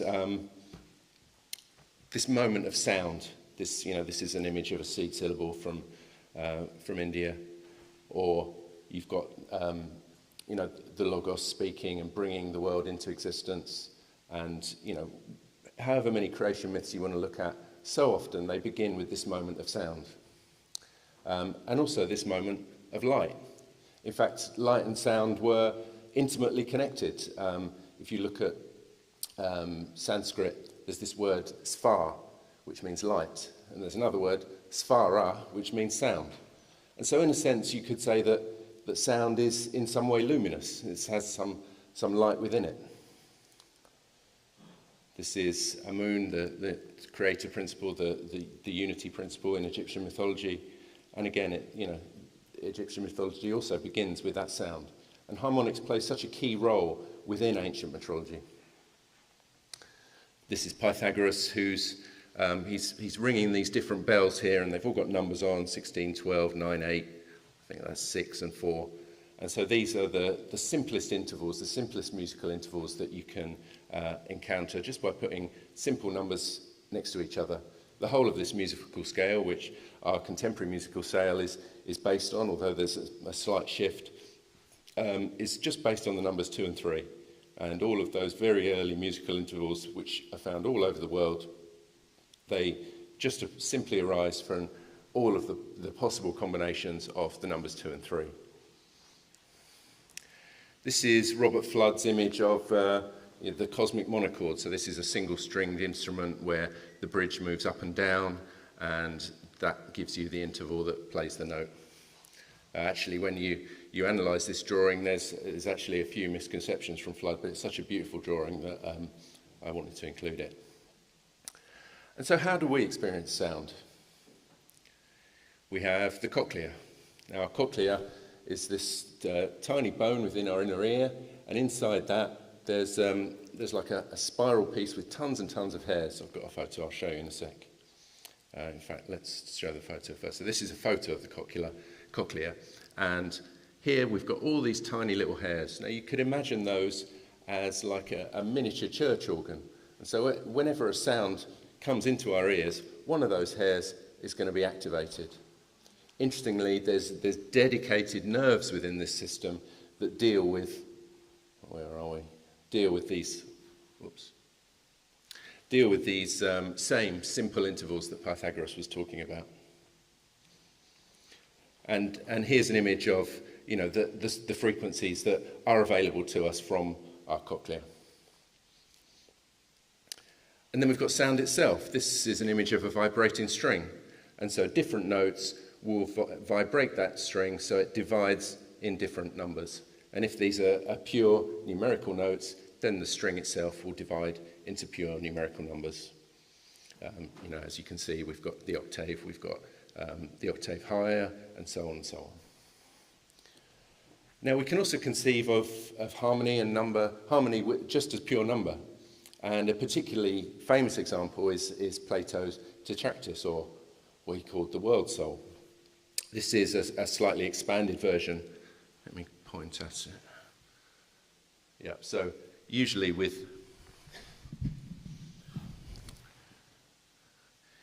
you see these in books, you just see the 1, 2, 3, 4, 1, 3, 9, 27. It's just this little triangle here. But it's also got an inverted version, and you can expand it left and right. You can see everything going in this direction is divided by 3, and then down in the opposite direction times 3. Everything going up this way divided by 2. Everything going down this way divided by 3, times by 2, sorry. And so with this idea that number itself is an image of the soul of the world is something that is really key to understanding how ancient societies, ancient surveyors thought about number, thought about how they were building these critical sets of harmonic relationships into the earth around them. And this world soul image is not just like a single fixed thing. We can use it to generate all sorts of sets of numbers. So you can hear this central hexagon. We can see very important numbers. 216. That's the 2160 is the number of miles in the moon's diameter. 288 plays a very important role within ancient metrology, as does 144. 96.96 is the Roman foot, and so on and so on. And you could extrapolate all of these as different measures or as different numbers of units of a particular measure. But this is just still working with the 2 and 3. So all these numbers are just generated with 2 and 3. But you don't just have to use 2 and 3. You could replace that 2 and 3 with other numbers. And here we've got 11 and 7, so that'll be 1, 11, 11 times 11, 1, 7, 7 times 7, and then the product 7 times 11 there. Or you could replace the 1. So you've still got 2 and 3 here, but this 1 has been replaced with a 7. 7 times 2 times 2, 7 times 3 times 3, and so on and so on. And so you can see that conceiving of number as a web of interrelationships was was central to the ancient curriculum. This is another diagram known as the harmonic division diagram, very, very similar in a way, and we'll see a geometrical aspect of it in a little while. Here we've got just 1 all the way down that diagonal, 1 over 1, 2 over 2, which is 1, 3 over 3, which is 1, so on and so on and so on. And this white triangle here is the inverse of this grey triangle here. So like here you've got 1 over 2, and here you've got 2 over 1. Here you've got 1 over 4, here you've got 4 over 1. So they're opposite. And what's amazing about this diagram, and this is also very related to the work that Howard's been doing with the rectangles of 3s and 4s and 5s and 7s, is that if you take your starting point 0, 0, and that in itself is quite a metaphysical sort of idea that you're starting with, this unbegotten, unknown source, and you choose an interval, let's say 3/5. So we want to come from 0 through 3/5, continue it onto this edge here, and that will cut that at exactly 3/5 point, 3/5 of this edge length. And this here is your monochord string, and that would allow you to bring your little bridge that slides up and down, set your interval at 3/5, bomb, and you're ready to play. And this sort of system was used, up until the 19th century to set intervals for musicians to, understand the nature of music. It's still vaguely known about, but it doesn't play as an important role today. And this is a visualization. We've turned it 45 degrees, our square, and everything's coming from this point. But you can see that that these are the intervals that are common to each other. So they're notes that are essentially the same in your musical scale. The black ones only fit with themselves. The white ones fit with everything, and these are fifths, and these are fourths, and so on and so on and so on. And you can really see that the whole of number itself continues to make this pattern. This is the pattern without the number. That would have been about the size of the square on, so that's our whole square. What have we got? These 2 long lines here. And so, that's about the size of that square on the previous slide. And so you can see as number itself develops, these are just the whole numbers developing on this side, going on infinitely. This is all 1. But we can see the number of intervals that appear that actually create the notes, the number of notes that are created that make a possible scale. It gets less and less as you go on. And you see that, the key notes of the musical fifth, the musical fourth are, repeated more often than any of the others. And so, we're actually looking at an image of sound, of how number and sound operate together. But there's also another way that we can look at how sound and harmonics operates with number, and that is through geometry. This drawing, known as the harmonic division diagram, as Christine mentioned, she was talking about this idea of the helicon.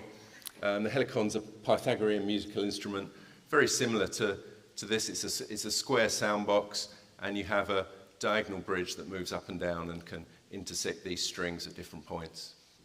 Another name is, we've got the star cut. Malcolm Stewart called it the star cut. And, the title of my book, The Diagram, is from Boethius. Boethius, the early, I think he was 3rd century philosopher, died, was executed and wrote this long book on the consolation of philosophy in prison. He called it just the diagram. And he described the Pythagoreans having a method to divide up space just with simple diagonals of a rectangle. Here's the same diagram. This is from a Spanish sword fighting manual. And so you can see that the forms of the sword fighting were sort of understood in terms of distances and lengths because they were working with a ground plan like this, so they could immediately understand how long their fighting stance would be in relation to someone else. These are diagrams from Vitruvius with Greek architecture and how that's held in. And my book, The Diagram, has tons of examples of these, and here's a couple more. We've got a tomb from Karnak, 1458 BC, and this is not the Inca sunstone, but a Inca sunstone, much smaller this. It's about a foot across. I think it's at Stanford University. And here we've got the radii being set by the proportions on this diagram. So, incredibly commonly used, and even today. This is a modern mathematical image of the same diagram, which naturally produces these simple fractions just from where lines, so if I was to put that diagonal in there, drop a line from this point where it crosses, and then put another line in, drop that line, so I've got my half, and that gives me my third, put another line in, drop it, gives me my quarter, and then you can, work back and redivide between those to get these other simple fractions. This is actually called the Fairy sequence. Unfortunately, it's named after a guy called John Fairy, not fairies themselves. But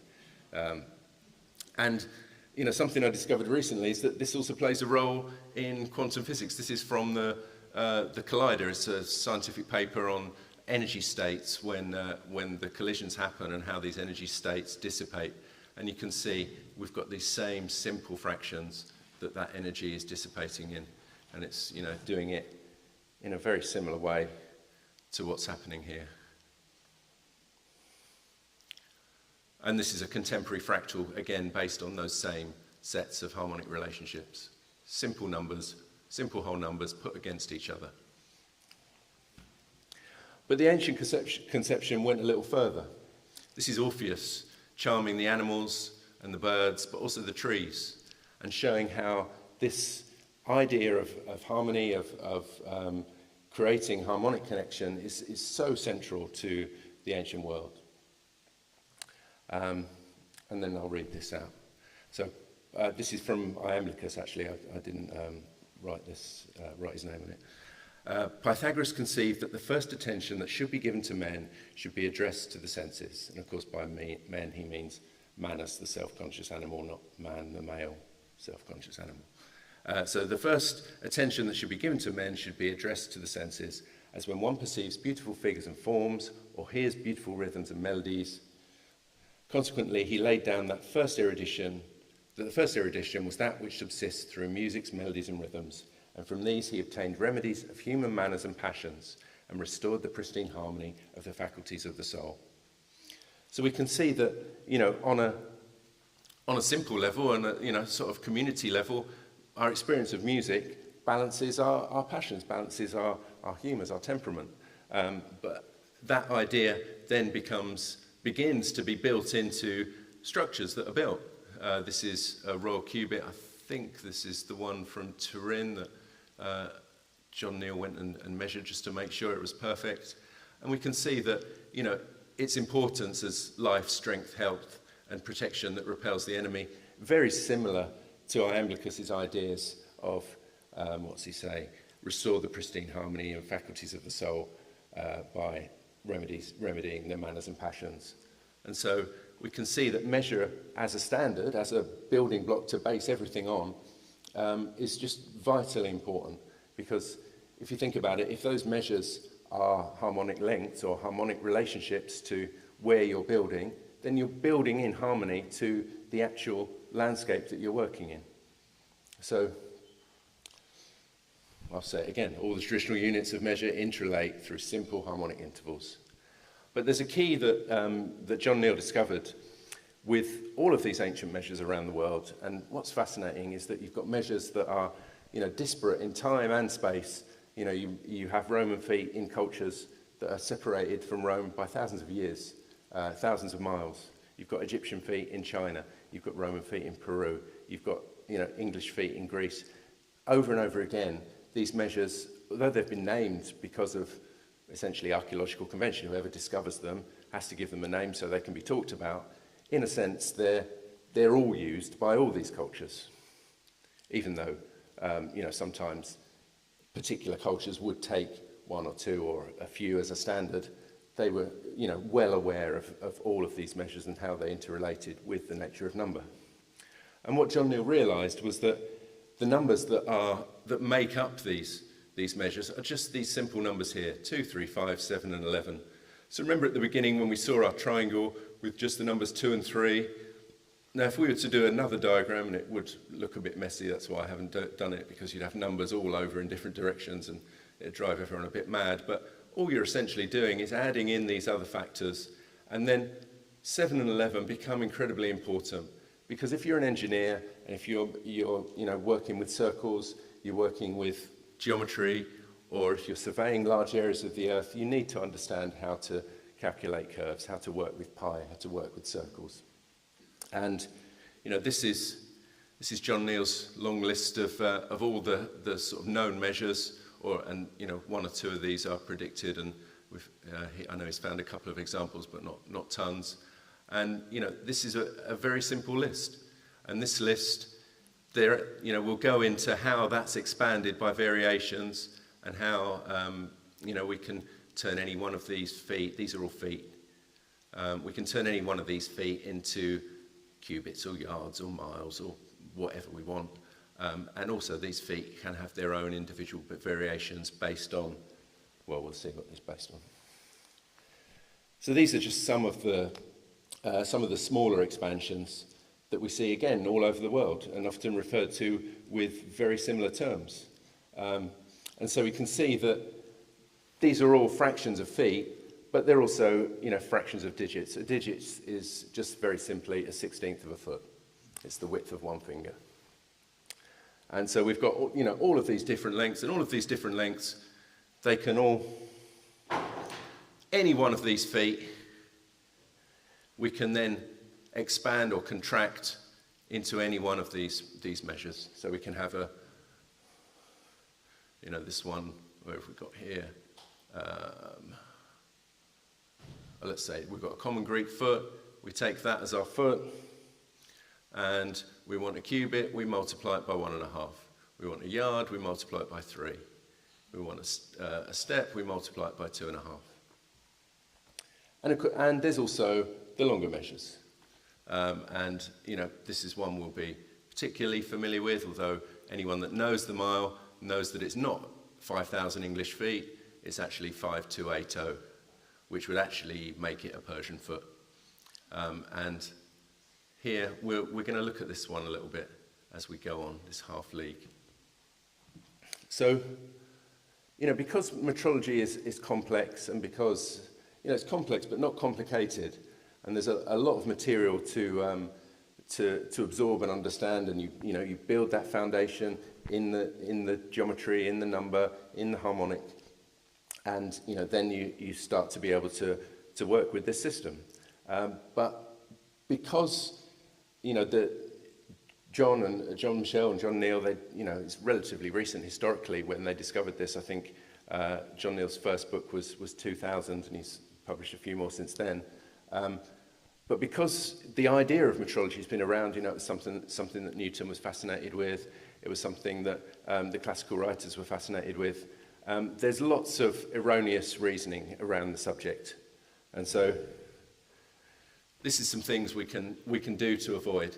So one thing we can avoid is looking for a fixed single standard. So often, we're used to the meter. We've got this meter everywhere, and we can use it in this area of physics, and this area of mathematics, and this area of carpentry, and it always remains the same.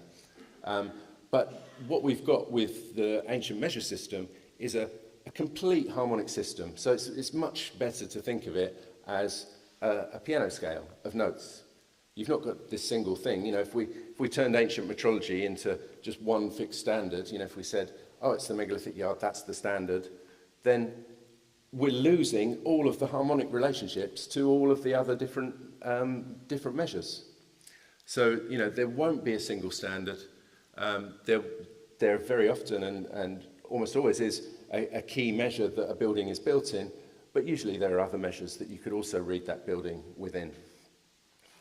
Another problem we have is when we go to a site with a measure that convinces us for whatever reason, and we start to look at the site and try and prove our theory of the measure that we've taken to it, that's often going to obscure what's actually going on. It's actually going to hide it. It's much better to go take a good measure in feet and then find the simplest whole number that fits into that measure. And, you know, the measure system is intended to be exact. You know, there may be particular technical difficulties that, you know, might not have been measured brilliantly for some of the smaller sites, and there might be little errors, but the intention is for it to be exact. And, you know, rounding up, rounding down, you're going to lose those measures, you're going to lose the intention of the builders. And that's really what we want to do. We want to be able to find a way to key into the headspace of those people that built these incredible buildings and made these incredible sites. You know, another way that we can lose the whole system is by adjusting our unit. So we found a unit at a site, but then we've, you know, divided it into a particular physical constant or a particular astronomical length or something like that. And we think, oh, well, it would fit if it was only 2 decimal places. Again, we're obscuring the nature of the measure. The intention of the people that built these was to be 100% exact, to set the standard which measure is for a society. And one more thing that, you know, will really obscure these measures, and that's taking averages, because you're again losing harmonic relationships, and you know, you're just hiding it from yourself. So these are ways to, you know, to avoid this erroneous reasoning, really, you know, avoid tripping ourselves up before we even begin an analysis. And so, you know, what's so important is we're looking for the, you know, the rational geometry within a site. And here we've, you know, just got these fixed relationships that occur. You know, we tend to call this rational and this irrational, but they also can flip around. If this was a simple whole number, this would be an irrational number. If this is a simple whole number, this is irrational, and so on and so on. But what ancient measure allows you to do, because it's just using those simple numbers 2, 3, 5, 7 and 11, it allows you to rationalize these numbers that we now call irrational, and it allows you to express them in simple whole numbers. And, you know, this image, you know, John Neal was telling me that one of his initial discoveries with metrology was to just look at a circle and say, well, that circle's 360 degrees.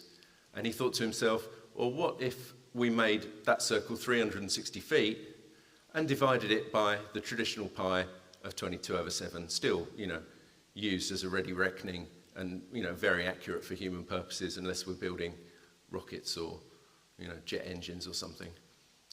So what he did was divide 360 by 22/7, and the diameter came out as 100 Royal Egyptian feet. And this fraction, and this is also a fraction we're gonna talk about a little bit now. And this is the same Egyptian foot. If we took 1.5 of this foot, we'd have the cubit that the Great Pyramid was built in. And so the nature of metrology comes out of number itself. And, you know, key to understanding this system that, you know, has been so beautifully decoded and reconstructed by John Neal and John Michell's, you know, initial stimulus to get all that going, is these two fractions. And, you know, often I'm half, you know, sort of getting towards the midpoint of this talk now, and I can imagine as soon as I say these numbers, a few of you will think, well, I could just have a nap for 10 minutes. And, you know, because it is difficult to take this stuff on board first time. You know, it took me, you know, several years to really grasp what these were about. So let's see if we can do something to help that today. So what we need to consider is that the ancient surveyors, the ancient engineers needed to understand pi, and here are some of the traditional values of pi. With this one, of course, 22/7, and this is very commonly used by the Romans, 25/8, and this, we can see many cultures using this one. This one here, John Michell used to get rational numbers in his moon-Earth diagram, and it was also used by Fibonacci, who we know from the Fibonacci sequence, the rational sequence of the golden section. And so we can see that, you know, pi itself can be rationalized in different ways, and it's these fractions here that allow that to happen, or that were used to make that happen. So we've got pi, but we also need the golden section, or we could call it phi. You know, this is in so many ways what underpins natural forms, natural structures, underpins social forms, underpins economic forms. You know, even the guys trading their Bitcoin or whatever they're trading use the golden section to, you know, to find out the various important levels they're trading at. The ancient builders used the golden section to conceive of space. And of course, we've got, you know, so many beautiful analyses over the years. One of my favourite expressions of this idea is from Schwaller de Lubic's, and he calls it the separating power. So for Schwaller de Lubic's, the golden section was the logos, was the creative principle, the principle that separates the one into the many. And here we've got just some examples of golden section within the hand. And, you know, we can remember here, just before we go on, that we've got these 5 fingers. We've also got these 12 bones here. You know, this is part of the hand here, isn't it? So we've got 3 in each finger. And so, although we're 5, we're also 12. And that, you know, that seems to be very much a key for ancient metrology, this interaction between your regular decimal lengths of 5 and your circular lengths of 6, because you know, 6 fits into the circle very nicely. And these are values of, this is a Fibonacci sequence. So this is very famous, you know, Fibonacci, the Italian monk who first wrote this down, although I doubt if he was the first to discover it. Very highly doubt that. So you add each one to its previous to get the next one, and you end up with this number that's approaching what we call the golden section.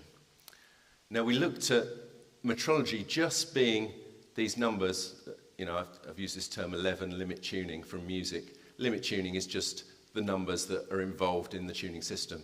And so we looked at metrology being based on the numbers 2, 3, 5, 7, and 11.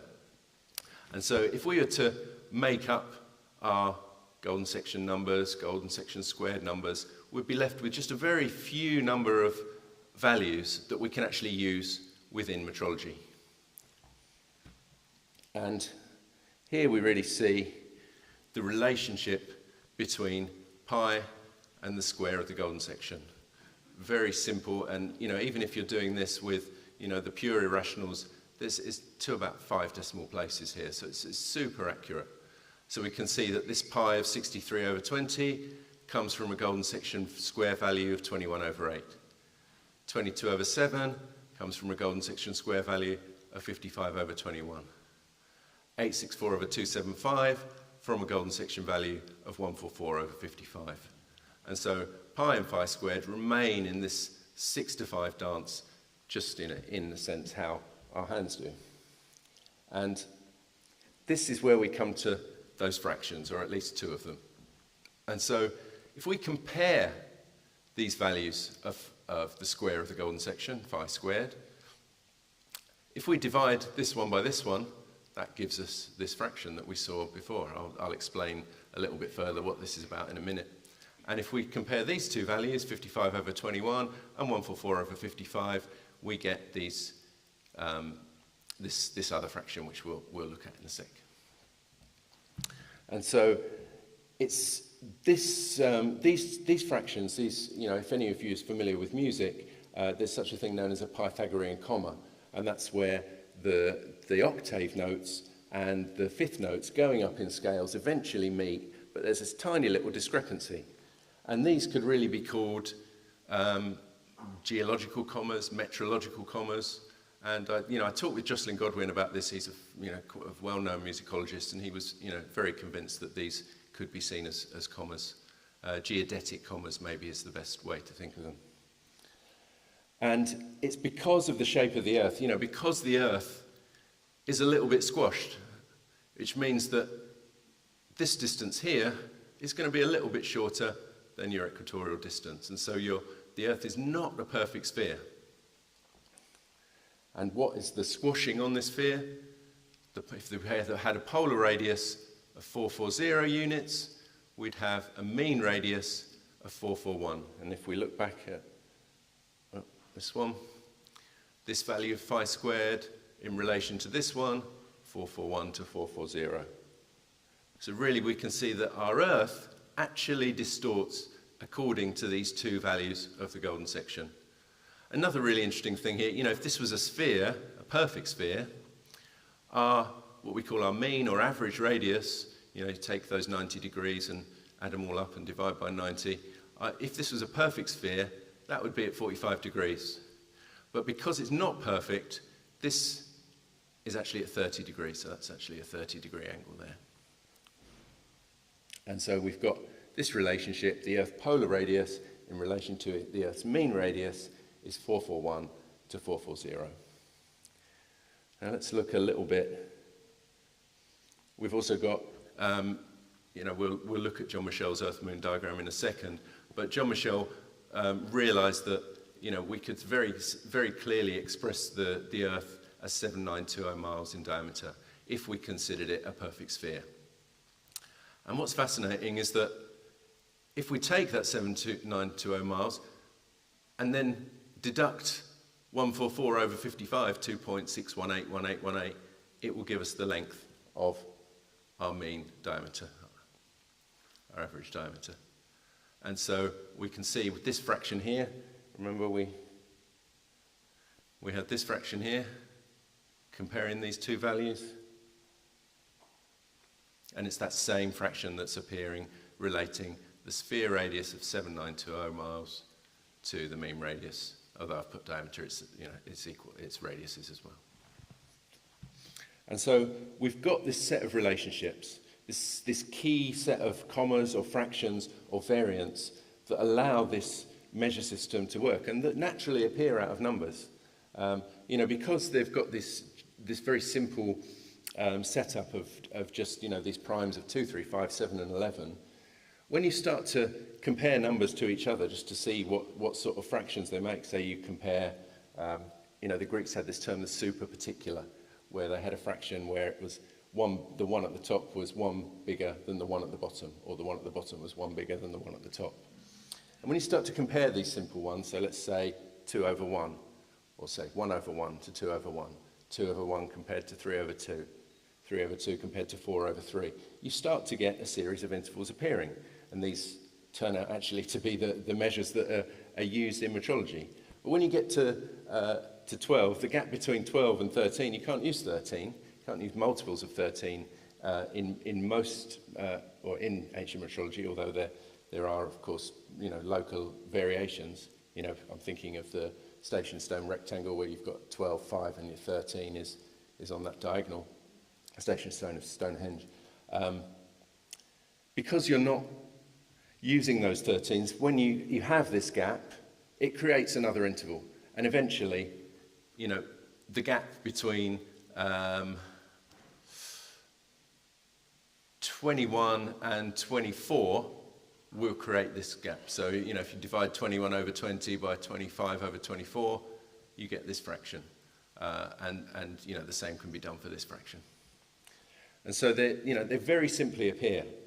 But this, you know, this one, 176 to 175, doesn't really appear within the golden section values. But it does appear in another situation. You know, let's look at this first. So, factorial numbers, and you know, you don't have to go crazy with this. I imagine most of you knew that it was going to be a number-heavy talk, and so you're here for the ride. But we've got this number 5040. Plato's city of Magnesia was 5040 miles in diameter, and it's just simply 1 times 2 times 3 times 4 times 5 times 6 times 7, known as 7 factorial. And what's interesting, you know, we've got 8 factorial here. We've got 9 factorial here. This is actually a very interesting number that we'll look at in a sec. But what happens when you divide these factorial numbers by their nearest, simplest whole number? So 5040 divided by 5,000 gives you this number 1008. 40320 divided by 40,000, 1008. 362,880 divided by 360,000, 1008. And so, you know, this is quite this is a sort of key way to analyse a site as well. You know, if we went to a site and we measured it in feet and we had this number that, you know, wasn't that simple, we'd divide it by our largest, simplest whole number to get the fraction that that the unit is derived from. And so we can see that because this number 1008, also we can express it as this fraction 126 to 125, is a compound of this fraction here and this fraction here. So we can, you know, if this value naturally appears from the nature of mathematics, you know, just multiplying those numbers together, and this value here naturally appears from, you know, the function of the golden section, then this number here is the difference between them. And there's one more further development which we can actually look at. Here we are. So we can actually make, this is John Neal's table of variance of the measures. You know, so we can put any of our feet in here as a number one value. You know, here if it was 1, it would be the English foot. But if we put the Roman foot, it would be 0.96. And so each of these values would then be multiplied by those particular fractions in order to get the value for that particular classification. And so we've got this one, which John Neal referred to as the canonical variation, or the standard canonical. So these are all root, these are all standard, and this is the standard canonical. And this is the fraction that, you know, most frequently gives you the canonical numbers from those traditional measures. And this one here is known as the standard geographic, and this is a measure that we're going to encounter a little bit more of.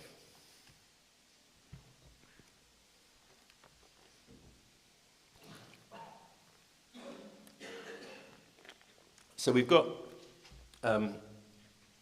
so far we've been dealing with diameters and, you know, linear measures, but we're also dealing in metrology with latitude. And so latitude is a measure of a degree of circumference, so it's part of an arc.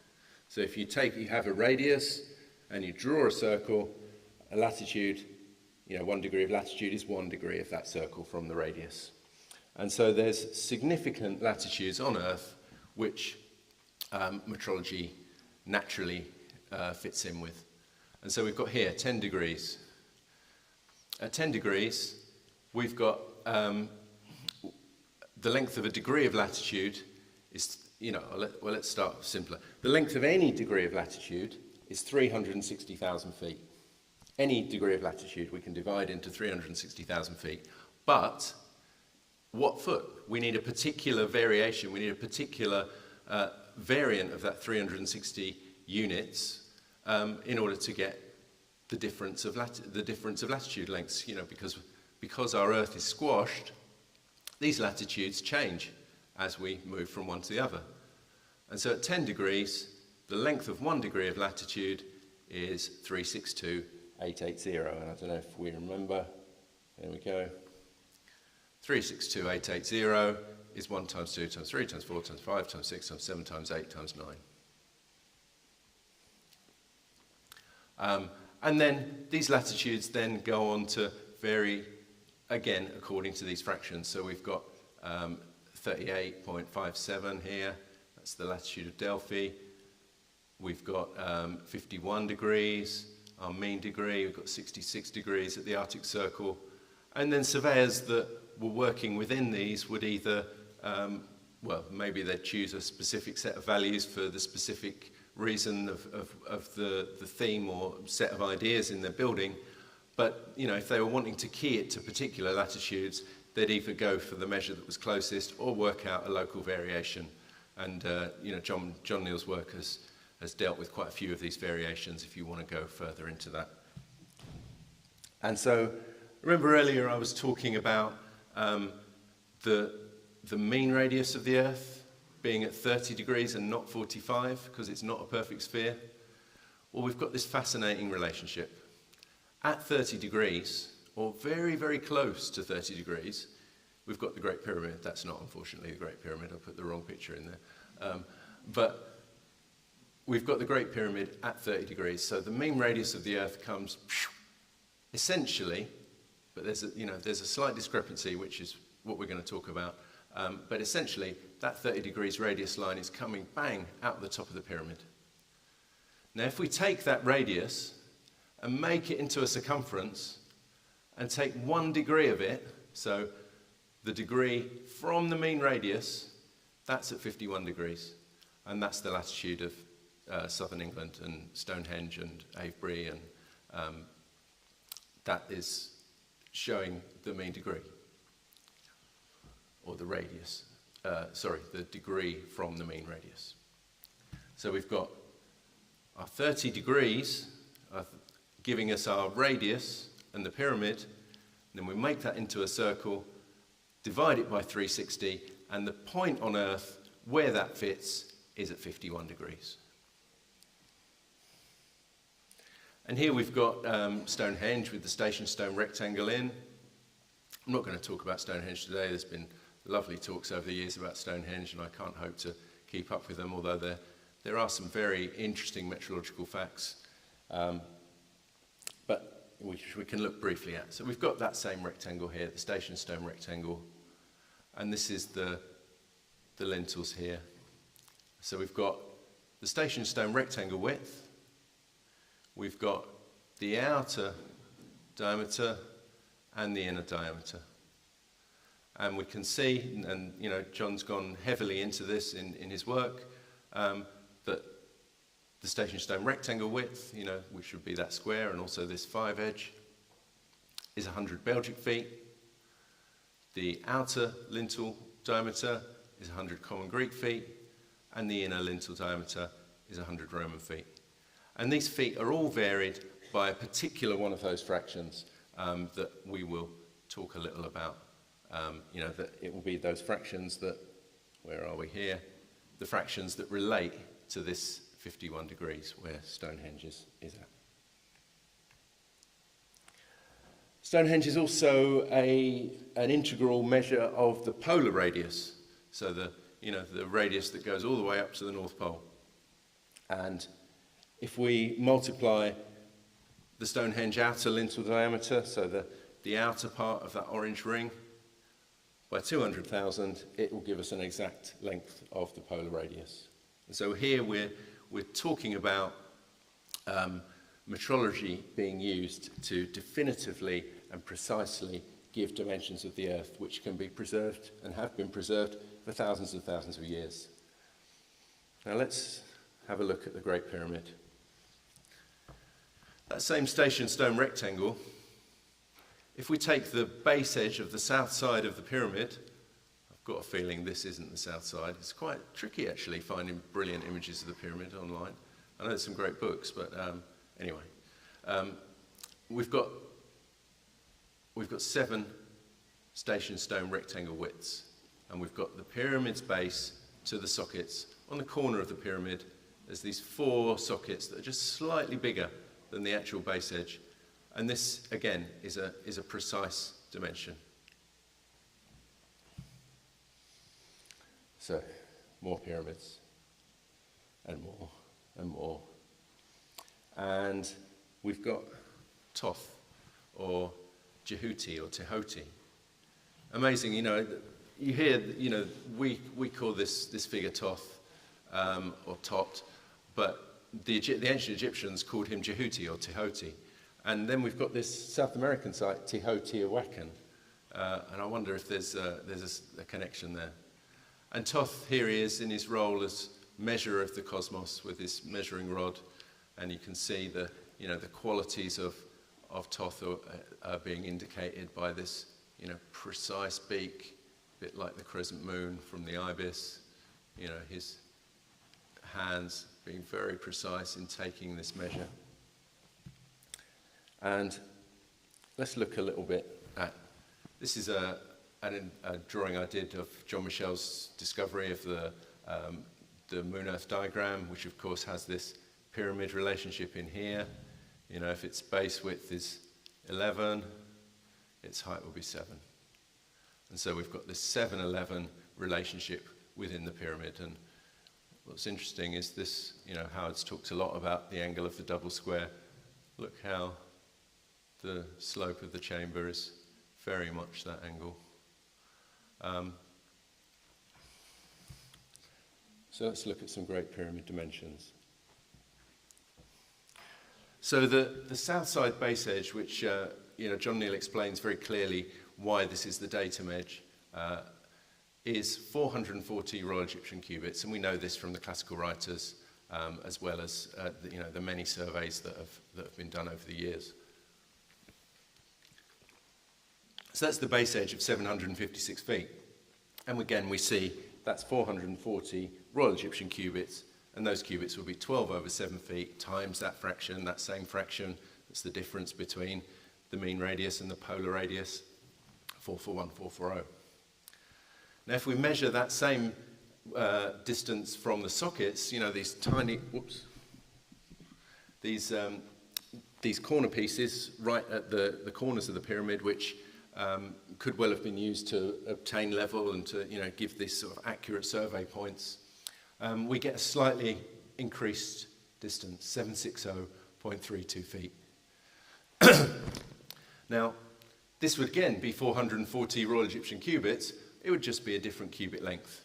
And so that cubit length would be 1.728 feet, which is 12 over 7 times, again, this other fraction we've seen, 126 over 125. And we can see how they relate, this 756 to this 76032, relate by this fraction, 176 to 175. And we could also see that this 76032 relates to this fraction that we saw, which is 126 over 125 times 176 over 175. Sorry about all the numbers as well. You know, it's one of those things that you just can't avoid it in metrology, and you know, probably those of you that don't dislike numbers, most of you are left and the rest are probably asleep, so we're probably all called to...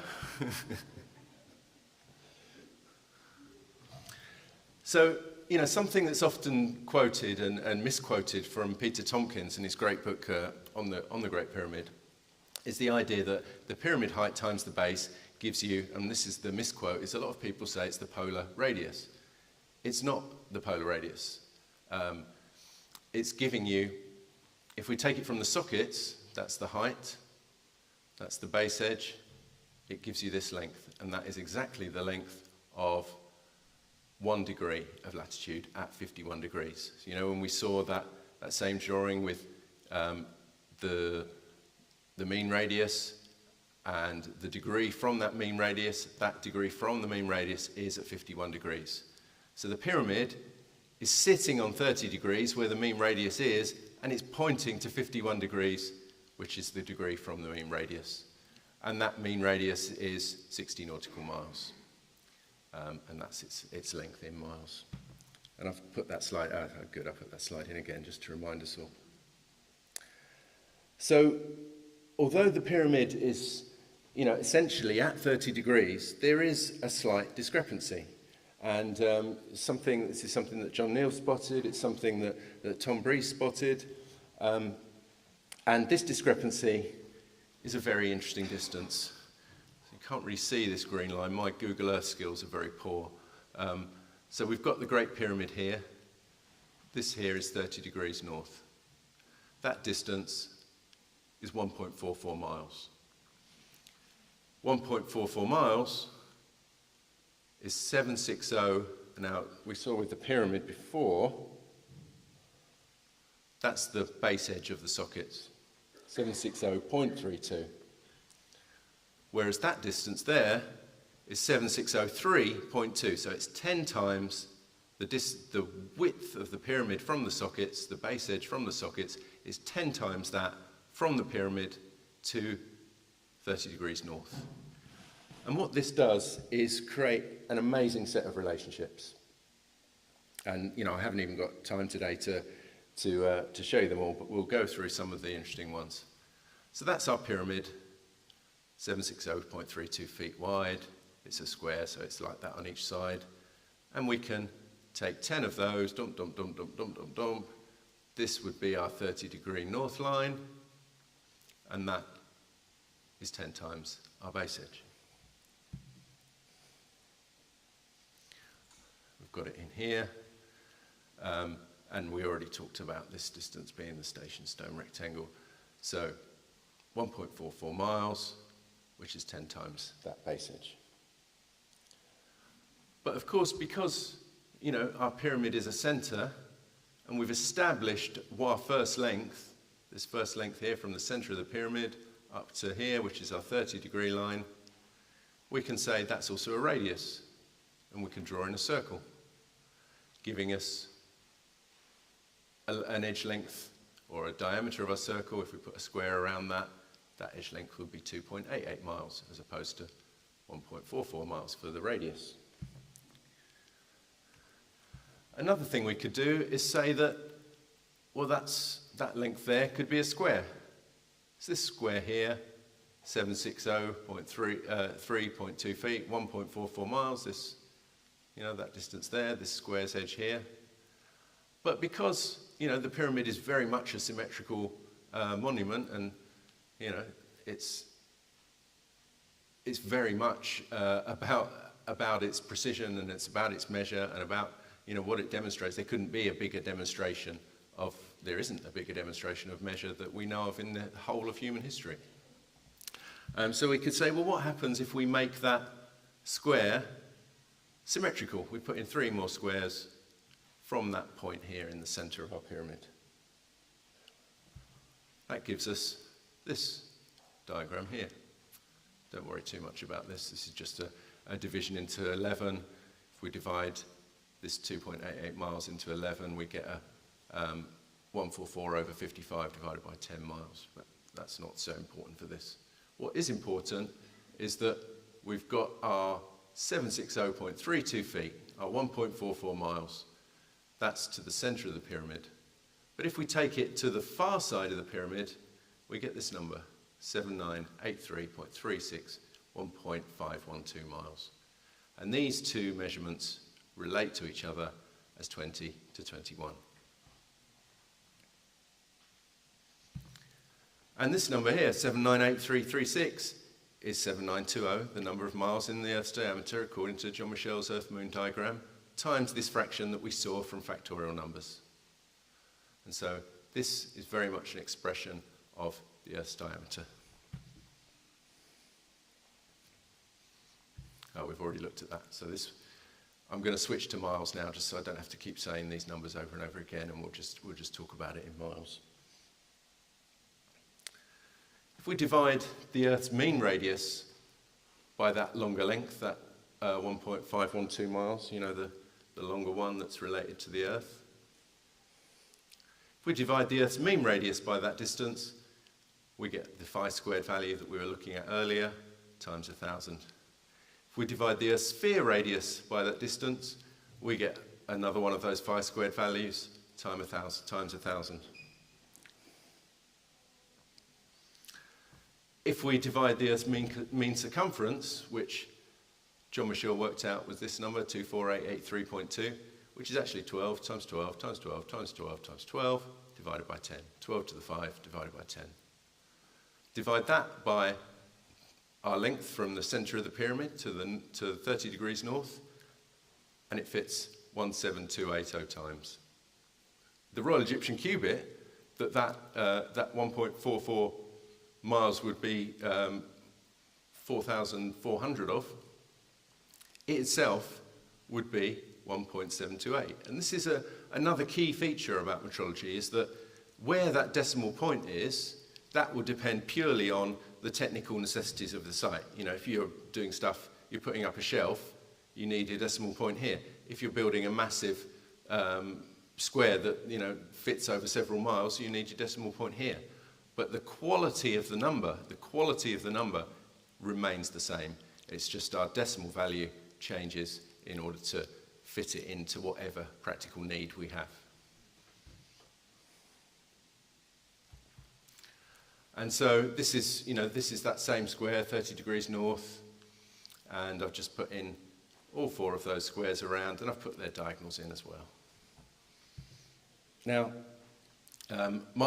in my book called The Diagram, I talked a lot about this, the way that the proportions within squares develop, and particularly, and this is something that I'm sure Howard will know as well and has talked a lot about, is, you know, here we've got this double square system.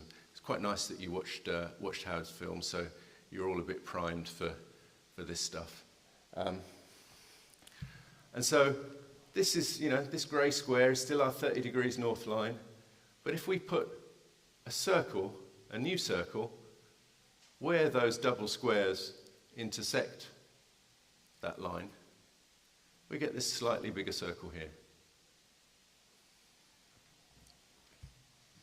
And this is something that I've encountered a lot with my studies on this star-cut diagram, because the star-cut, the harmonic division diagram, the helicon, whatever we want to call it, it's very simple. It's just the angle of a double square, the angle of a double square, the angle of a double square, over and over and over until it meets up. But when we put that circle inside the square, where our diagonals cut that circle, it gives us particular points that set up the perfect nodes for a double square system, only one of them shaded here, for a triple square system. And those of you that know Howard's work will recognize the occurrence of these. The 7 square system.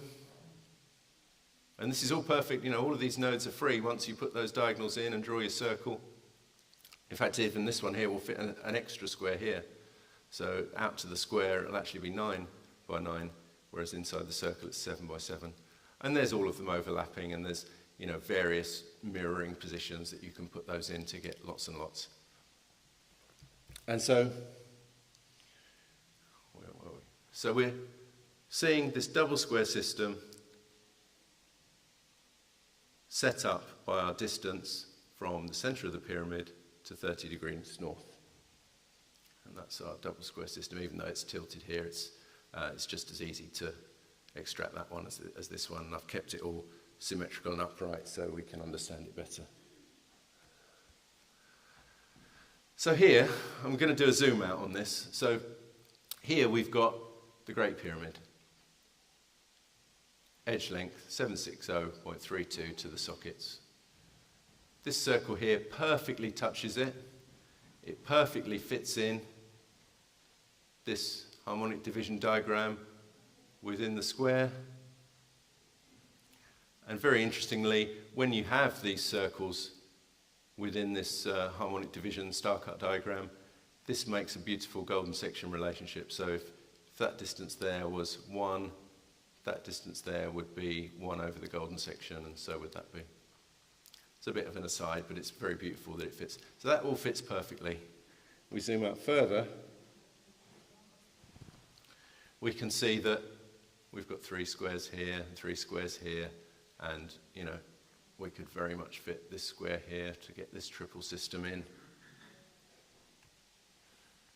And we can go out even further.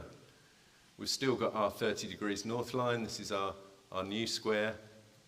Now, it will probably confuse you if I start explaining this length. We'll talk a little bit about it in a minute, but I don't want to go too into the weeds with it because it's not fair. So here we've got this fitting perfectly, and then we can do many variations of that. So this is the pyramid perfectly held, with absolute accuracy. From the circle, made from our double squares, with our 7 square system in, and our harmonic division diagram in the middle. And here's another variation. And so, we can see that this is like a resonant harmonic diagram. It could also be seen as a critical surveying point. And if there's one critical surveying point on the Earth, it's bloody well got to be the Great Pyramid. It's the most monumental building we've ever constructed as humans. If we were to try and do it again, I don't know if we even could at this stage in our development. And it's so interesting that we've got the largest, most imposing thing on the planet that's man-made is also, to some extent, the most mysterious man-made thing on the planet. Although I'm sure many people would have their favourite sites that they will argue are the most mysterious. And so here we've got this whole setup, and what happens with this stuff? In fact, I'm just going to zoom to this one for a second. So this could be seen as like the resonance of this diagram, this star-cut diagram. I've not put anything, you know, that's the pyramid in there, but it's not that important for this particular drawing. And so what happens with these diagrams is that you can nest them. You can put one inside another, because you've got that double square system. Let's go back. Oops. I'm slowing it down now because I'm going too fast. Because we've got this double square system that's expanding our square into a slightly bigger square, or it would be a bigger square if it had that circle had a square around it, we can continue to do that over and over and over again, and we can nest all the way up and all the way down and go as far as we want. Let's get back to our picture. And so this is that development expanding up and expanding down. And every other one, so you take, say, this outer one, skip one, and the one next to it, if that's 5 in length, whether that's the perimeter or the radius or the edge, if that's 5, this one will be 4. And if that's 5, this one will be 4, and so on and so on. And so you can keep that rational version. You're always going to have one in the middle which remains irrational, because geometry, when it nests, it uses this alternating principle where you've got one measure that's, I suppose, gestating or growing and can't be pinned down. You know, we use this term irrational, meaning a number that we can never actually get to the end of. It'll have an infinite number of decimal places. But either side of that, irrational, will be irrational, and that's, you know, that's how nesting tends to work. And so we can, let's just, we can take our square of 2.88 miles, we can put an irrational one around it, which gives us our setup that perfectly holds the pyramid.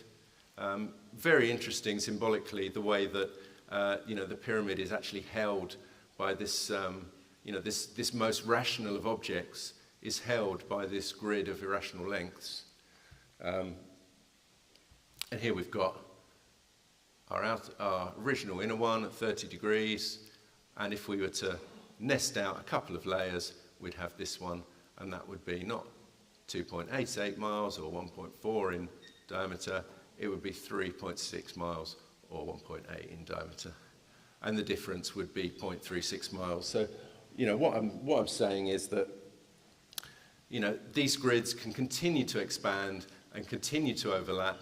And, you know, I'm currently working on more detail of this grid. There's a lot more to come that I didn't want to give sort of in pieces. I wanted to work it all out properly before I did a talk on it. So there's a lot more knowledge about this coming on. And so really what I'm wanting to sort of round up with is the idea that ancient metrology is a system of resonance, is a way for the ancient architects, surveyors, scientists of number to integrate built objects, made objects, objects of culture into the harmonic natural system of the natural world using the resonant qualities of number. And it's those resonant qualities of number that are the fixed standard that ancient measure is built on. And we could see that, in a sense, the entire cosmos is a resonant numerical system or a standing wave from that initial seed syllable of divinity manifesting itself, tearing its breast apart to move from one to many, and measure returns us to one.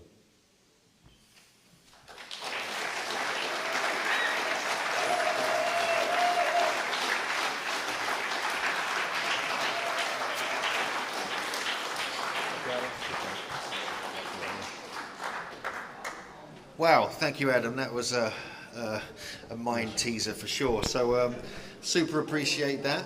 We're running a little bit over time, but no problem. We've got plenty of time. So we're going to have a short break, and we'll be back at let's call it 25 past, and we'll crack on with Howard CROWHURST's lecture. So we've got like 15-minute break, and we'll crack on. And don't worry, we're going to end at probably the right time today anyway. So we'll see you shortly.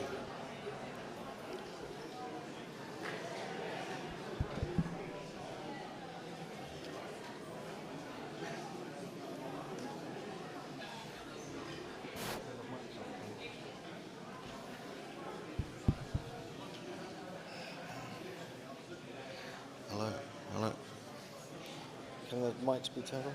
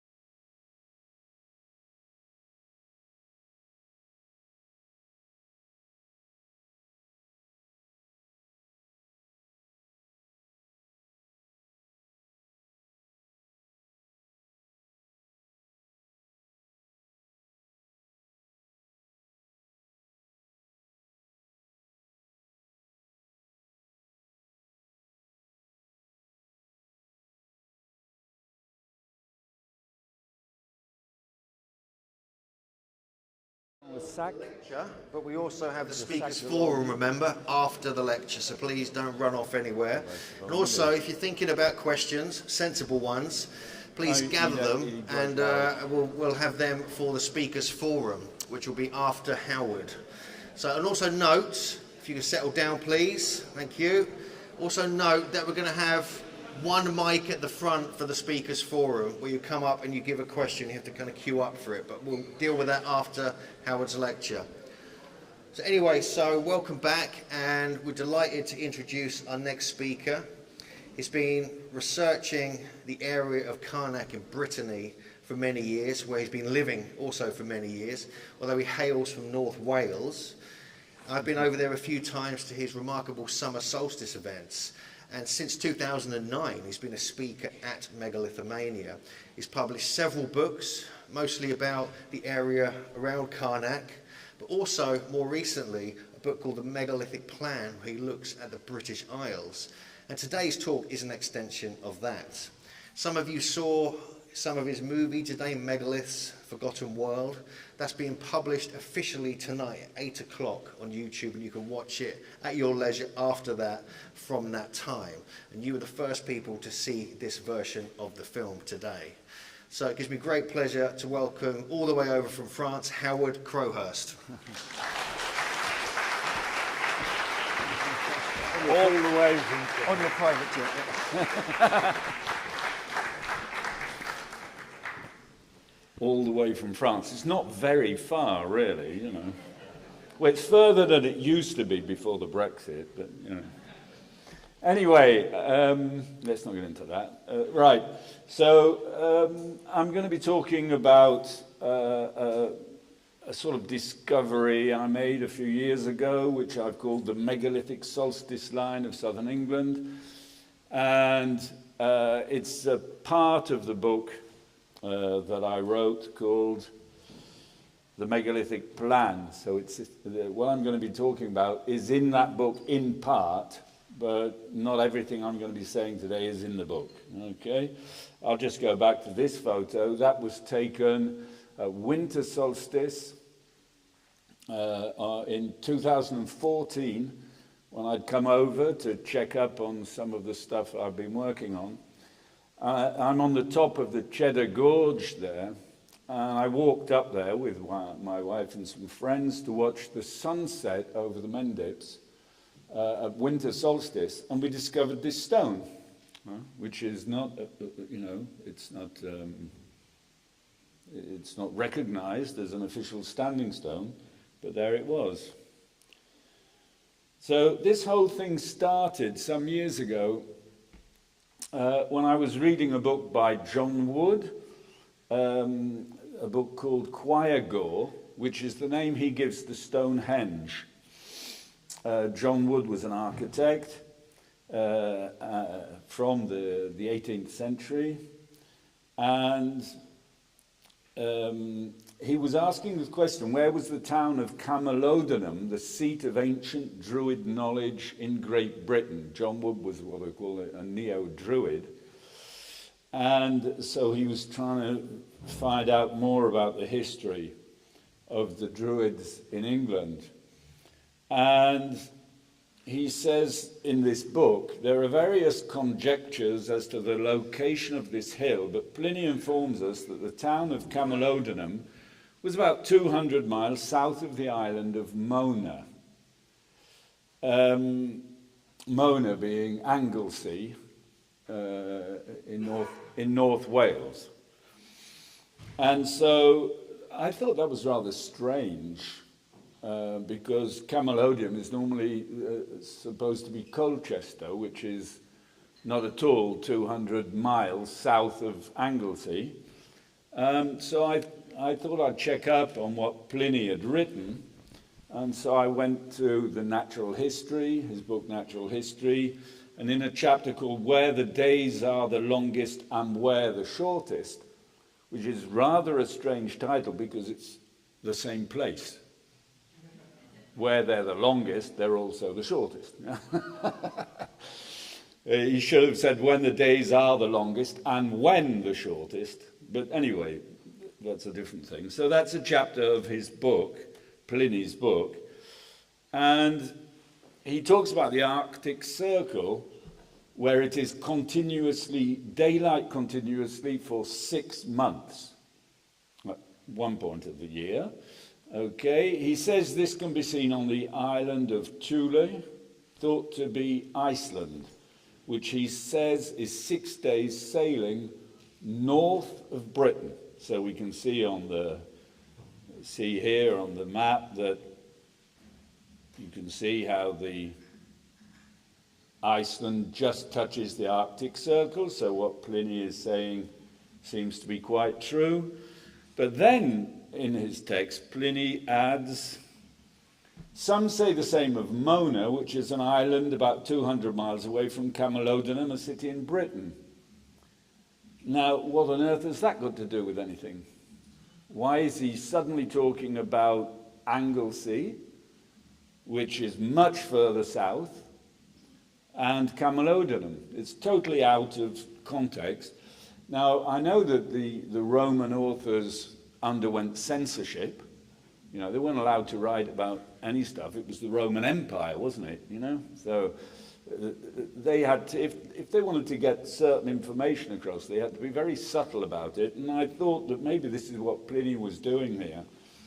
So I looked into, well, there is a footnote in his book. You can see here at the bottom, this is the bottom of the map. I've encircled the island of Anglesey, Mona, and we've gone 200 miles due south here, okay?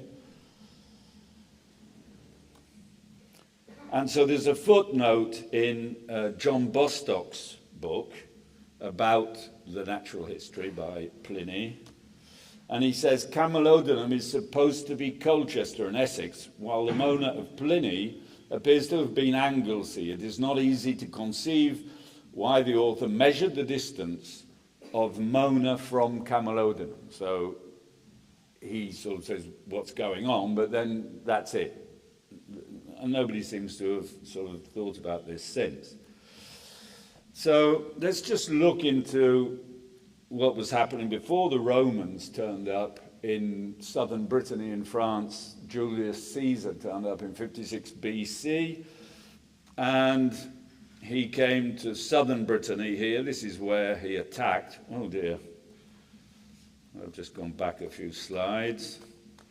This is where he attacked the Veneti here, which was the name of the people who were peacefully living in Karnak area at the time.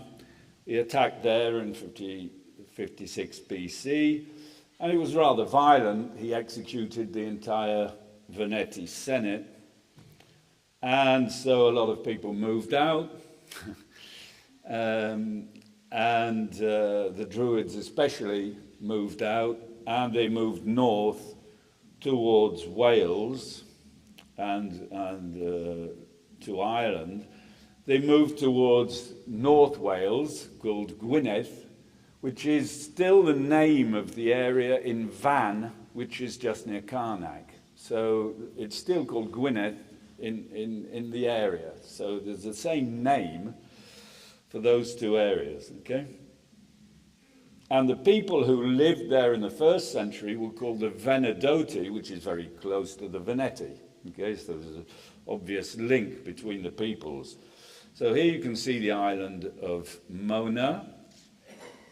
And in 60 AD, Paulinus Suetinos attacked Mona with 20,000 soldiers. This was a very dangerous thing to do, because while he gathered all his soldiers together and marched them across to Anglesey, and during that time, that's when Boadicea made the most of all these soldiers going off to Anglesey and re-attacked, and lots of Romans were killed, and places like, well, different towns were taken, you know. There'd be a lot to say about this attack on Anglesey, but that's not my subject. He resolved to subdue the island of Mona, a place inhabited by a warlike people and a common refuge for all discontented Britons. All right? These were warlike people because they fought against the fact that their country was occupied. He calls them warlike. Anyway, they marched over there to try and subdue them, and they finally won, but I won't go into all those details. After the fall of the Roman Empire, between the 3rd and the 7th century, a lot of people moved back and founded what is Brittany today, Armorica, with its 5 departments, organized in the same way as Ireland, basically. And let's get down to the details now then. So that's a zoom in on Mona. And right to the west of Mona is Holy Island, where there's Holyhead, which is where you get the boat to go over to Ireland.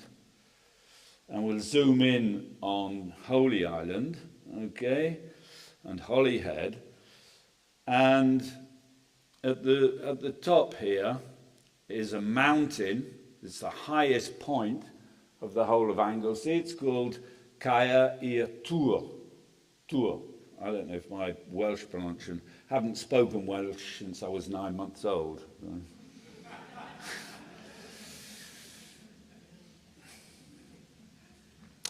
So that's the high point, and we're going to be looking at this. It's a very important point in what I'm going to be talking about. Here's a quick photo of it. An Iron Age hill fort has been found there. Hill forts, right, whatever they are. So, and that's the view over the harbour at Holyhead. Okay, so if we go due south 200 miles from that particular point, let's see what happens. I've done a little video, which I hope is going to work. Yes, it is. So this is Google Earth, which I've pre-recorded. So we're going to zoom in here to the island, Holy Island, and then further into the spot I just talked about, CROWHURST.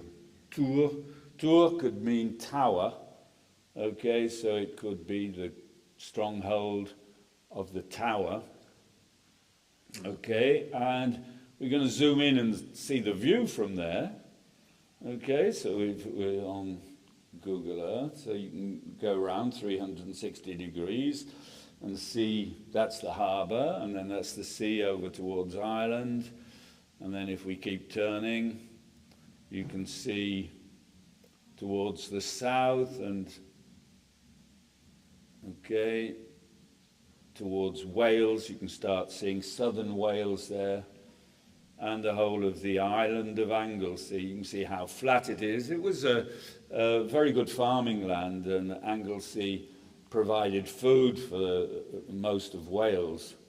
It's very, very strong, very important part of North Wales. Okay, so a perfect view there from that point. So now we're going to put a point on here, on this cairn, and we're going to go 200 miles due south. Now, we're going to go 204 miles due south. Okay, not exactly 200 miles, 204 miles. Maybe there's some difference here between the English mile and the Pliny mile. All right. So this is 204 miles. Look at the angle there, 179.91 degrees. So this is 9/100ths of a degree from perfect north-south axis. Okay, and we come to a place called Castle Door. Okay, now if we look at that line, we can see that it goes straight through the island of Lundy. Look at that. That's Lundy Island, a north-south island just outside the Bristol Channel. And Lundy Island is exactly, the centre of Lundy Island is exactly on the latitude of Stonehenge. John Michell went there. I think John Neal perhaps went there. I know Robin Heath and Richard Heath went there with them to check up on what was going on. It's exactly the same latitude as Stonehenge, which is quite an important point, this island all of a sudden in the middle of the sea at the latitude of Stonehenge. And so if we go due south from there, then we come to this, Castle Door. Okay? Now, what we're going to see now, I think it's now. Is it now? Let's see. Yes.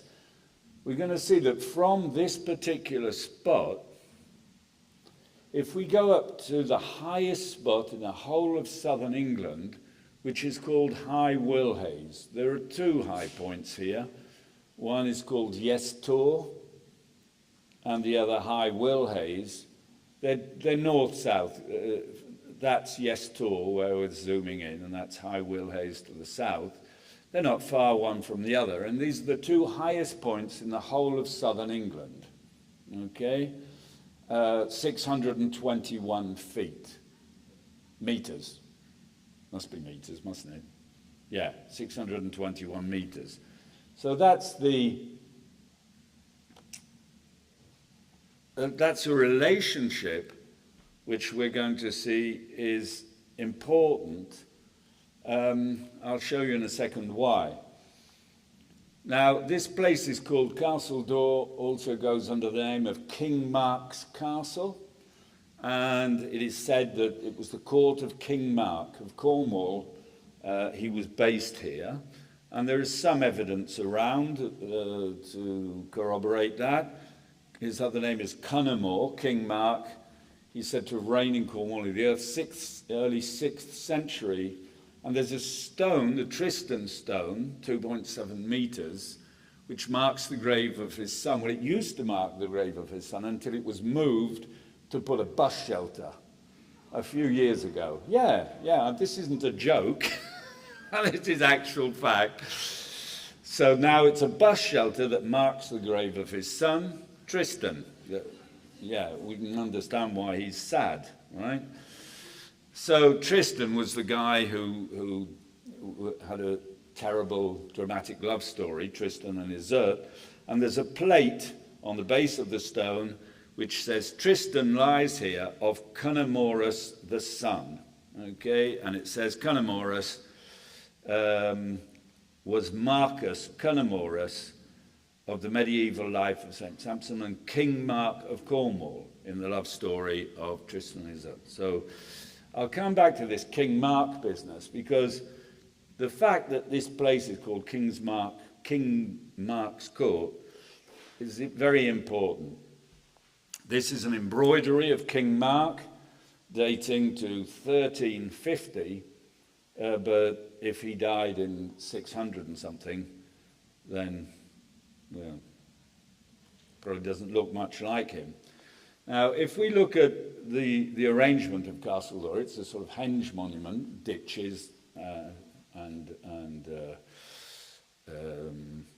like Stonehenge, like the old Stonehenge, with ditches around it. And there's an opening. You can see an opening in the inner part here. The diameter of that is 79 meters, a little under 80 meters. And around that circular monument, there is an oval sort of monument, okay, which is another big bank, which surrounds it and has an opening which is offset. The two openings are offset, okay, so this opening in the outer one is not exactly aligned with the opening in the inner one. These are trees which sort of give us a kind of false impression. This is there was an archaeological dig there, or there have been several, I think, at Castle Door. It's on a hilltop, and so you can see the banks. So this is the opening of the outer circle, or the outer shape, and this is the opening of the inner shape. So this looks like an eye, with the inner eyeball and the oval shape outside, okay? The digs then showed material dating to 400 BC, which is obviously a long time before the official date for King Mark. And I've put here 2 Stonehenge because this opening, if you draw a line from the centre of Castle Door through that opening, you come to Stonehenge. And seeing as that point is due south of Lundy Island, and Lundy Island is on the same latitude as Stonehenge, that kind of creates 3 corners of a triangle. And Robin Heath has talked about that, and I won't be going into that particular geometry. He's already talked about that. We're going to look at something else today, which I think is interesting, which is the angle of the outer, the oval shape with its opening, because this orientation is orientated at sunrise at summer solstice, and that goes to high Willhays.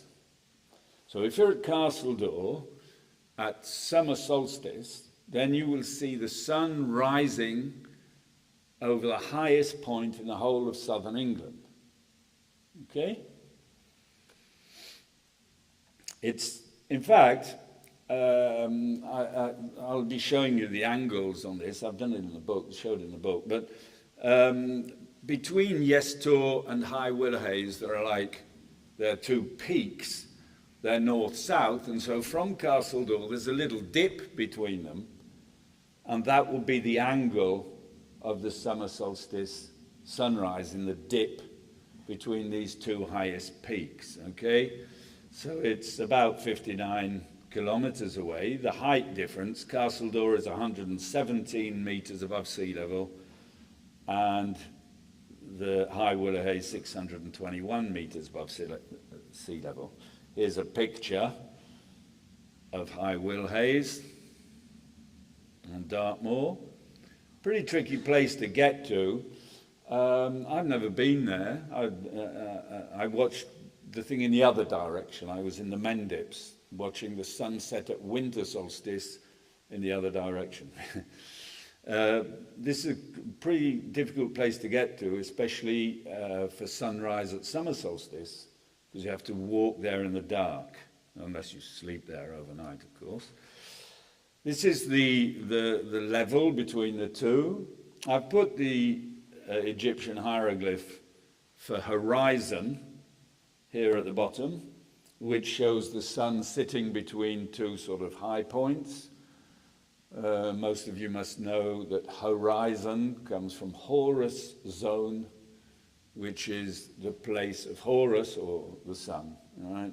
So this is the sign of Horus, and it's the sun rising between 2 hills. It's an important point to talk about. So there's visibility on that level. Now, it's because it's 60 kilometers away, one could wonder if there is visibility, because of the Earth's curve. Let's pretend that the Earth is curved, okay? So there's a formula which talks about how you calculate the visibility between 2 points according to their height. I won't go into all the details, I'll show it to you, but for those 2 height differences, if there are no obstacles, you can see 1 point from the other at 96.43 kilometers. So here there is visibility. So from Castle Door, you can see, on a clear day, High Willhays, okay? That's an important point. The solstice angle in flat ground, in 400 BC, was 50, at this latitude at Castle Door, was 50.82 degrees.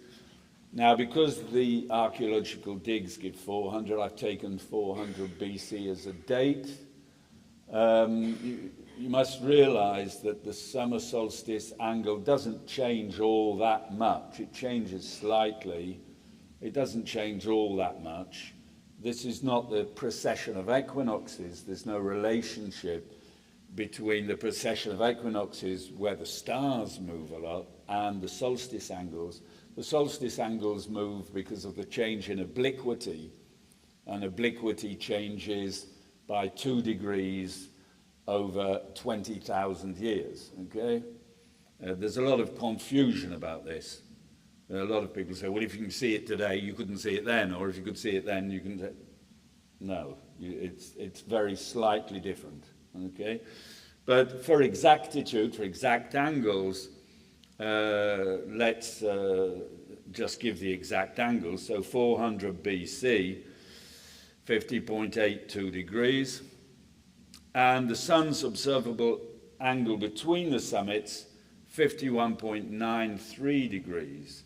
Okay, so there's a 1 degree difference between the flatland sunrise and what we see here because of the height difference, you know?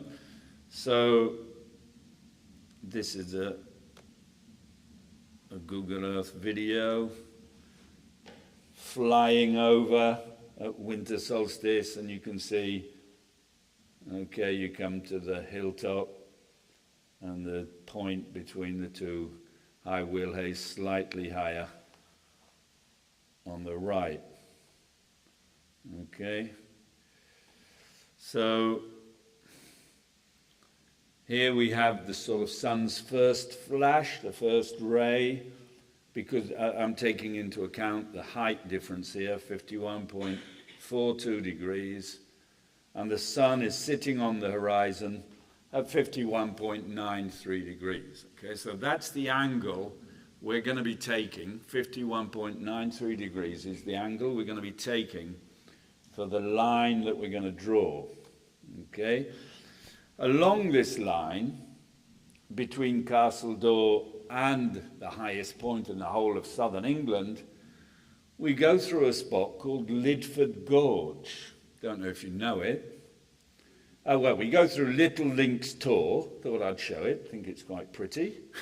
Kind of rocky thing that's just coming out the earth here. But we go through Lidford Gorge. I don't know if you know it. You can see all the photographs here, you know. And our line, actually, Lidford Gorge actually kind of snakes around the line, okay? So not only is Lidford Gorge on the line, it's going along the line. And I'll show you some more photos of Lidford Gorge in a minute. That's the line followed by Lidford Gorge, and the purple line is the line that goes for the sunrise from Castle Door up to High Wheelhays. Here's some photos of Lidford Gorge. It's the deepest gorge in southwest England. So going along this line, we have the deepest gorge in southwest England, and it's going up to the highest point in the whole of southern England. Okay, so there are two kind of opposing phenomena here, geographical phenomena, which are quite interesting, geological phenomena. Now I'm going to extend this line in a straight line. So we're going to go from Castle Door in a straight line. I'll come back to this in a bit later, because a straight line drawn on the earth is not a straight line if it was on flat paper. Okay, the angle slightly changes. I'll come back to this. But I have a reason to do this, to draw it as a straight line. Okay? So we draw this straight line from Castle Door through High Wheelhays, and we'll see that it's going to go to a certain number of places, which may or may not seem important, but we're going to go into them. Have I gone a bit too far there? Yes. So I've got a video here again from Google Earth, so we're going to zoom into the different spots. First of all, Castle Door here. This is just so that you can see that this line is not moved. It's just a perfectly thin line which we're not moving. So show you here that this is the center. The point we're going from is the exact center of the circle. Okay? So I've traced the circle out there so that you can see that. And then from here, we're going to go right up to Lidford Gorge here. Okay? And we're going to zoom in so you can see how it goes around. There's lots of different sort of course, it's a very touristy place, and so there are a lot of photographs. And so we're going to zoom in, go down into the gorge. So if, for those of you who don't know about it, we can get a sort of look at it, okay?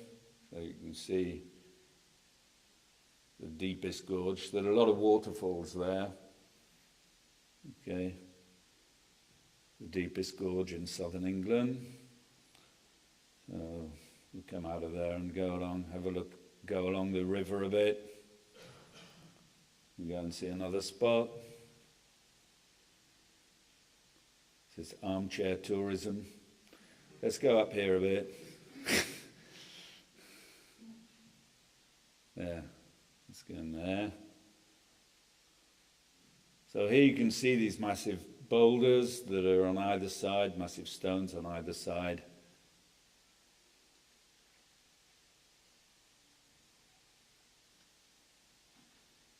Okay. Obviously a very powerful place, important place.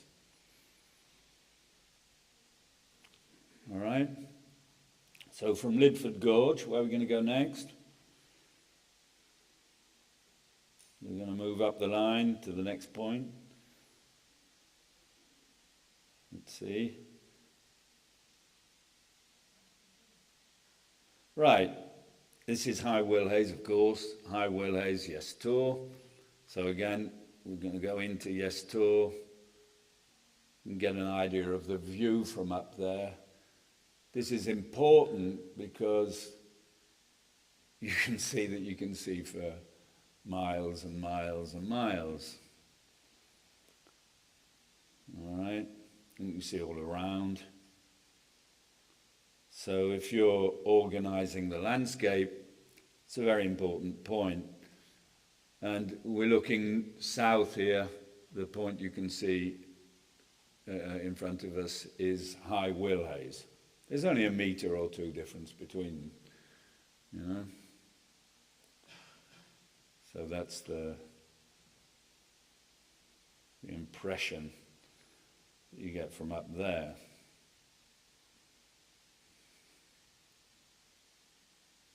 The heart of Dartmoor. So I've called that the Dartmoor Gap, the sort of dip between Yes Tour and High Willhays. And I've called it the Dartmoor Gap. So we're going to go up the line now to the Mendips. Okay, so that's a little closer to here. There's a place on the right called Cothelstone Hill and Lydiard Hill and Will's Neck. Another Will here. We had High Willhays, and here's Will's Neck. I'll come back to that in a second. And here we are at Will's Neck. You can see again the view from the top of the Mendip Hills.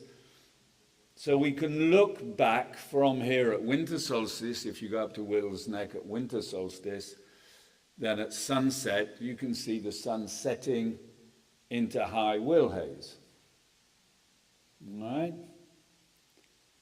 Because the sunset, you probably know this, but the sunset at winter solstice is on the same line as the sunrise at summer solstice in the other direction. Okay, so if you don't want to get up too early in the morning, you do it this way. Right?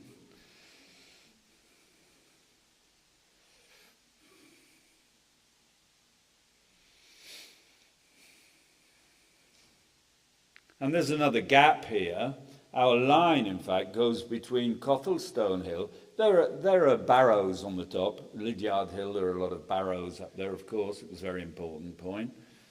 So we'll go up the line, and where does the line go now? Through the Cheddar Gorge. So this is another very important geological feature, geographical feature in southern England. Here we are, look. You must know the Cheddar Gorge, home to the Cheddar Man. You may have seen pictures of the Cheddar Man, sort of reconstituted image of a skeleton that was found. And we can see again that the Cheddar Gorge is more or less in the direction of the line. Now we're moving up to Stanton Drew. Now this is a megalithic site, and here is an incredible fact, is that this line goes exactly through the center of the great circle at Stanton Drew. Here at the bottom here you have the cove. I don't know if you know Stanton Drew. Behind the church there are these megaliths. One of them is recumbent, that one, and there are two standing stones there. These are the two standing stones at Stanton Drew. And you see the line? Can you see that line? It's going through the stone on the floor. Okay, so then it goes off through the church, straight through the diagonal of the church, okay, and then goes through the center of the circle of Stanton Drew, the Great Circle, what's called the Great Circle, which is one of the biggest stone circles in Great Britain, but it also goes through the center of Circle 2 to the north. Okay? I'll come back to this a little later. Just to show you that the line is, I've put my point in the center, okay? So we'll draw a circle and we'll position the circle so it goes through the different stones. So you can see that the center of the circle is exactly on this line. All right? And then it goes through the center of this circle 2, which is the smaller circle at Stanton Drew here. Okay. Look at that. This is a line which we've drawn from Castle Door. You know, we're 100 miles away. And we've drawn it through between High Wilhays and Yestor on a solstice angle.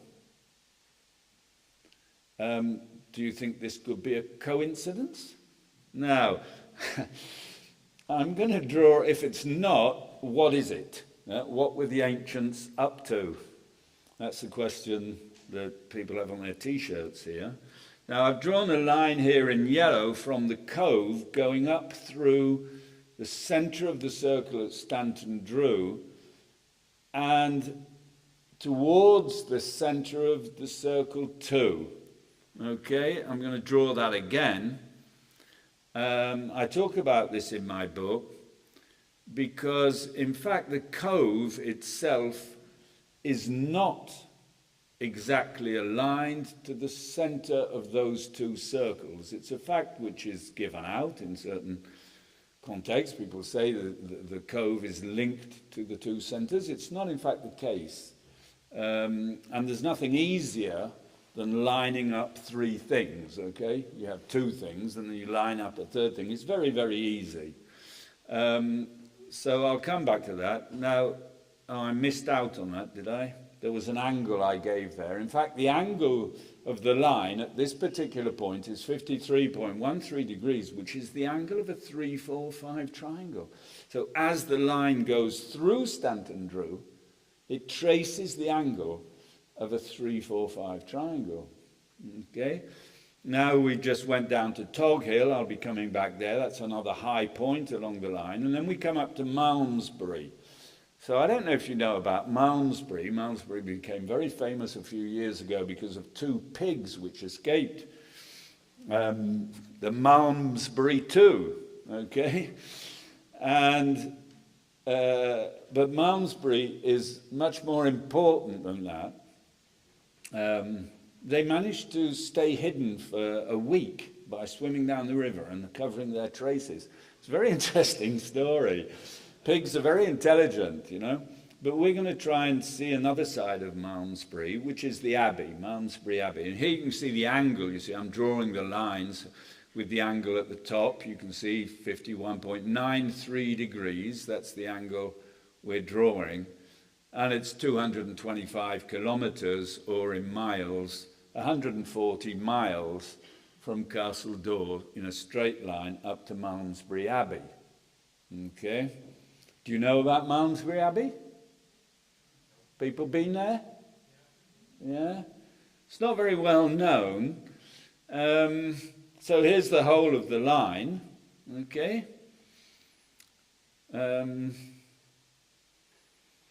we are. Is that it? Seems to have finished. Okay. No, it hasn't quite finished. No, we're going to zoom in again to Stanton Drew here, just to show how that line that I've just drawn, it wasn't exactly the same angle, but just to show how that line, which was 51.93 degrees, you know, there's no cheating going on here. And we don't have to widen out the line for it to fit on different sites. This is just one perfectly thin, straight line, okay? So, all right? So that's an important point. Now this picture shows the high points. At the bottom of the slide here, you have the profile of the landscape. So you can see the point at High Willhays, how it's the highest point all the way along the line there. Okay, and then the next point, 280 degrees, that's the thing, the gap in the Mendips, what I call the Cothelstone Gap, which goes between Lydiard Hill and the Cothelstone Hills. And then the next high point is Tog Hill. Okay, oh no, where are we here? That's the Cheddar Gorge, the top of the Cheddar Gorge, sorry. The top of the Cheddar Gorge, 250 metres. And then the next one here is Tog Hill, 216 metres. And then we finally come to Malmesbury, and Malmesbury is only 88 metres, so it's the lowest sort of point I'm going to be talking about on this line. 88 metres, and I've done a little calculation there. Can you see? Plus 130 equals 218 metres. Why am I adding 130 metres to the altitude of Malmesbury? Well, let's go in there to Malmesbury and see why. This is an AI-generated picture I made. Well, AI made. It took me quite a while to get the computer to do what I wanted, but it actually did this drawing. Okay, this is a representation of what Malmesbury Abbey would have looked like when it was intact. It had the tallest spire ever built in England. Yeah. Okay. 130 metres, the tallest spire ever built in England, okay? And it fell after a terrible storm around 1500. It fell and it smashed up. It fell in the direction we're looking from here and smashed up all this end of the church. And they never rebuilt it. They just walled up. They walled up at the transepts, where the transepts cut. They just walled it up. So when you go to Malmesbury Abbey now, you've got half of it, all right? And instead of having beautiful stained glass windows in the end, you've got a wall, all right? There used to be a Neolithic hill fort at this particular spot, all right? So why did we build the highest spire ever built in the British Isles in Malmesbury? You know, what's so special about Malmesbury? Here's when you go to Malmesbury Abbey, you've got this signpost, you've got this thing in front of it showing the impression of Malmesbury Abbey in the 14th century. Okay. In the 11th century, it housed the second largest library in Europe and was considered one of Europe's leading seats of learning. Malmesbury is England's oldest town. Did you know that? Yep or nop. There you go. One or the other. A lot of people don't know that. And they don't know either that the first king of England, Aethelstan, crowned in 924, was crowned in Malmesbury. He was born in Malmesbury, and he was crowned in Malmesbury, and Malmesbury was the seat of the English court of the first king of England from 924. So if you go inside, you can see his tomb here, with the chairs piled up just behind it, you know. I was really astounded at the sort of lack of interest that there was in this abbey. They were serving beer in there. When I went in there, there was a stone, and they were serving beer. There was going to be a rock festival or something in there. It was really quite, you know, mind-blowing. So I did feel it has fallen. Not only has the spire fallen, but the whole sort of energetic level seems to have fallen quite dramatically. That's the roof. Look at that. Okay. It's absolutely beautiful architecture. This is the doorway, the side doorway, with a Romanesque arch. Just beautiful stuff. So the earliest known name for Malmesbury was Caia Bladen, stronghold of Bladen, the pre-Roman city of the Britons. Bladen, which is the ancient name of the river Avon, reminds us of the ancient Briton king called Bladud, which brings us back to John Wood, the architect, the neo-Druid, who talked a lot about Bladud. Okay? That's another sculpture just above the doorway. It's just incredible, incredible stuff. And just next door, the old bell, the oldest in England. Right. So there's the line. We're going to go to the next point, coming down that line, go to Tog Hill. So this is a photograph I took with a zoom.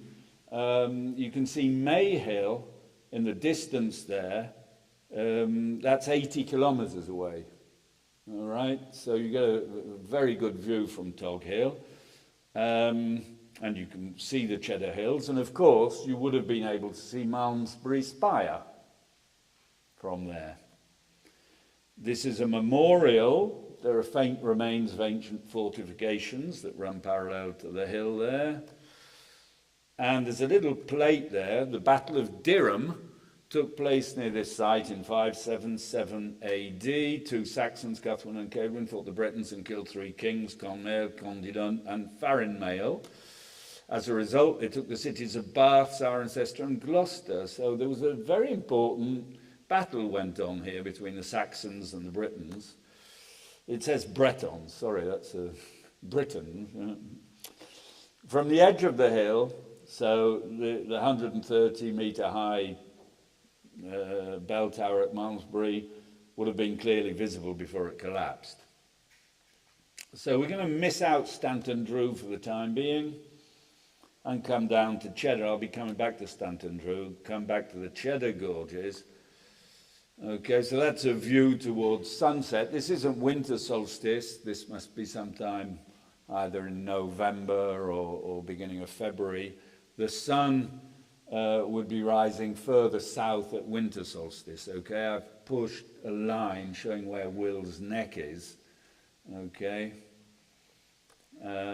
that's the line, that's where it goes. Cheddar Gorge has been named Britain's second greatest natural wonder. I don't know what the first greatest natural wonder is, you know, but there you go. So from up there, I went up there to the top there, to that line, to see the sunset at winter solstice. And from up there, you can see here Nyland Hill, which is, you can see Glastonbury Tor from Nyland Hill quite well. And then in the distance, you have Will's Neck towards the right, and then this gap, which is on the line, okay?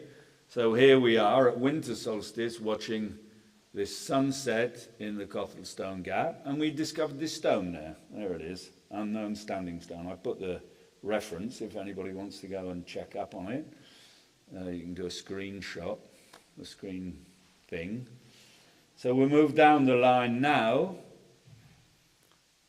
to the Cothelstone Hill.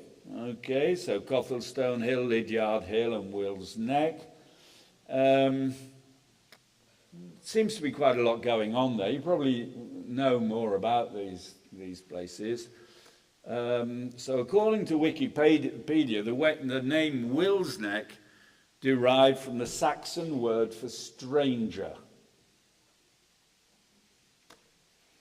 It refers to a local tribe, the Welias, who, according to legend, fought the Romans on the site. So the etymology of Will's Neck isn't very solid, to say the least. Okay, now I'm wondering if there couldn't be some kind of link between Will and the sun, Hel in Breton, or Helenus, Hel, you know, because the fact that these two spots, High Willhays and Will's Neck, are linked together by the sun on the solstice, would probably indicate that Will could in some way be linked to that fact. Okay, so Will's Neck, you know, your neck of the woods. Will's Neck could be the pass of the sun. That's another photograph of Will's Neck and the Cothelstone Gap, taken from the back. Okay. Now, if I continue the line down in the other direction from Castle Door, we come to Helston. Helston. Okay. Helston. Okay, in Helston, you have Côte, C-O-T, which means a bank in French, coast, and Hellstone. Remember this one? The hailstone, which marks the sun. At summer solstice, at Stonehenge. So the line doesn't actually go straight down into the centre of the town of Helston. It goes between Helston and Helford, which is the river pass. You see, the river goes down between them. And this is the town symbol, what would you call it, the coat of arms of Helston. So look at that. So this must be St. Michael, one would imagine, because he has wings and he's got rays coming out of his head. Okay, so he's a very solar figure. And look at that, he's holding a line. There's a very straight line going from his hand down the dragon's mouth, the green dragon's mouth. We've had a couple of dragons dancing around outside this afternoon, and this is all about earth energy. This is all about what's going on in the bowels of the earth and how this needs to be tamed. I go into this a lot in my book because I talk about the Mabinogian story of HUGH, or Lud and Clevelis, in which there is this big story about the two dragons, the dragon from the continent and the dragon from Britain, that fight each other on the 1st of May. I can't go into it now. I've already talked about it here maybe some years ago. But this is obviously a very important question, the dragon question, and of course the Sun and the Serpent by Paul Broadhurst and Hamish Miller went into that many years ago. So here we have Helston. This looks, and on either side of the dragon, look, you have the two towers, like Ka-Ir-Tur, which means the stronghold of the tower, or the door. The word door is very similar, door, all right, which could quite clearly be pointing to the extreme positions of the sun. But there you go.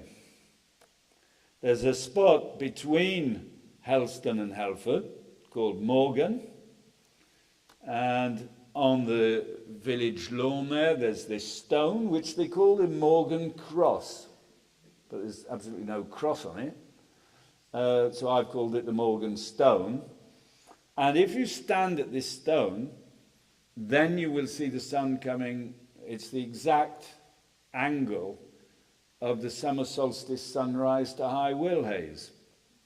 You can see it's slightly off the line because we've come further south, we're further down. So from Castle Door, the line goes to high Wylhaze exactly, but if you come further south, it's slightly off. I'll come back to that in a second.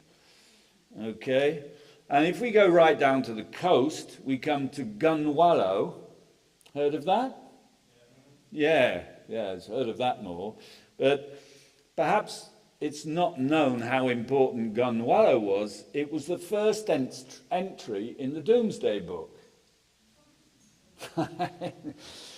It was then of great importance. I've put the French word there, Gwenole, because you get a lot of places called Gwenole, and there's a Saint Gwenole in England who is clearly, it's the same saint, Gunwallow and Gwenole, it's the same saint. There were all these interactions between Cornwall and Brittany.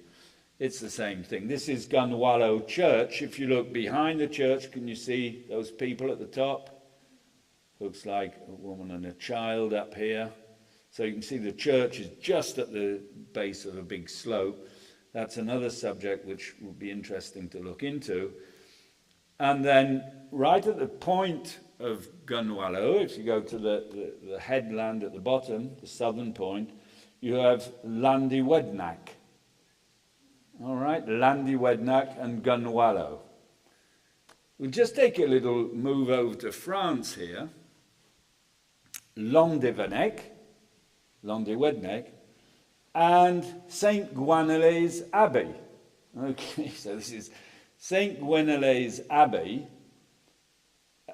at a place called Llandywednach, and the commune, the whole town, is called Penmach, which means horse's head. Look at the picture. Can you see a horse's head? Look at that. It's his ear. Here is his ear, look. That's his ear, this is his head, that's his neck. All right? And the place is called Horse's Head. All right? Penmach. Why am I talking about this? Because I now want to talk about Mach and the horse.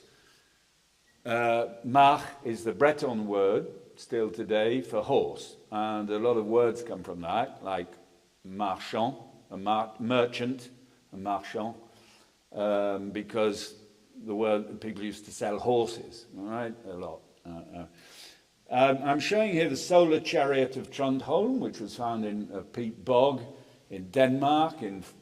It's dated to 1400 BC.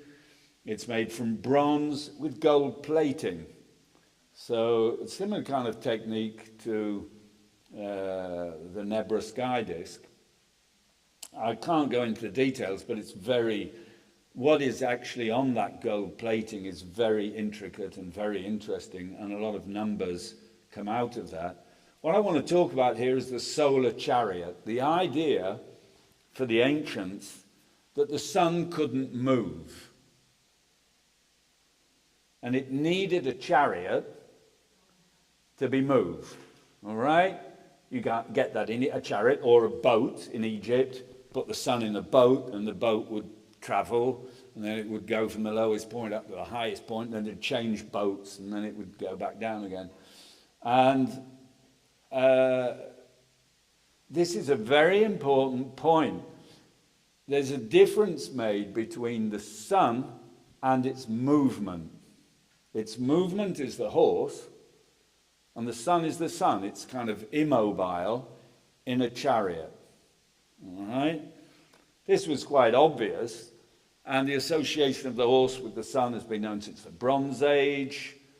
They represented the sun on a chariot to signify its movement. That's a coin from the Veneti tribe that were there before Julius Caesar turned up, showing a bird sitting on a horse. I think that's really powerful coin. The horse was seen as a brilliant animal. The Indo-European linguistic root for brilliance, mach, would have given the English word for mare and mach in Breton. Okay? So that's interesting. The idea is that the horse is brilliant. So even the brilliance of the sun doesn't come from the sun, it comes from the horse. You can find this in Norse mythology as well, where the sun had a brother, and the brother was killed, and the brother was the brilliance of the sun, and the sun lost all its brilliance and energy, and everybody got sad.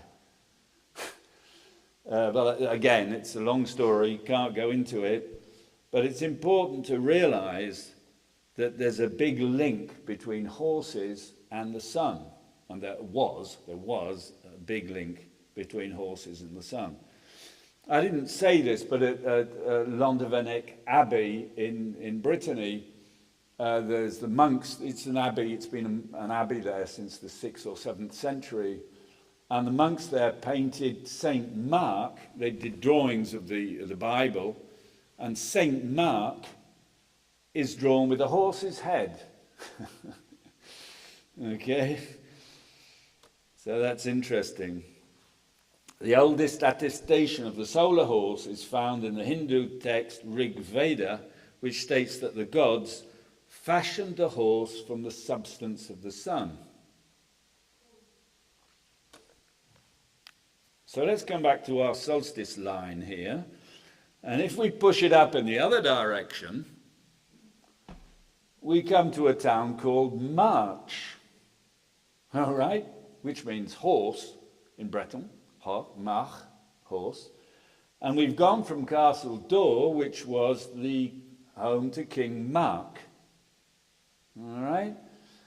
I find it interesting that in March, I don't know if you've heard of the March. Have you heard of that?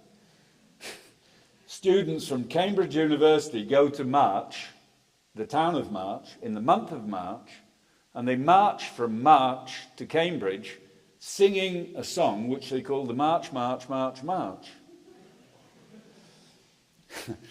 And that seems really quite interesting, that people have, from some sort of strange psychological thing, have deemed necessary to go to that point and say March, as if they're kind of repeating some kind of important information. Yeah, but as they're university students from Cambridge, probably doesn't mean anything.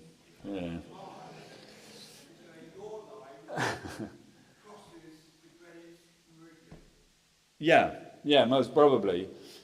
I'm just going to keep going. So I'd like to go into March, into the town of March here, because there's something here at March. It's not just a name.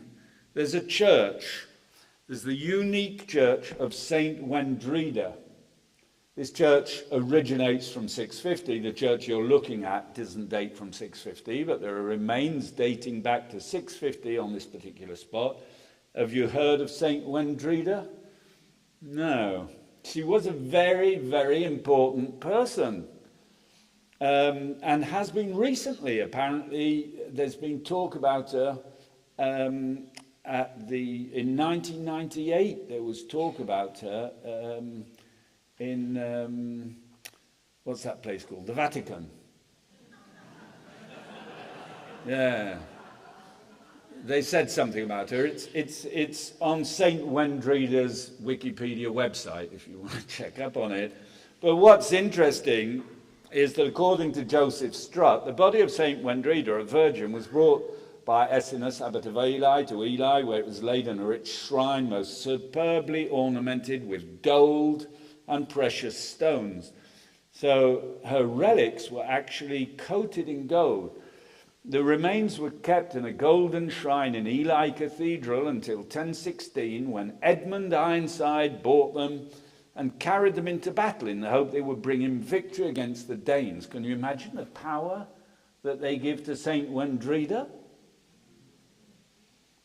But King Canute, you know, the guy that didn't like high tides, he captured the relics at Battle of Assandan and later gave them to Canterbury Cathedral. So they're in Canterbury Cathedral now. Oh no, they're not. They were. But in 1343, the remains were returned to March. But their final resting place is now said to be unknown. So there's a treasure hunt. You know, St. Wendrida's relics covered in gold are somewhere unknown in March.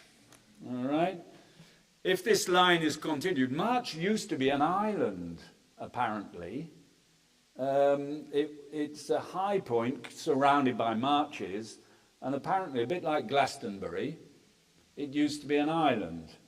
Now, if you continue the line right up to the present-day coastline, you come to a place called Salthouse, where I've read there are some Neolithic earthworks, but I was unable to locate them. So there's some research if anybody's interested. So that's the whole of that line. I've put a drawing on here, a picture on here. I was a bit hesitant to get into this, but I'll just do it very quickly. It's a question of time. I don't have much time. That's why I'm obliged to keep speeding on. But you can see there's a point here on the triangle. So it goes through High Willhays here, right?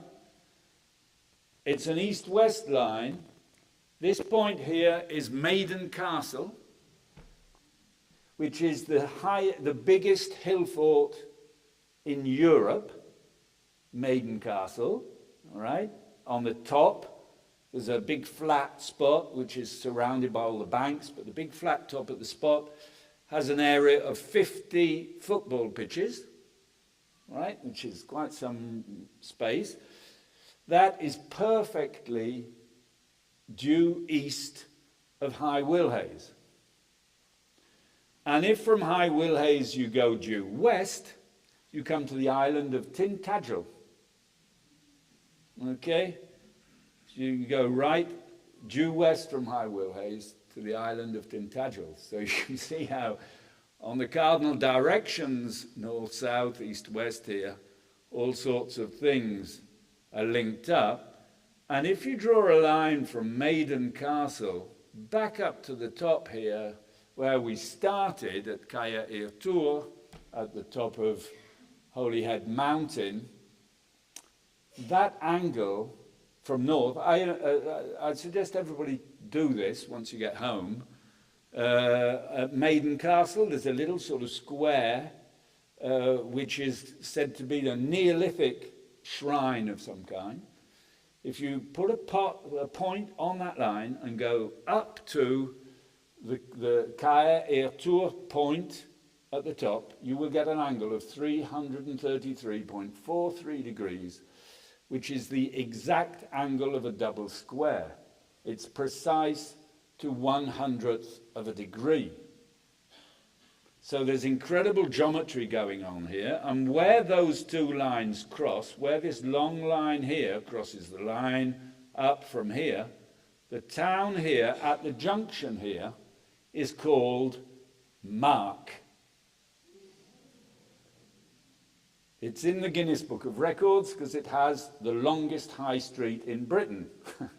It's an east-west high street called the Causeway. And the church there is called the Church of the Holy Cross. Right? Which is, you know, quite a lot of coincidences.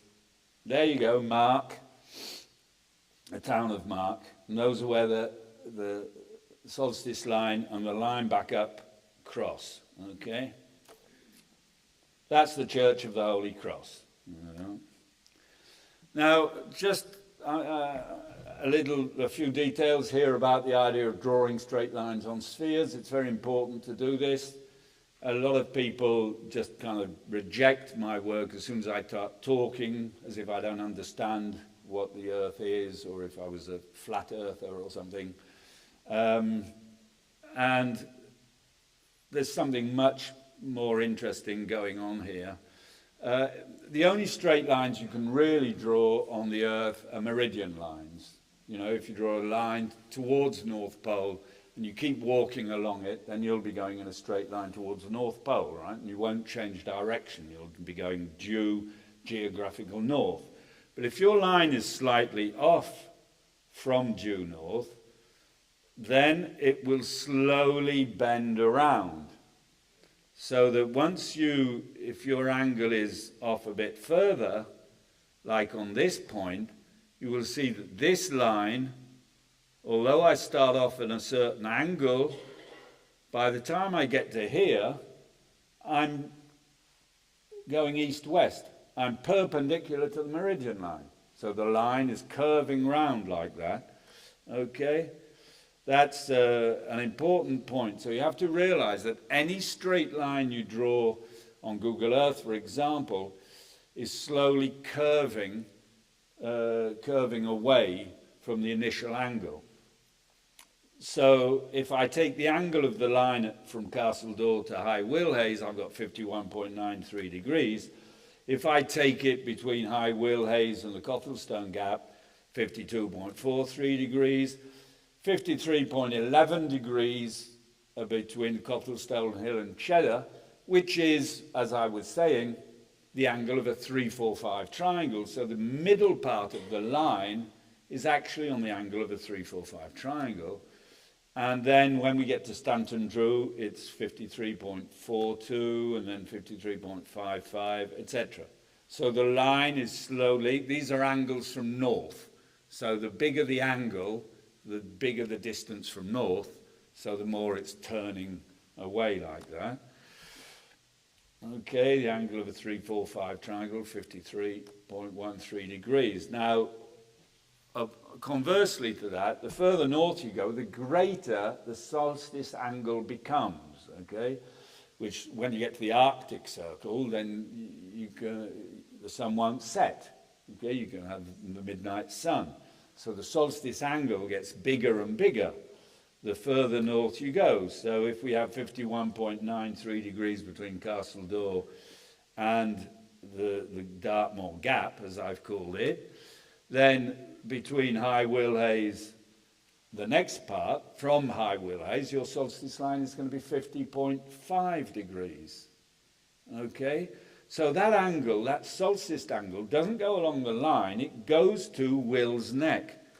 Okay, this is the Google Earth line from High Willhays to Will's Neck. 50, the exact relationship between the two highest points, right? That must have seemed an incredible event to observe. The two highest points are linked together on the longest day of the year. Who did that? You know, who's behind this? Yeah. And then the line gets further, 49.8 degrees, so the solstice angle is moving towards the north. All right? So, to finish the talk now, we're going to come into Stanton Drew, come back to Stanton Drew, which I avoided a little earlier. Stanton Drew has been dated to about, well, the dating of Stanton Drew seems a bit sort of, you know, strange, but it's been dated to around 2800 BC. So I'm going to take that date.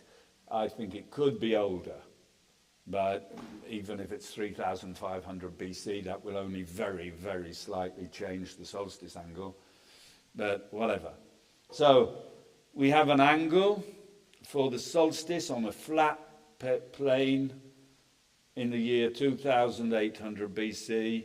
The first beam on flat ground from north will be 49.29 degrees. Okay, so that's at Stanton Drew. Here we have a photo. You can see the stones of the Great Circle. Here you can see them, they're rather small. You can see them there, look.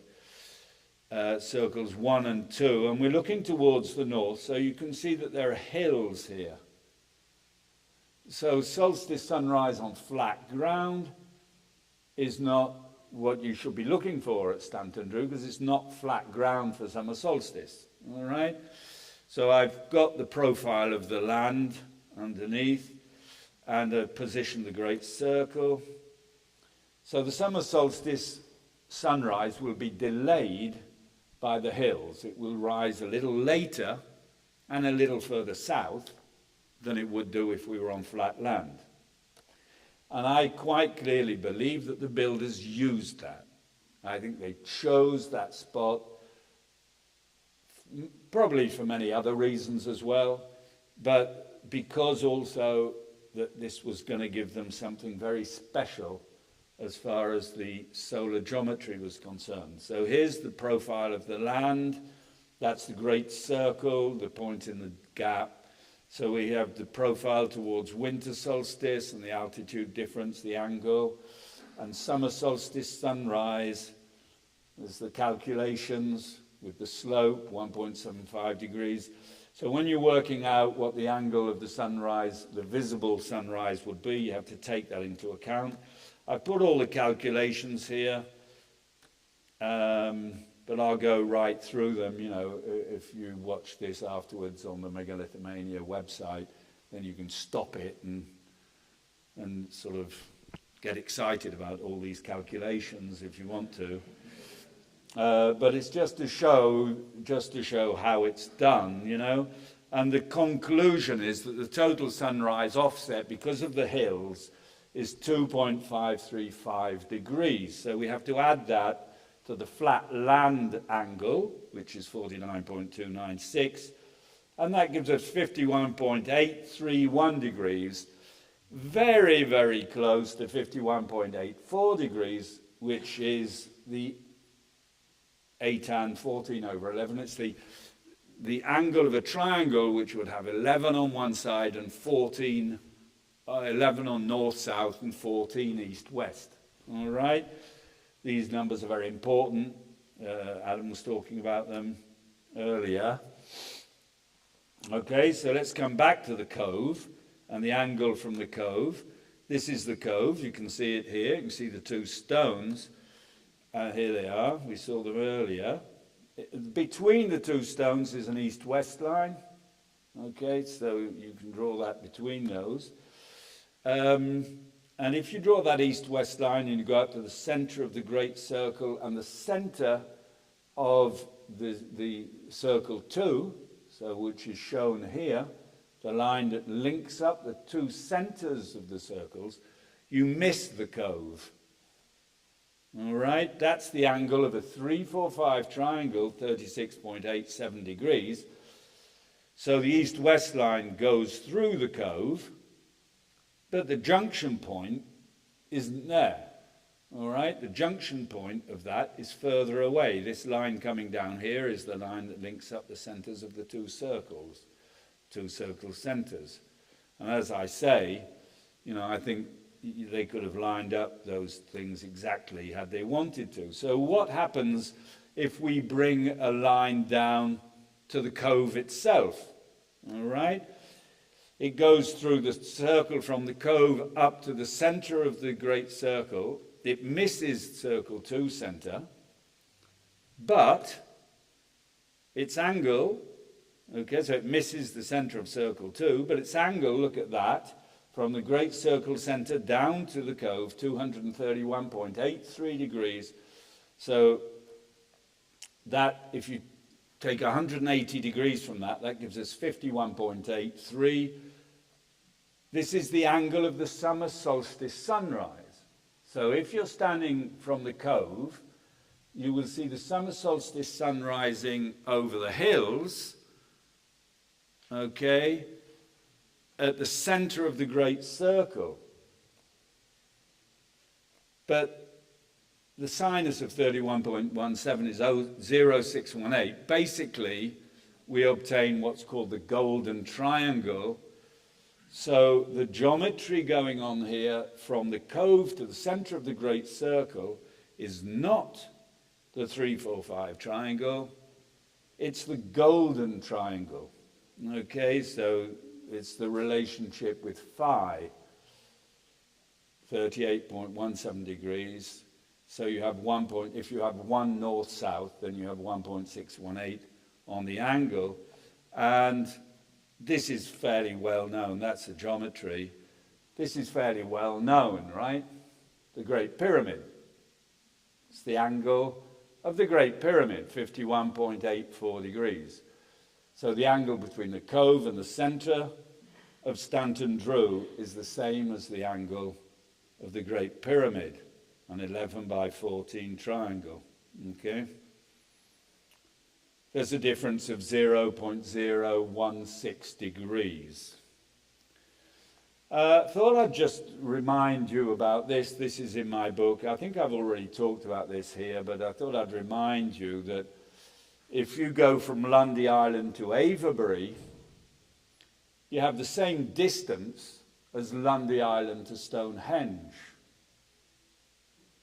Did you know that? The angle is 8.13 degrees. It's a sevenfold square, and that line goes through Stanton Drew. So the line from Lundy Island to Avebury goes through Stanton Drew, and it also goes through the circus in Bath, which was built by John Wood, the architect I was talking about at the beginning of this talk. He built a thing called the Circle, and this line goes straight through it. All right? That's a sevenfold square angle, which links Avebury to Stonehenge. And the angle between Avebury and Stonehenge, if you take the angle between the centre of Avebury and Stonehenge from north, it's 4.065 degrees to the west of north, which is half the angle of 8.13, showing the relationship, all right? The geometrical relationship. So, I've come now to the end of my talk. That's more or less the different links that we've seen. I'd just like to point out one final relationship. Okay. This is the largest standing stone in Europe. It's called CROWHURST. It's in Brittany, in the Finistère in Brittany.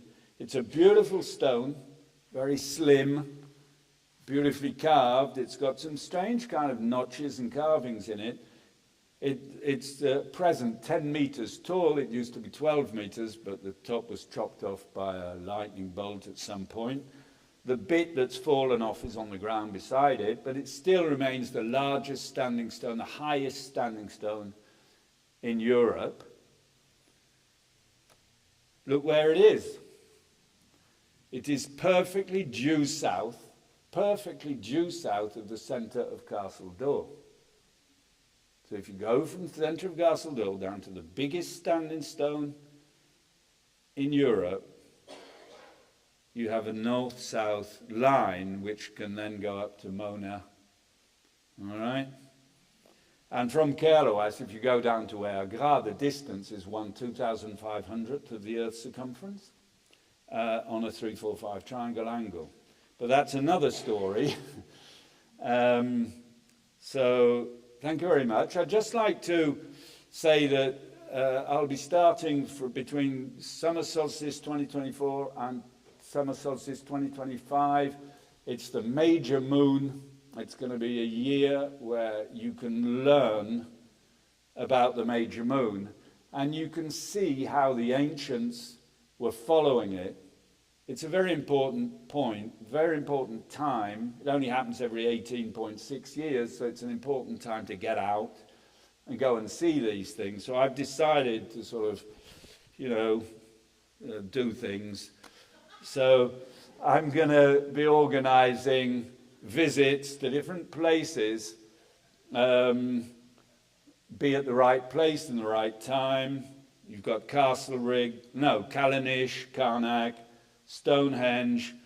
We'll be going also to Alistena in Sweden, which is an incredible place to see the major moon angles right on the cliff tops.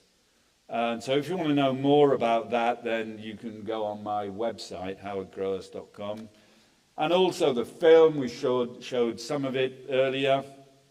It's world premiere this evening on YouTube channel, free of charge. It's taken me many years to do, and there's been different versions of it. This is the first version available in English. It lasts about an hour and a half, and it's on YouTube this evening on my YouTube channel. Okay, so thank you for listening.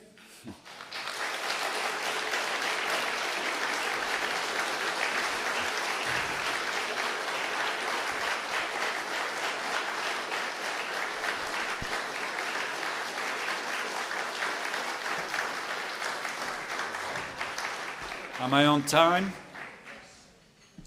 How long did that last? Thank you very much. Right, I did as fast as I could. Thank you, Howard. Yes, thank you very much. And just a reminder, this is now the kind of last break. So if you want to grab any of the speakers' books, some of the speakers have to leave after, quite soon. So do grab them if you want signed books and things like that. And we'll be back in 15 minutes for the Speakers Forum. So bear with us while we set that up. And for now, let's give Howard another round of applause for his excellent work. Yes. And his film, which you can watch online from 8 p.m. tonight on the premiere that's happening, and after that. So we'll be back in just under 15 minutes. Thank you. You want this back?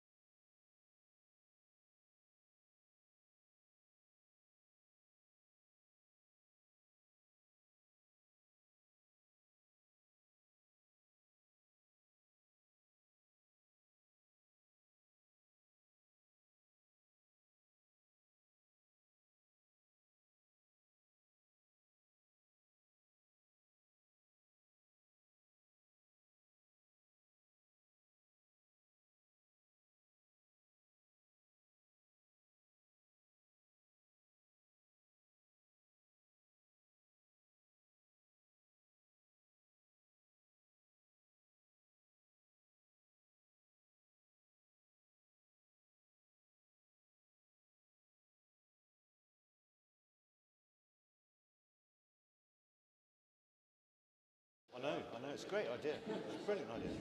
I've worked out a whole way of doing it. Yeah. Have we got everyone then?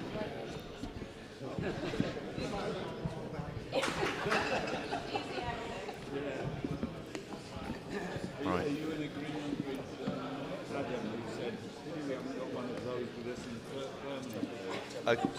Okay, I think we'll start with the questions. So, hello Megalithomaniacs, another fine conference, some marvellous talks, some fascinating ideas. I'm sure you're all brimming over with questions.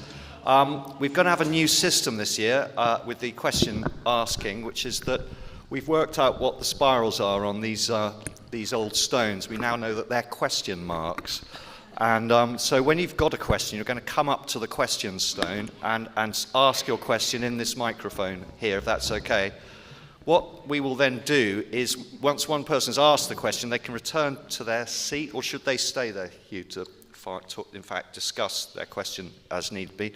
And then when we're getting bored of hearing the speakers answering questions, I will make a sign like this. At that point, it's going to be a race, really, for the next person to race up and get to the microphone and ask their question. Does that make sense? No. No? Okay, well, off we go. So here's the sign. If anyone wants to make their way up to the microphone, we've got one coming up. That's great. Thank you very much. Microphone. Do you want to bang it? No. Miles.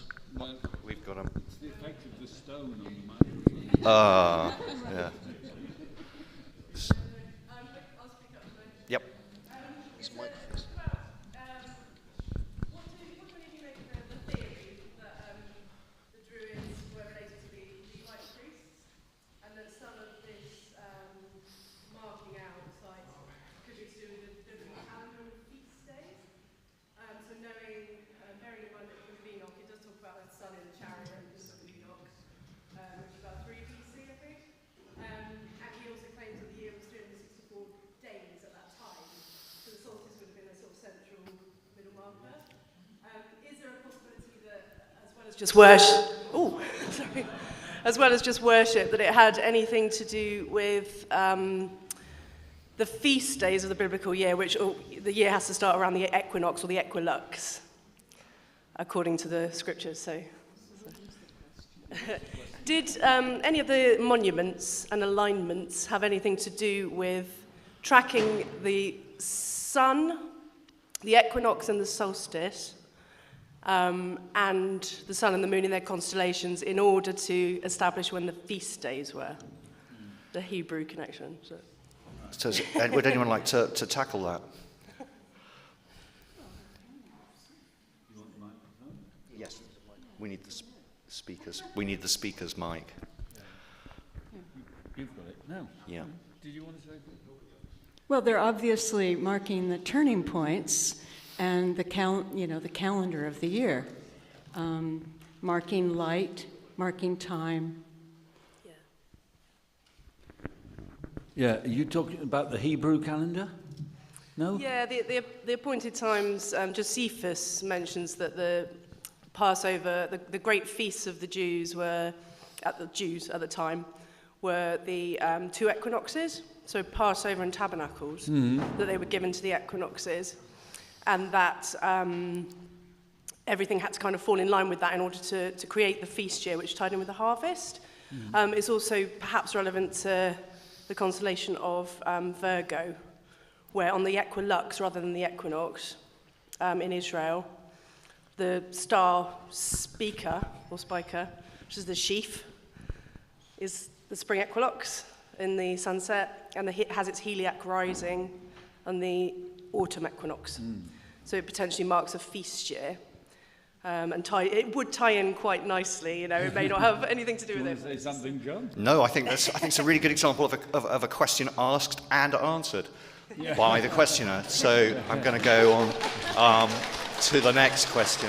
Howard has more. He has more. We have more. Well, I just say something about the moon. Yes. Because the Hebrew calendar is linked to the moon, of course, and the moon plays a very important role in the relationship between equinox. I mean, our Easter, our date of Easter is the first full moon after spring equinox. It's the Sunday following the first full moon after equinox. And I'd just like to point out that in 2019, I wrote to the Pope and told him he got the date of Easter wrong. Right. Yeah. Well, and I didn't write to him. In fact, the letter was handed to him by a bishop from Paris. And I put the explanations in it, yeah. I didn't get an answer. But if you look at 2019, then according to the definition which was given for the date of Easter, which is, it's the Sunday following the first full moon after spring equinox, then it should have been a month earlier than the date given by the church. I don't know how, you know, I could go much deeper because this was actually came out on French major radio in prime time, this whole story. And so I was contacted by the church, and they explained to me that if I would not talk about it, they would give me the real reason for why Easter had been changed. Really? Yeah. Okay. And it was because of the position of the moon. It's because we were 19 years after the year 2000 when the leap year had been added. There was a leap year in 2000. It was the difference between the Julian calendar and the Gregorian calendar.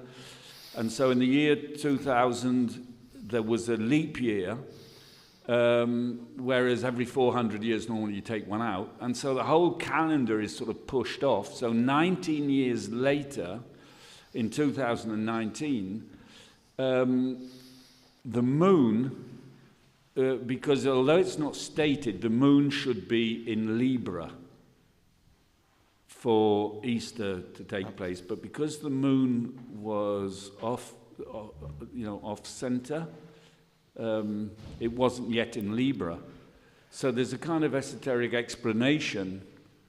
So things are going on which aren't being said, basically. Thanks, Howard. That was really made everything really clear. Yeah. Okay. Well, up put the question. I do Stone. have a question, but I first have to announce that I have been authorized by His Holiness the Pope to say, "You son of a bitch."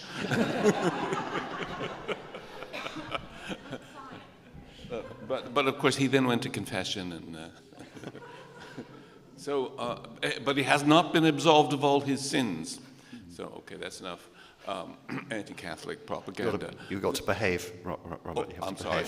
So that is something that I don't know if Howard can answer or anybody can answer. This has been worrying me ever since 2800 BC when I came here first to these shores and built St. Andrew, is how did the ancients measure the angles? What was their gizmo? What device did they have? We don't know. Do you know, Howard? All right, so this is... How did they measure the angles? Yeah. If you take this one, you can't take the next one, Howard. Oh, right, You know, yeah, fine, okay, right. yeah. It has to be a man, then a woman, then a man, then a woman. Unless I change sex. Yeah. Sorry, Robert, how did they know? It'd be a very long answer. I mean... You mean you think you know how they measured the angles, that they can't count them off? Yeah. Like we do on a I don't think so. I think that the Earth knows them. What? Yeah. I think the planet Earth, gives the knowledge. Sorry about this. This is getting weird. It's totally unscientific. I'm convinced you're perfectly sane. For example, if you take meridian lines, you know, if you take the center of Castlereagh, I didn't talk about that, but the center of the Castlereagh circle is perfectly due north of the biggest standing stone right at the tip of the Quiberon Peninsula. It's perfectly exact to 1/100th of a degree. That wasn't measured. That was felt. They must have felt that. But you remember the picture that you showed of Thoth, or was it Adam who showed it, of Thoth counting the things on the reed? Could they be degrees, Adam? I don't think, I've never thought of them as degrees for that picture, or for that carving. I really don't know. They used the Seked system, didn't they? So they weren't doing trig like we do. If they got all the angles so accurate, how did they measure them? Weirdly, Well, I put that I'm in question, agreement and with Howard. I do think that, you know, there's a separation gone on, hasn't there, post-Enlightenment, where we're convinced that the rational lens is the only lens to use. And for these ancient scientists, they were both in a symbolic, intuitive, and a rational mind, and their science is really an interplay between that. So for me, it doesn't seem impossible that they were able to directly communicate with the living intelligence of the land or anything else. But, you know, we're in Glastonbury. We've got room for those ideas here. Yeah. JJ, you've got something to add to that? Well, I think a lot of the tools that we know of today, or maybe you don't know about them, for example, the groma. These are tools like the Romans used to measure roads, but we can push the use of these tools back way farther, 5,000 or 6,000 years, maybe older. So if you're talking, depending on what angles you're talking about on stone, roads, or whatever, I think the tools were available there. You just have to look. And I figured this out by the symbolism on ancient cylinder sills and just going through the stories, but the tools were there to do it. I mean, you don't even have to account for any mystery, really. I actually did a talk about this. I think it was a talk about Seshat, who was like the surveyor. Yeah, so the tools were there for being quite exact in measuring things. But do you think the groma could deal with super long lengths like that? I think it could. In combination with other measuring devices, yes, I do. Actually, I have a talk. I don't know if you've seen it. I can send it to you and maybe let me know what you think about it. I've seen the Seshat talk. Yeah, it was great. Annie, I was wondering if you've got any ideas about that, because your work also involves long-distance alignments, quite accurate ones. Do you have any ideas how they achieve those alignments? Well, just by observation and consistent marking on the stones or on the earth where the sun and the moon and the stars were. And it was just an organic process of awareness and marking time, marking on the stones every time so that they would know when to plant, when to do their ceremonies. You know, and they may not have made it in numbers, but they made it on markings and alignments. So it's pretty kind of basic to me. Mm-hmm. Hugh, so you've got something to add? I think if you had a clear line of sight between two distant points and you had a north-south line, as a star passes the north-south line, you can measure the angular movement of the Earth using a pendulum. And I think that's how they were able to get fractions of a degree accurate. If you have a pendulum on the megalithic yard scale, you can measure the Earth turning and then get an accurate distance between two points that are quite far apart, as long as you have line of sight at night. And one more thing, and whoever's got the next question, if they'd like to come up to the microphone while we're just winding up this one. Well, just Great, one more Annie? thing to add, Yeah. that, you know, in the Antikythera device, they had the, like a gears interlocking computer, really.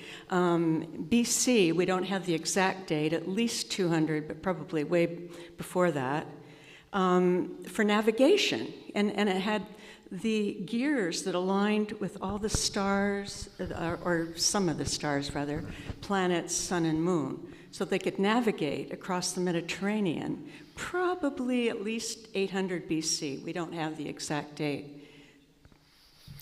The Antikythera mechanism. So there must be another question. We have one. Yeah, an internet one. An internet question. Yes, I've got an internet question here. This one's for Hugh Evans.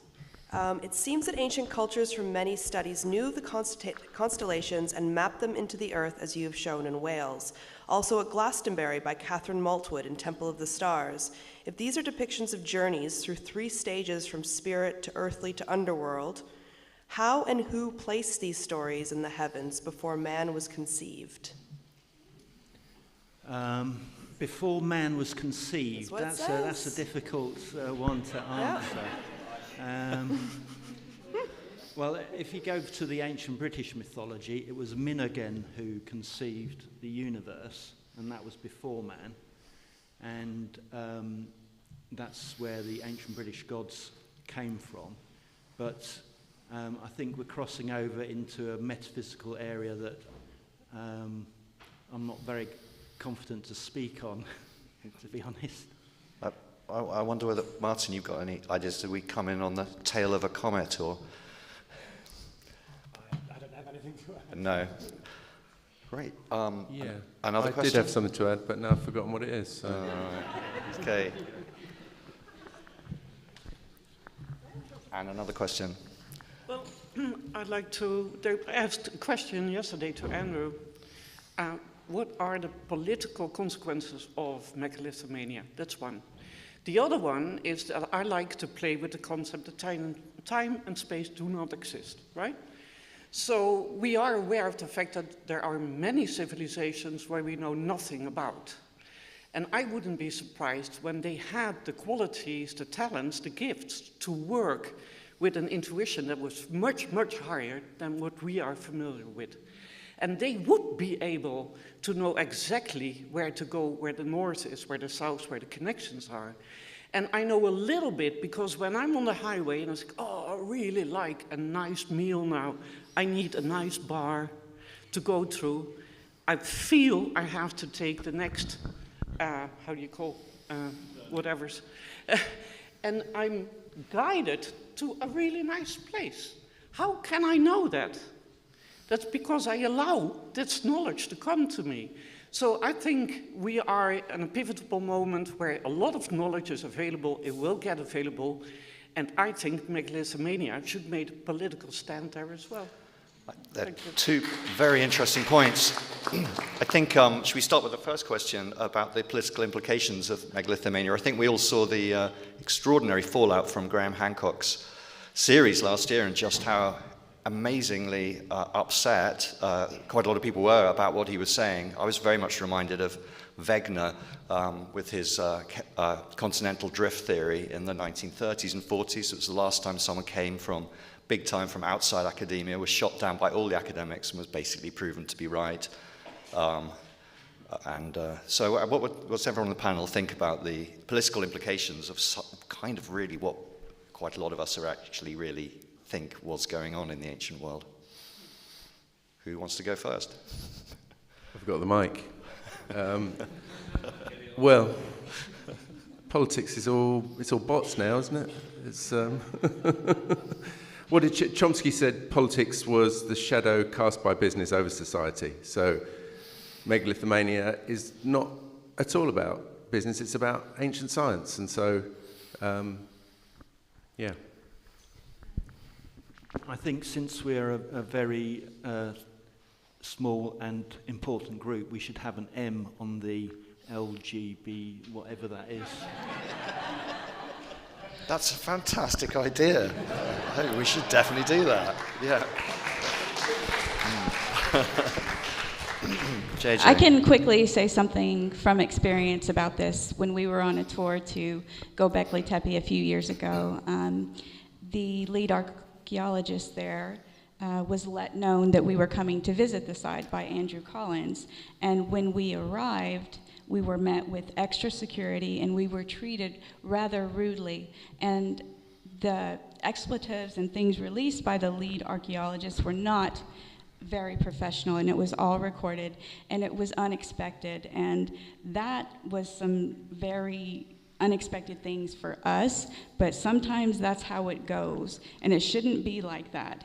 But unfortunately in the world, that's how it does go at times.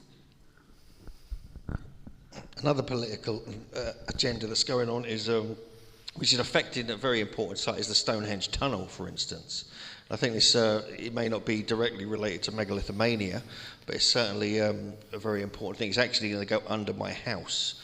Our house is the only house on the tunnel route where it's going to go under. So I'm going to do an Arthur Dent from Hitchhiker's Guide to the Galaxy with my dressing gown and tea and lie in front of bulldozers.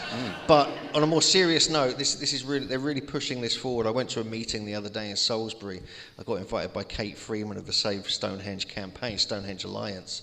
And this is like becoming a major thing. They want to spend possibly up to £3 billion on it of taxpayers' money to create a pointless tunnel. And it's worked out that it actually would cost £500,000 per metre.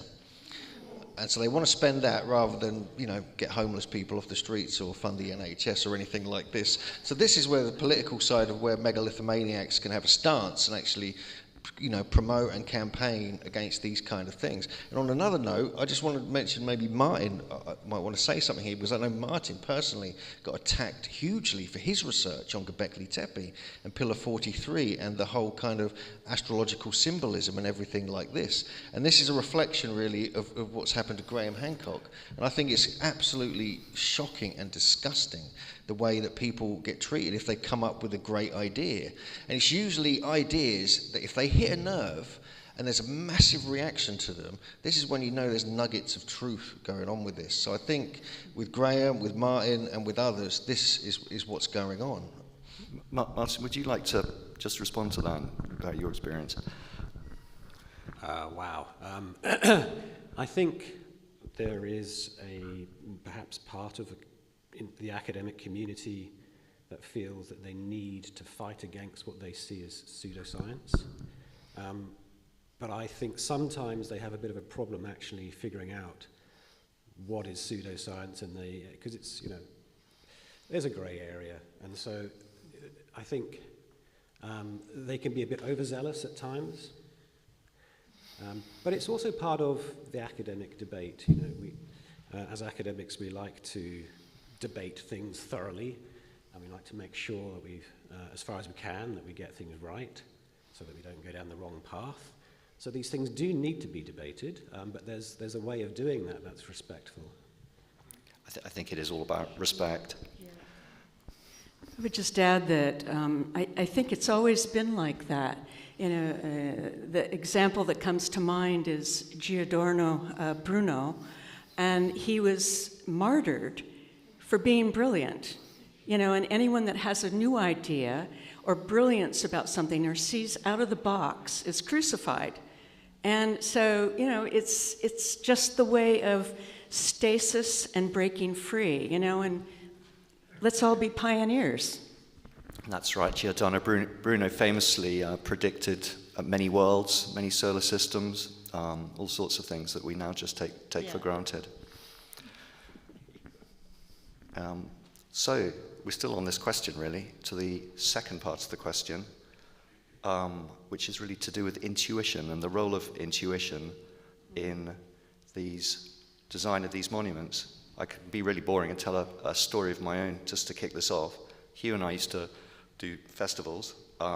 We built stone circles at these festivals. There was one big green gathering festival we did. We put a stone circle up. And there was another sunrise festival we did, and we put another stone circle up. And basically the choice for the location of these stone circles wasn't huge. We had a couple of fields. We wandered around, decided where to put these stone circles. 2 years later, someone comes up to me at Megalithomania and says, "Have you seen this?" And they've drawn a line between these two stone circles on two different farms, randomly picked, and that line goes exactly through the middle of the tower on the top of the tour. That really had an effect on me, because I was like, oh my God, if I had been me looking at those two stone circles, I would assume that had been done deliberately, and yet we did not do that deliberately, and the alignment was absolutely exact. So explain that. That's my story. Okay. Anyway, it's sometimes very much stranger than you think. I have a good story like that. Have you? Okay. Yeah, I found this standing stone which is perfectly positioned, perfectly east-west for the Grand Menhir and perfectly north-south. It was exactly positioned in the corner, but it looked a bit strange, and it had been put there by to mark the entrance to a campsite by the people from the town. You know, they dug it out from the bushes somewhere and put it there. And it was just perfectly positioned. Yeah. So I thought, well, I'll just give this up, you know. I know. That's right. These megaliths were built by workers from the campsite in... with no measuring instruments. Yeah. So who is behind this, you know? You want to say something? Yeah.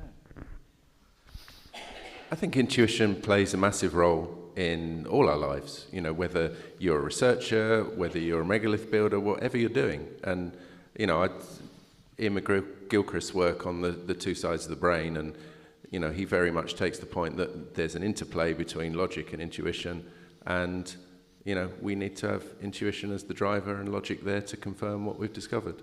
And, you know, I don't think there's anyone that works in any field that could actually say, I never use my intuition, I'm purely just in logic. And I think it's silly to think that goes on. Yeah. I just have to say that I wouldn't have found what I found in the landscape around the Pyrenees if I didn't use my intuition and I wasn't guided by dreams. You know, we have to listen, and you know, in meditation or dreams, things come up that we never would have thought of if we're listening.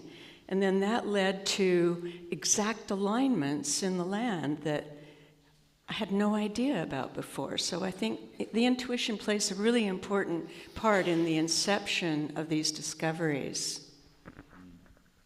I'd just like to add something, is that in Brittany, people are being distanced from the monuments. So, for example, Silbury Hill has been closed now for many years, and people aren't allowed to go up on it. You can still jump over the fence. Yeah, you can jump over the fence, but you're not I mean, normal people. No, but you know what I mean? That fence is enough to stop a lot of people, and in Brittany now, there's the largest artificial hill in Brittany called the Tumulus, which has now been closed to the public, apparently for the same reasons, although there have been no excavations on it for like 200 years or something.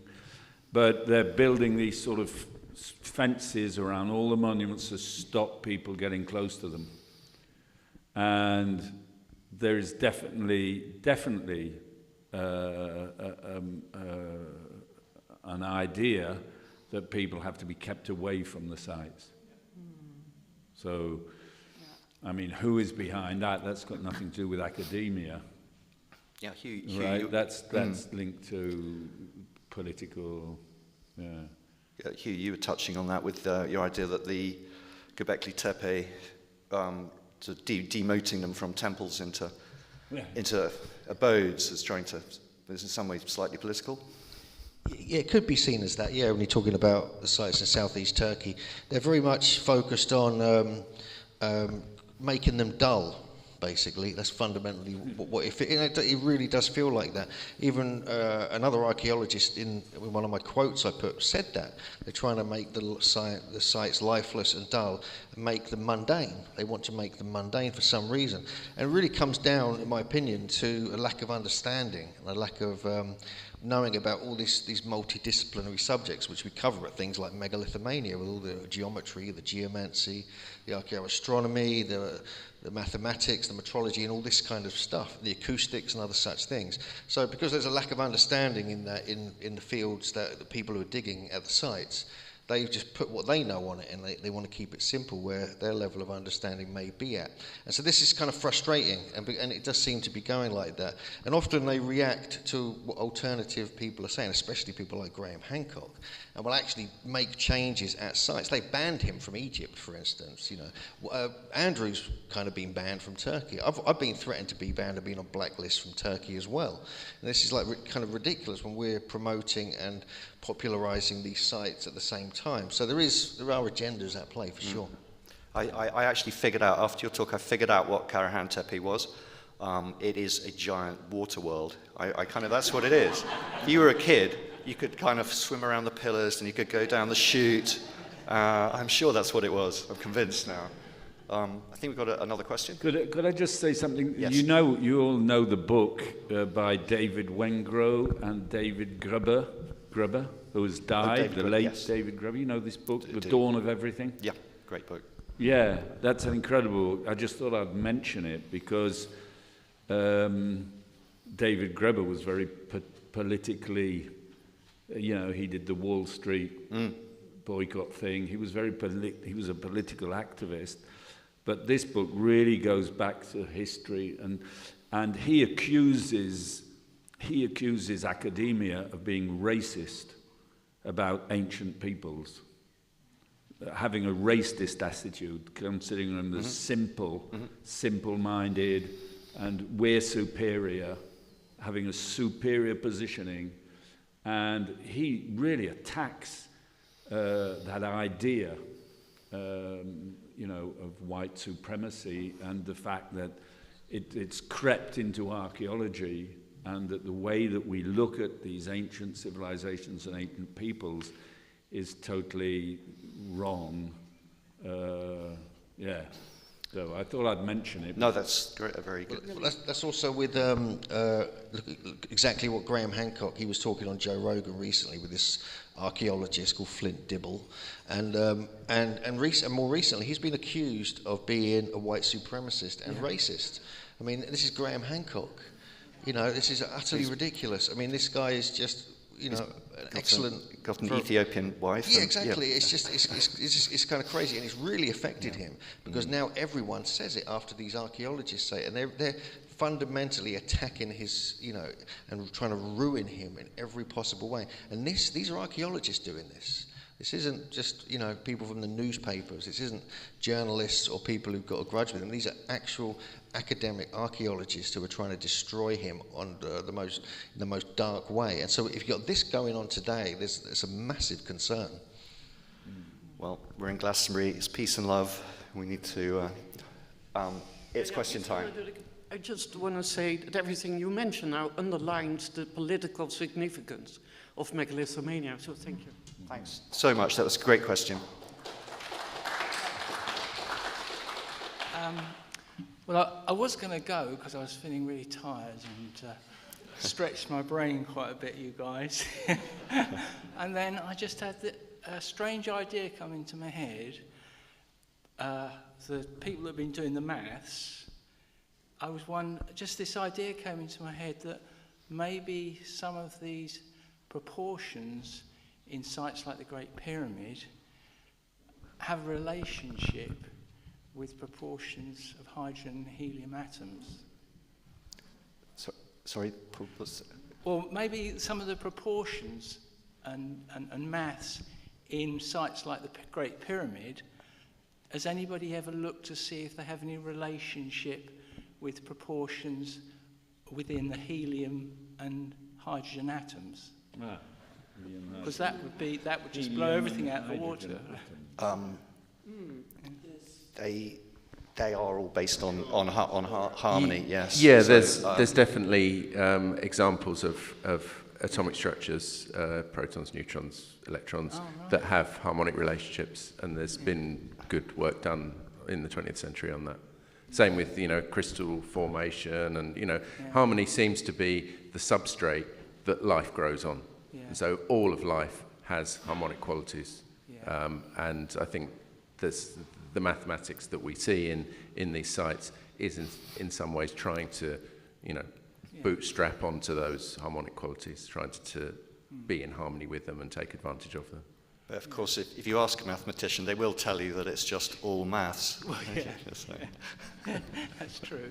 yeah.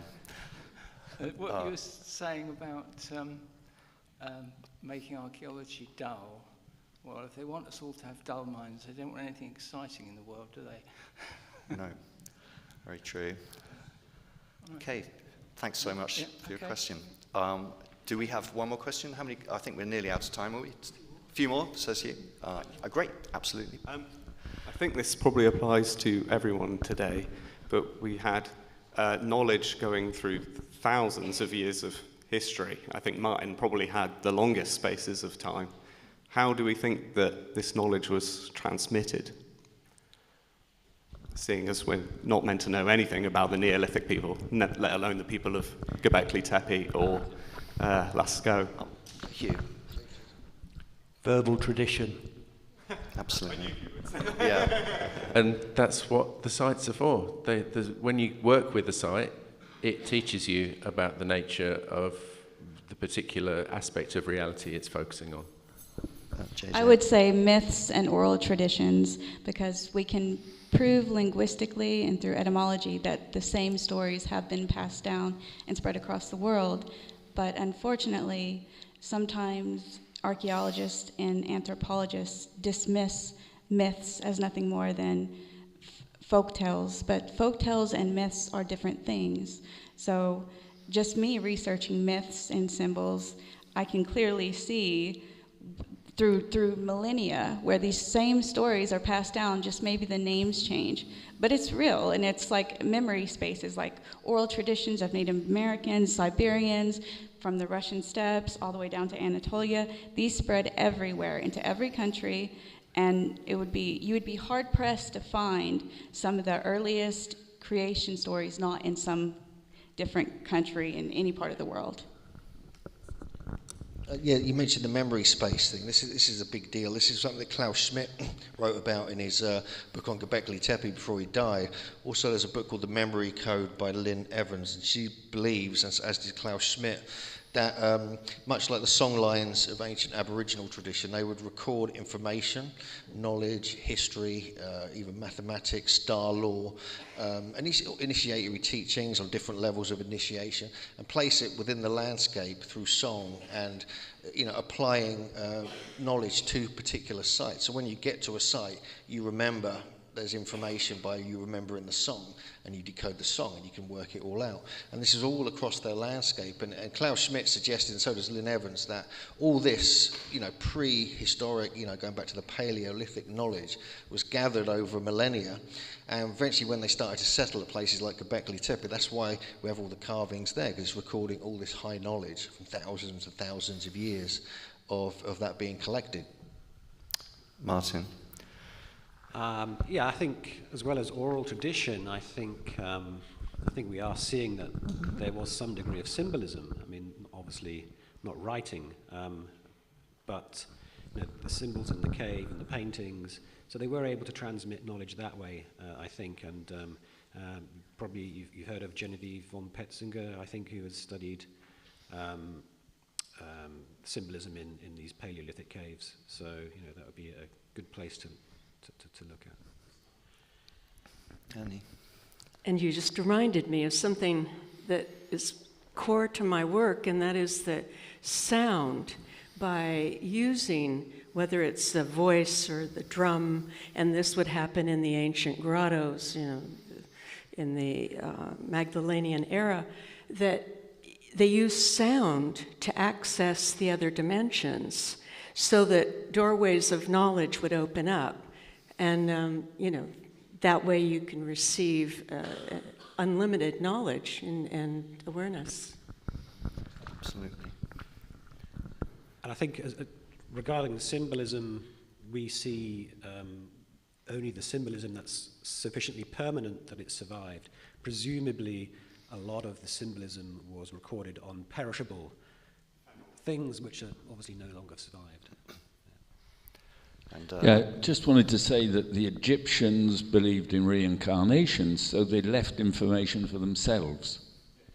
Right? So they were putting things for themselves to get when they came back, right? So that's one way, you know, it's just people live forever. Okay, so once you've understood that people live forever, then there's no problem. Absolutely. And, you know, one more thing.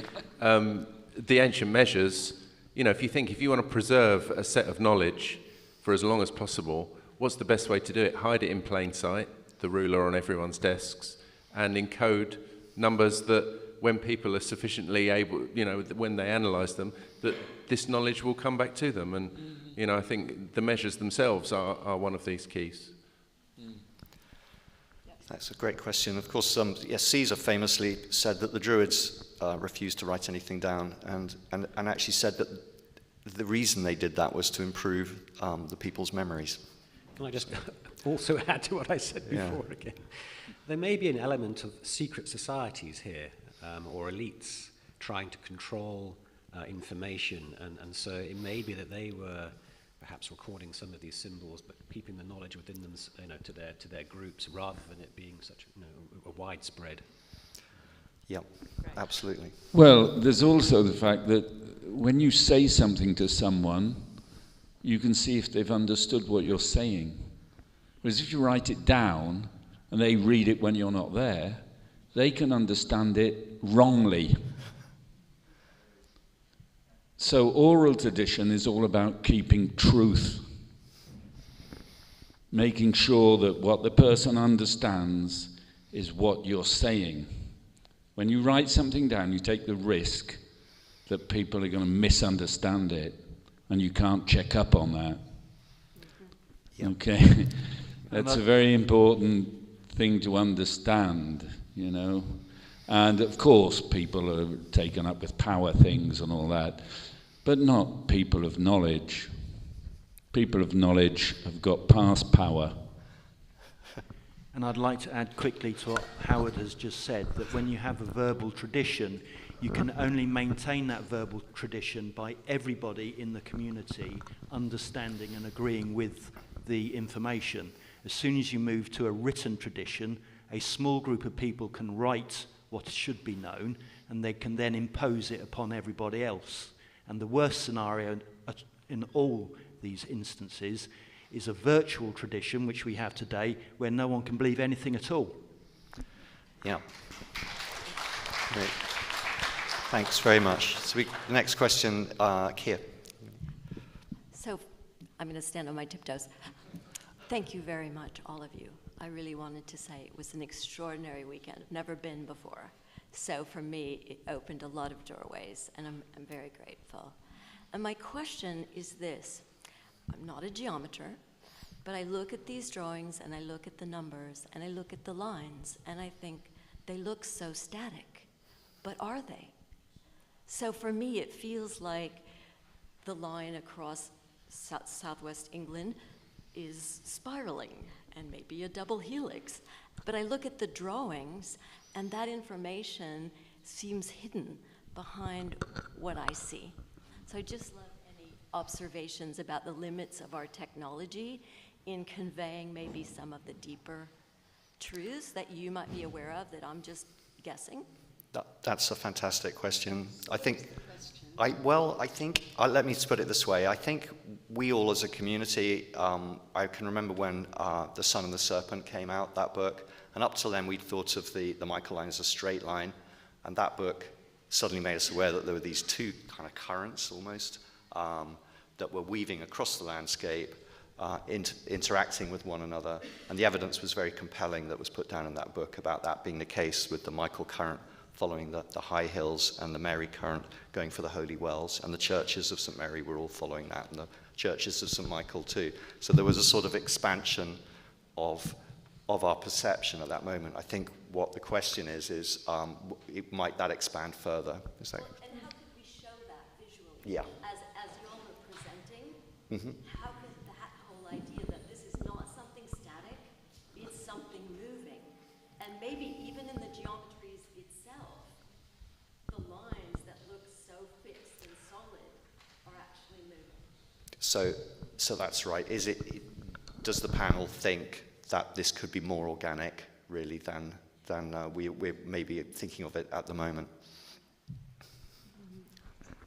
So, as I understand your question, I hope I did, what I discovered in the landscape across the Pyrenees, and mainly so far it's been to the south from the Pyrenees to Mallorca, I discovered that there was not only a straight alignment north-south, an ancient meridian that was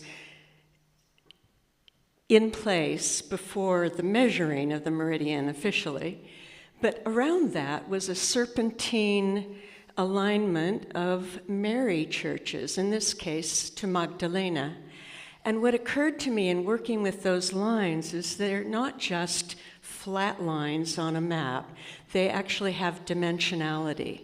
So the cross I discovered is actually a cube and beyond. It's a series of geometries and that has dimensionality, and the lines are actually perhaps spiraling like sound waves, or they have dimension to them, and that's what really struck me in working with those sites. Howard? Yeah, well, I talked about a line, and the countryside is winding round it. Lidford Gorge is winding round that line. Cheddar Gorge is winding.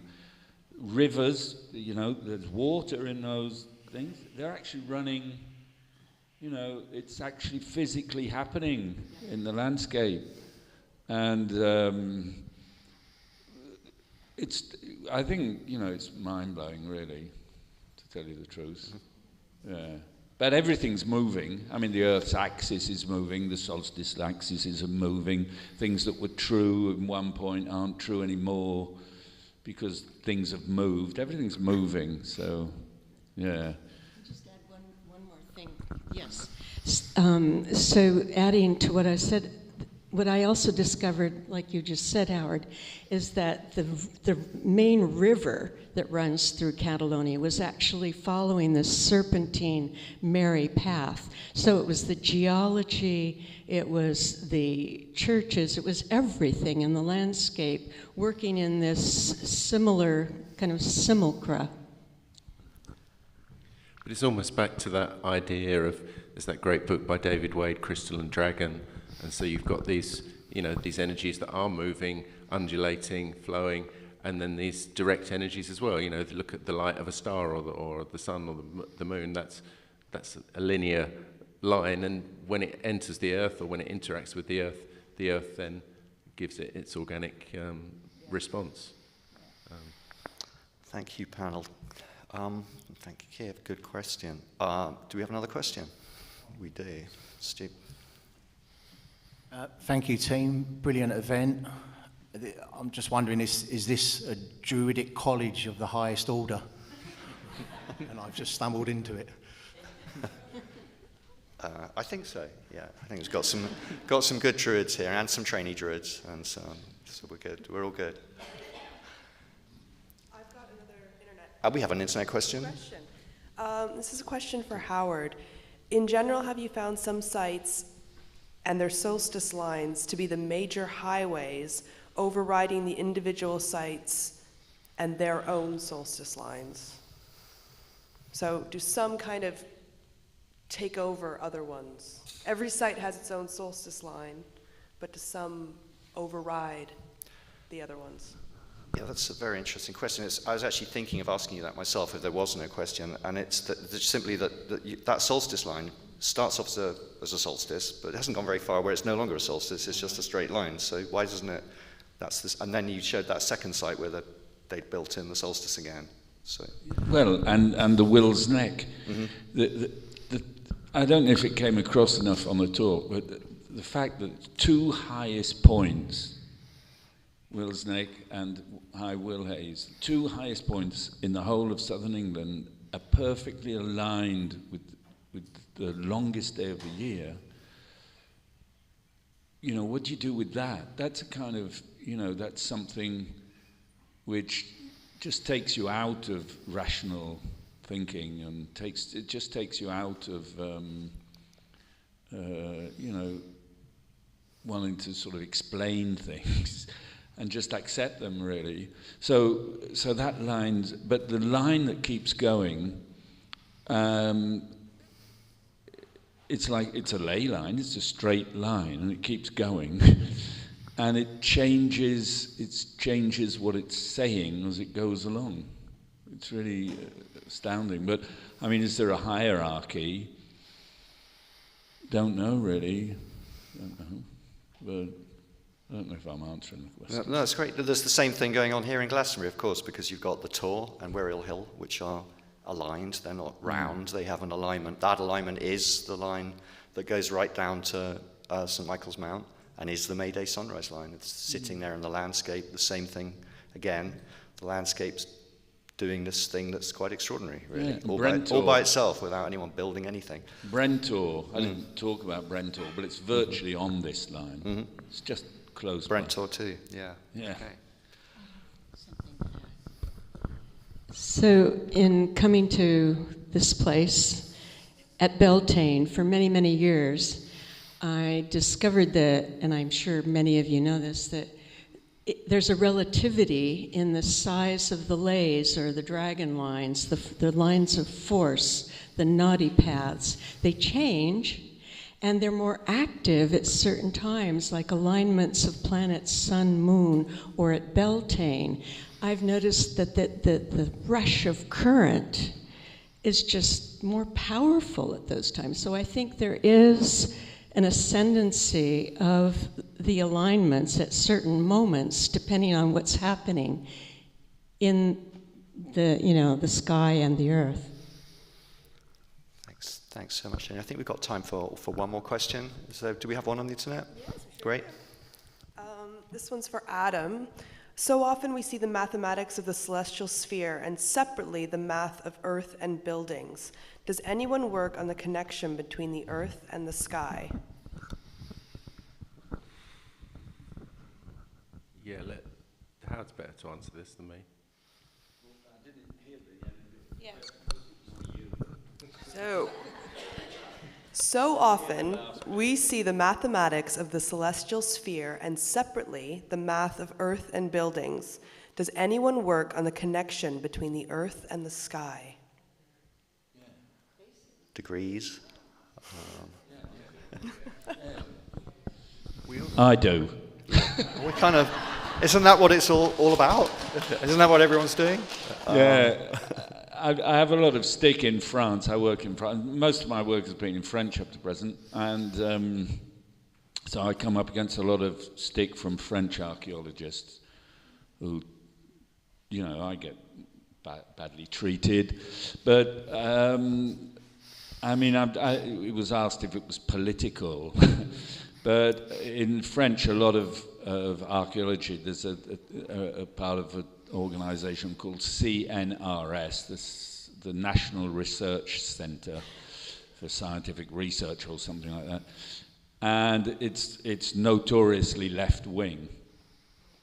And I came up once in a talk with a sentence where I said, yes, the problem basically is that the CNRS is left-wing and the heavens are right-wing. And I think it's a problem we do have, is the link between, this something very materialistic about the way science looks at things and the heavens. There's something intuitive and spiritual, of course, linked to the heavens. And circular. I always thought it was the other way around, actually, Howard. That's so interesting. I always think of the heavens, just me personally, I always think of the heavens as very kind of pure and mathematical, and the earth as the No, I said materialistic, not materialistic. mathematical. Oh, okay, yeah, gotcha. Yeah. Like, what's it for? Okay. How do you use it? Yes. How can I make money from it? Okay. Yeah, materialistic. Right. Yeah. Not lay up thy treasures in heaven. Okay. Yeah. That's what I meant. Yeah. I see. Of course. Yeah. The eclipses are always on time. The eclipses are always on time. Yeah. The sun never turns up. Okay. 5 minutes later. I'm terribly sorry. I got caught up in a traffic jam or something. Yeah. The heavens, there is order. Well, perfect order. I think this is a good segue into a final summing up statement for the whole panel. in what way is this subject really about some kind of interface between heaven and earth, really? Yeah. So your thoughts on marriage of heaven and earth? We'll start with Hugh, over with you. And Megalithomania, in the context of Megalithomania, what's going on? Well, definitely there is a big connection between heaven and earth, and it is really the story of humanity. So the connection with Megalithomania is we are exploring it and discussing it freely and openly, and we're one of probably the only and best forums to do that. That's great. We agree with that. Through our eyes, the cosmos gets to witness itself.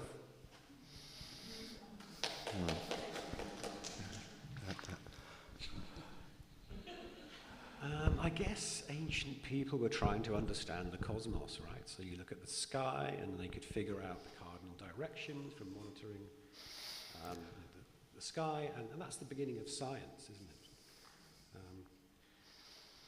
I think also, there's an issue to do with, how do we understand whether we are getting things right or whether we're getting things wrong? And this is something I tried to emphasize in my final slide, that when it comes to science, it's all about confidence and it's about explaining power. So you need to, it's great to have ideas, hypotheses, it's great to speculate. In science begins with speculation. That's the first step. And then in the scientific process, the key thing is to then figure out how much confidence you can have in that hypothesis. And so it's about checking, it's about rigor, and very often it's about statistics and analysis. So that's what I would like to finish on. Thank you. Annie. So, heaven and earth. I think we're in a really exciting time of finding the connections, finally, and coming out of a state of great separation between science and explorers like all of Megalithomania. I think we're starting to come together, where science and paganism and the ancient traditions are coming to meet in this new unification. And it has a very profound meaning for humanity. We're starting to reunite with what we once knew, and that we're not separate from the cosmos. We're not separate from the earth. Great. Howard. Got mine. Double mic'd. Yeah, well, it's the whole subject, linking heaven and earth. When we incarnate, that's what we do. We come down into a physical body, so we link, and then we forget about it. We forget where we've come from and who we are really. And we're taken up with everything we have to do, lists of things we have to do, and we forget. But our whole reason of being here is to link heaven and earth. That's what I think. JJ.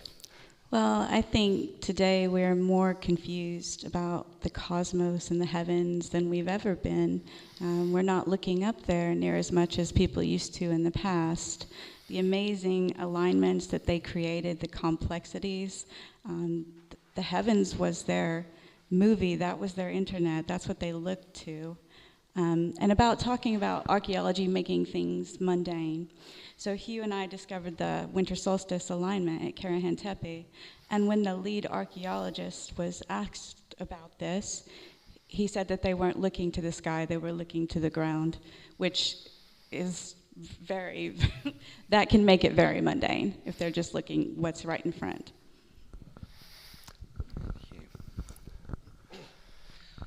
That's what I was going to say. Right. Okay.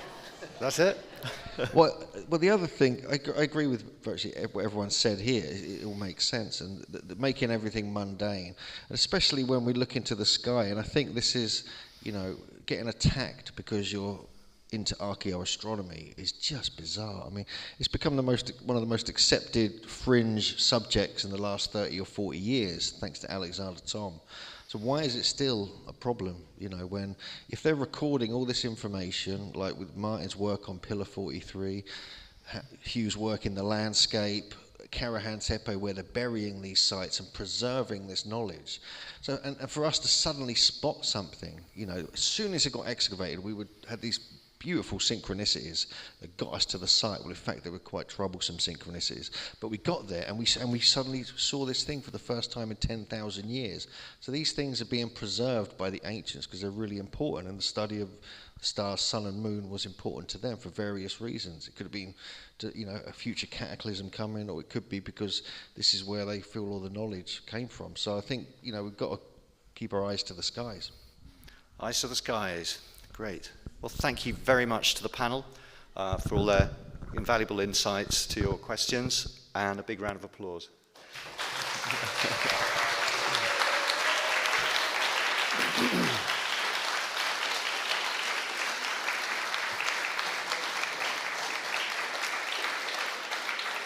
And also, I'd like to invite a round of applause for Hugh Newman for putting on this conference for the 17th time. 16th time. I'm sure we'll be back next year, and I think he's got a few words to say next. Great. Yeah, just a few thank yous before we all leave, if you don't mind. I thank our wonderful panel, our wonderful speakers. It's been an amazing weekend for me. I'm going to be watching the live stream in archive form just so I can catch up on everything.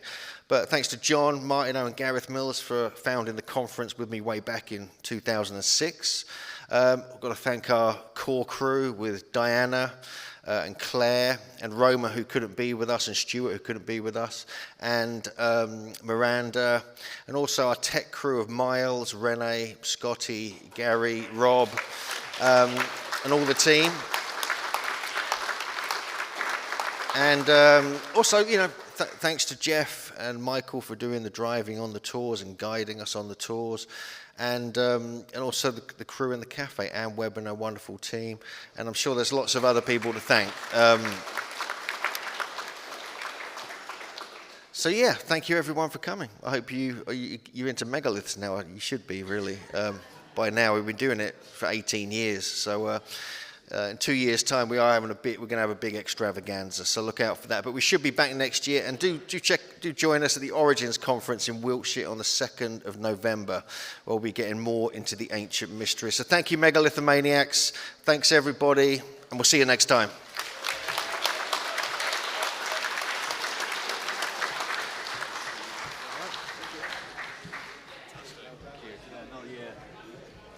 Some really interesting questions this year.